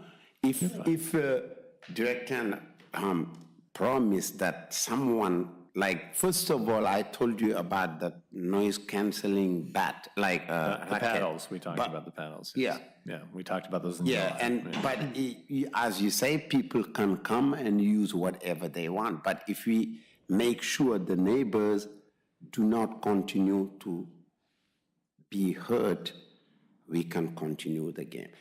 Moving the things to as a neighborhood is not fair. And you will hear, like the room is here, as a neighbors coming and saying, not on our place. And then what are we gonna do? We will circle around. We have to play our role as government. And it means when we make decision, we make it happen. That's it. But we make it using fair, idea of fairness and stuff, but we have to do it. So where are we in our? Well, we have. We haven't heard from the two of you. For those of you who ever thought about running for city council, I saw a couple of people. I mean, if you had asked me 2 years ago, what's the hardest thing you're gonna have to do as city council, as a council member, I'd say annexing land. I mean, I would never have thought that we would be so divided as a community and talking about pickleball. You all laugh, but it's like, when you sit here, it's way different. You have no idea. We were talking back there in our council chambers, and I mentioned to everybody, like, we are, as a council, in an unwinnable situation. I dare you to be in this situation. It is ridiculously hard. No one wants to say no to pickleball. No one wants to say no to the people that live in the neighborhood. So just have a little bit of compassion for also for what we're dealing with. Now, granted, we chose to be here, so I recognize that as well. I don't have a lot to say reasoning. I mean, everybody said everything. What I will say is similar to what Masen said, which is emotion is a continuum, as the way I see it in my head. And you have total sadness on one end of the continuum, and total joy on the other side. So if you think about it as a continuum, both emotions occupy the same amount of emotion, same volume, right? So you can't tell a person who's totally sad that they don't understand if you're totally joyful, because a totally joyful person feels the same amount of emotion. So to me, they're equal. I think that I can, in good conscience, close pickleball courts while we do all this. I think that while I empathize with the people that live near the courts, that it's really challenging, taking away a health benefit and the happiness also is equally challenging. And if we say, if our Parks and Rec department says that we can put up mitigations, sound mitigation that can reduce, or I should say, solve the problem of the neighborhood, of the noise, then we have an obligation to do that now. Now, let's just do it. Like, what are we waiting for? Like, I mean, ideally, yes, we build another court somewhere else, and I mean, that'd be great, but I don't want to sacrifice any of the park projects we already have and we've been working so hard to do as a community that everybody else wants. And so if Parks and Rec says we have a plan, we have, no, not even dome, it's the newfangled, I understand, but if we're saying that we can do that, then we should just do it, but I cannot close the courts. That's it. Okay. Thank you, Councilor. Thank you. Yeah, no, I know, it is a difficult decision. We don't want to disappoint anyone, and just like is illustrated here, I mean, our views are as varied as, of course, everyone in the community. Mr. W. We're to the W. Where's Daniel when you need him? Yeah. Well, I echo what they've said as well. It's not an easy situation, and I've been known to drink after these meetings as well. So, as I'm sure many of you are doing, and we can all meet somewhere if there's still a place open in Lake Oswego when we get done. I guess the big picture, there's a huge contingency of people that play pickleball and rely on us for our core mission as a city is to provide recreation. And that is very important, I think, for this community. I think the other part is that we do also owe it to have livability for our citizens. And it's easier to say keep a program open for people to use because that's pretty black and white. On the other hand, it's hard to say, the unfortunate thing is that there's been a number of very passionate people from the Old Town neighborhood that truly are dealing with car problem or parking problems and different things that are on top of just the pickleball noise. And I think sometimes that gets mixed up in the conversation. And so sound mitigation is something that we would have to look at. I think there was an option to spend $12,000 to do, and I would say to move forward with that. I would propose maybe we pause if you really feel like we have to pause. I don't think this is pickleball season. I think we do pickleball season when there's more sun out, but it's the low season. I'd say maybe that we pause until January 1st, but we put we get the soundboard in, or we either do that or we look into, have the committee look into the dome and see some concrete answers. I really don't want to shut pickleball down because I think I've learned that once you stop something, it's very hard to start things back up. And I think, as I've said, I have a lot of empathy for the community members that are hearing the noise. I also know that we're probably going to be in a 4 to 5 month time period where their noise is going to be mitigated because it's dark. It's the dark season in Oregon, and so the use of the courts will probably be very limited. I think that gives us an opportunity to look in these two areas and explore. To Councilor Maboup's, it is science. There's certain parameters. I'm not quite sure, and I agree with you. I don't know. I think Old Town neighborhood would say 0 decibels is their measurement. Maybe not. I don't know. They basically said get it, have it go. Maybe they like 60 decibels. I don't know. And I don't know if you're going to get agreement. My point is that you're not going to get agreement with everybody in Old Town neighborhood. So we have to be the grown-ups and help make that decision. So to Masen's point, maybe we have to get a recommendation from Director Ivan. Andrew Holm, I don't know what the right number is. No, I'm saying, no, not tonight. What? I think there's standards out there, and I think we just need to know the standards, and then we make measurements, and we look at the alternatives, and if this committee can look at the alternatives with a air dome and what the other option, we need more information. I don't feel like we're getting a huge amount of support for going out and spending a bunch of money and changing priorities. So unfortunately then we get in a pickle, which if decibels are too high and sound mitigation doesn't happen and a dome can't be put in, then we're right back to square one. And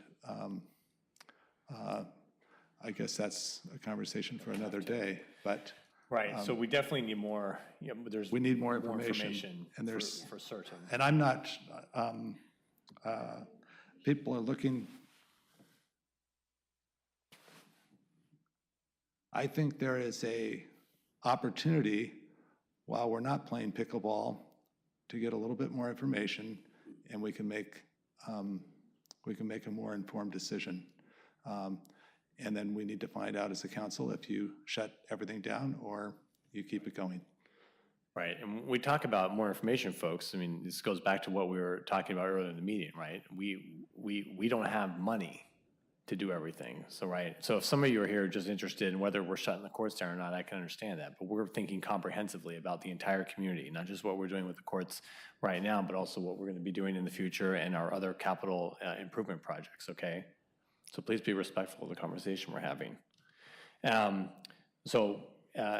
Councilor Wynn makes good points. I mean, Ms. Bennett, do you think that if we came back in January, we could have a better idea on some of the ideas that we talked about? So let me summarize what I think you've kind of pointed us at, and then you can tell me whether, yeah, I know, I feel like I'm asking the Ouija board right now. Some other reference, maybe the crystal ball. I think you've asked us to follow up on the cost estimates and timeline for the 2 sites, the Pilkington site and the dog park site. Right. I've also heard conversation that actually you would prefer, if it was feasible and technically correct, to pursue the dome. The tent. The tent. The dome. The dome. Or the dome. Whatever it's somewhere between a dome and a tent. It's somewhere. I know what you're talking about. The enclosures that some folks use, mostly in the winter time. But that has to work. Right. Yeah. Right. Right. Yes. So I think what, Ivan, you and I are going to talk about timeline here right now in front of them on camera. If we could do the follow-up to get better cost estimates, technical feasibility on all three of those options by early January. Could we do it?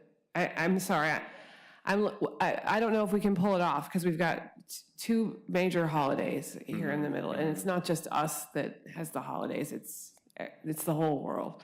So we often can't get as much work done as we want. Early January, better cost estimate, better timeline, and information about. Could we have until the second regularly scheduled meeting in? Yeah, in January, I would, yeah, that because third week? early January for us means we make the second meeting. Right, if we're gonna meet the first meeting, we have to get it done by mid-December, so Yeah. if he can get it done by early January, we hit your second meeting. Okay. I heard two of you say close George Rogers Park immediately. I heard two of you say maybe just pause until we get there. The question is, do you want to do that immediately? I agree with Councilor Maboop in terms of being a reliable government that uses outcome-based performance measures for making these decisions. Part of the challenge of this is there's not agreement about what acceptable noise levels are from pickleball. So that's why your committee came up with 150 feet as a proxy. Right? So I wish there was science.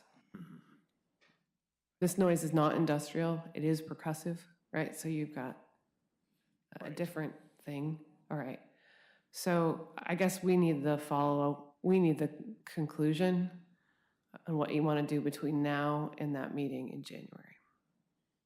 I don't really think anything is going, I mean, are the courts really going to be used? I mean, folks, it's going to start raining another week and it's dark for 14 hours out of the day. 10 to 2, play 10 to 2. Well. So you're looking for a go, no go? Shut down or not shut down? Well, we've done significant, yeah, or a pause until your second meeting in January. We've done significant reduction. The other thing we could do, I know Ivan and I have talked about this, is we could eliminate the city programming. Right, so we could. We have programs there right now. Yeah. Well, so for a pause until the second meeting in January. Well, no, I didn't say till then. I don't.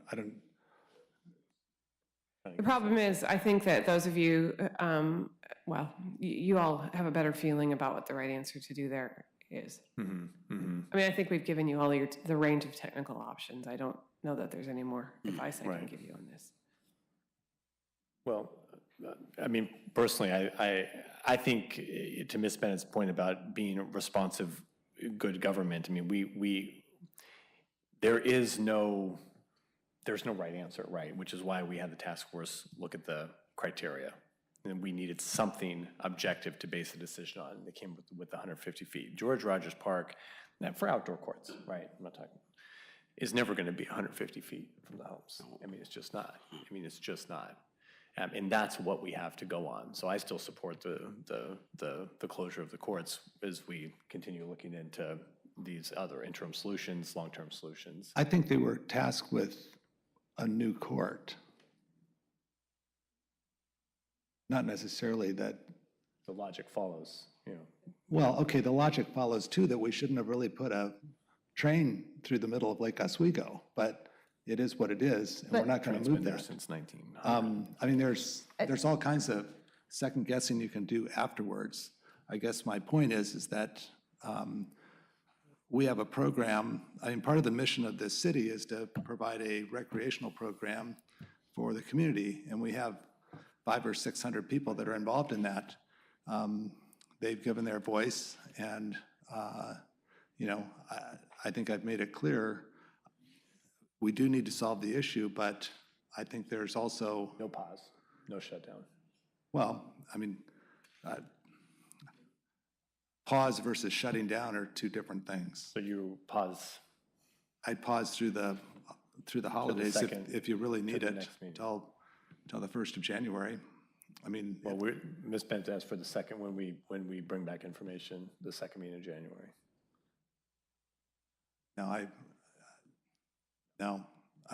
say That's keep. okay. Yeah, keep it open, because it's, the play is just not going to be that much.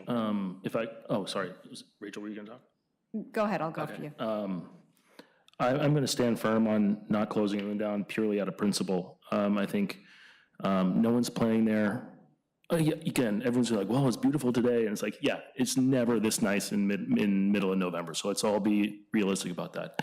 No one's going to be playing pickleball or tennis until first week of February if we're lucky. So we don't need to shut them down. No one's going to be there anyway. It gives us the time we need. We don't need to pause. Like, no one's out there. No And and look, if one person or some people go out on a nice day, it's one day, it's maybe a couple hours before it's 4 o'clock in the afternoon and it's pitch black. So let's remember what time of year we're dealing with. So I'm going to stick with my no pause. Pause. What you would. I say pause. Pause. Councilman Boop. Pause. I mean, we can. Well, just yes or no. No, it's like for me, I don't want to make a decision that. No, I'm very coherent on what I'm saying. We don't have, it's cold, no one is playing. If we say we open the court from 10 to 2 and people play, it's because shutting down the court is like blanket statement of shutting down the court without knowing if really we can do some meeting. Okay, yeah, I hear you. Yeah. Okay, so you're no pause. Okay, Councilor Burdick. I think at minimum, we need to pause. We're all saying weather is going to dictate everything, but yet I'm hearing that we have programming planned. So programming is still planned, so weather is obviously good enough for people to be out there.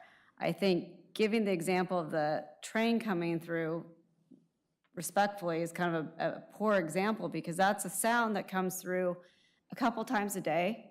It lasts for a very short period. Whereas pickleball, it's volume and duration. And it's a high continuous kind of ongoing ping, ping, ping, ping that just doesn't stop. And it's going for as long as those courts are open. So we have to be careful when we're comparing it to different noises. And this is a very unique. That was not a noise comparison. That was the trains are terrible on traffic, safety, all kinds of reasons. Okay, I apologize. Yeah. I misunderstood what you were saying. I mean, it's. But my point still is, again, if the weather's obviously good enough that we're saying we're going to continue our programming. I mean, that was never stopped because of weather. So I think, and right now, we don't know what the weather's going to do. The whole weather, I mean, I'm happy killing programming, but keep the courts open. So.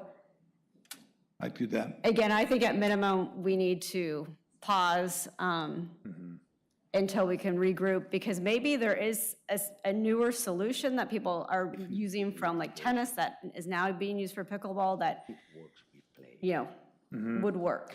But I just think, we asked the neighbors to kind of say, bear with us as we move through the summer, and I think we need to kind of give them a pause.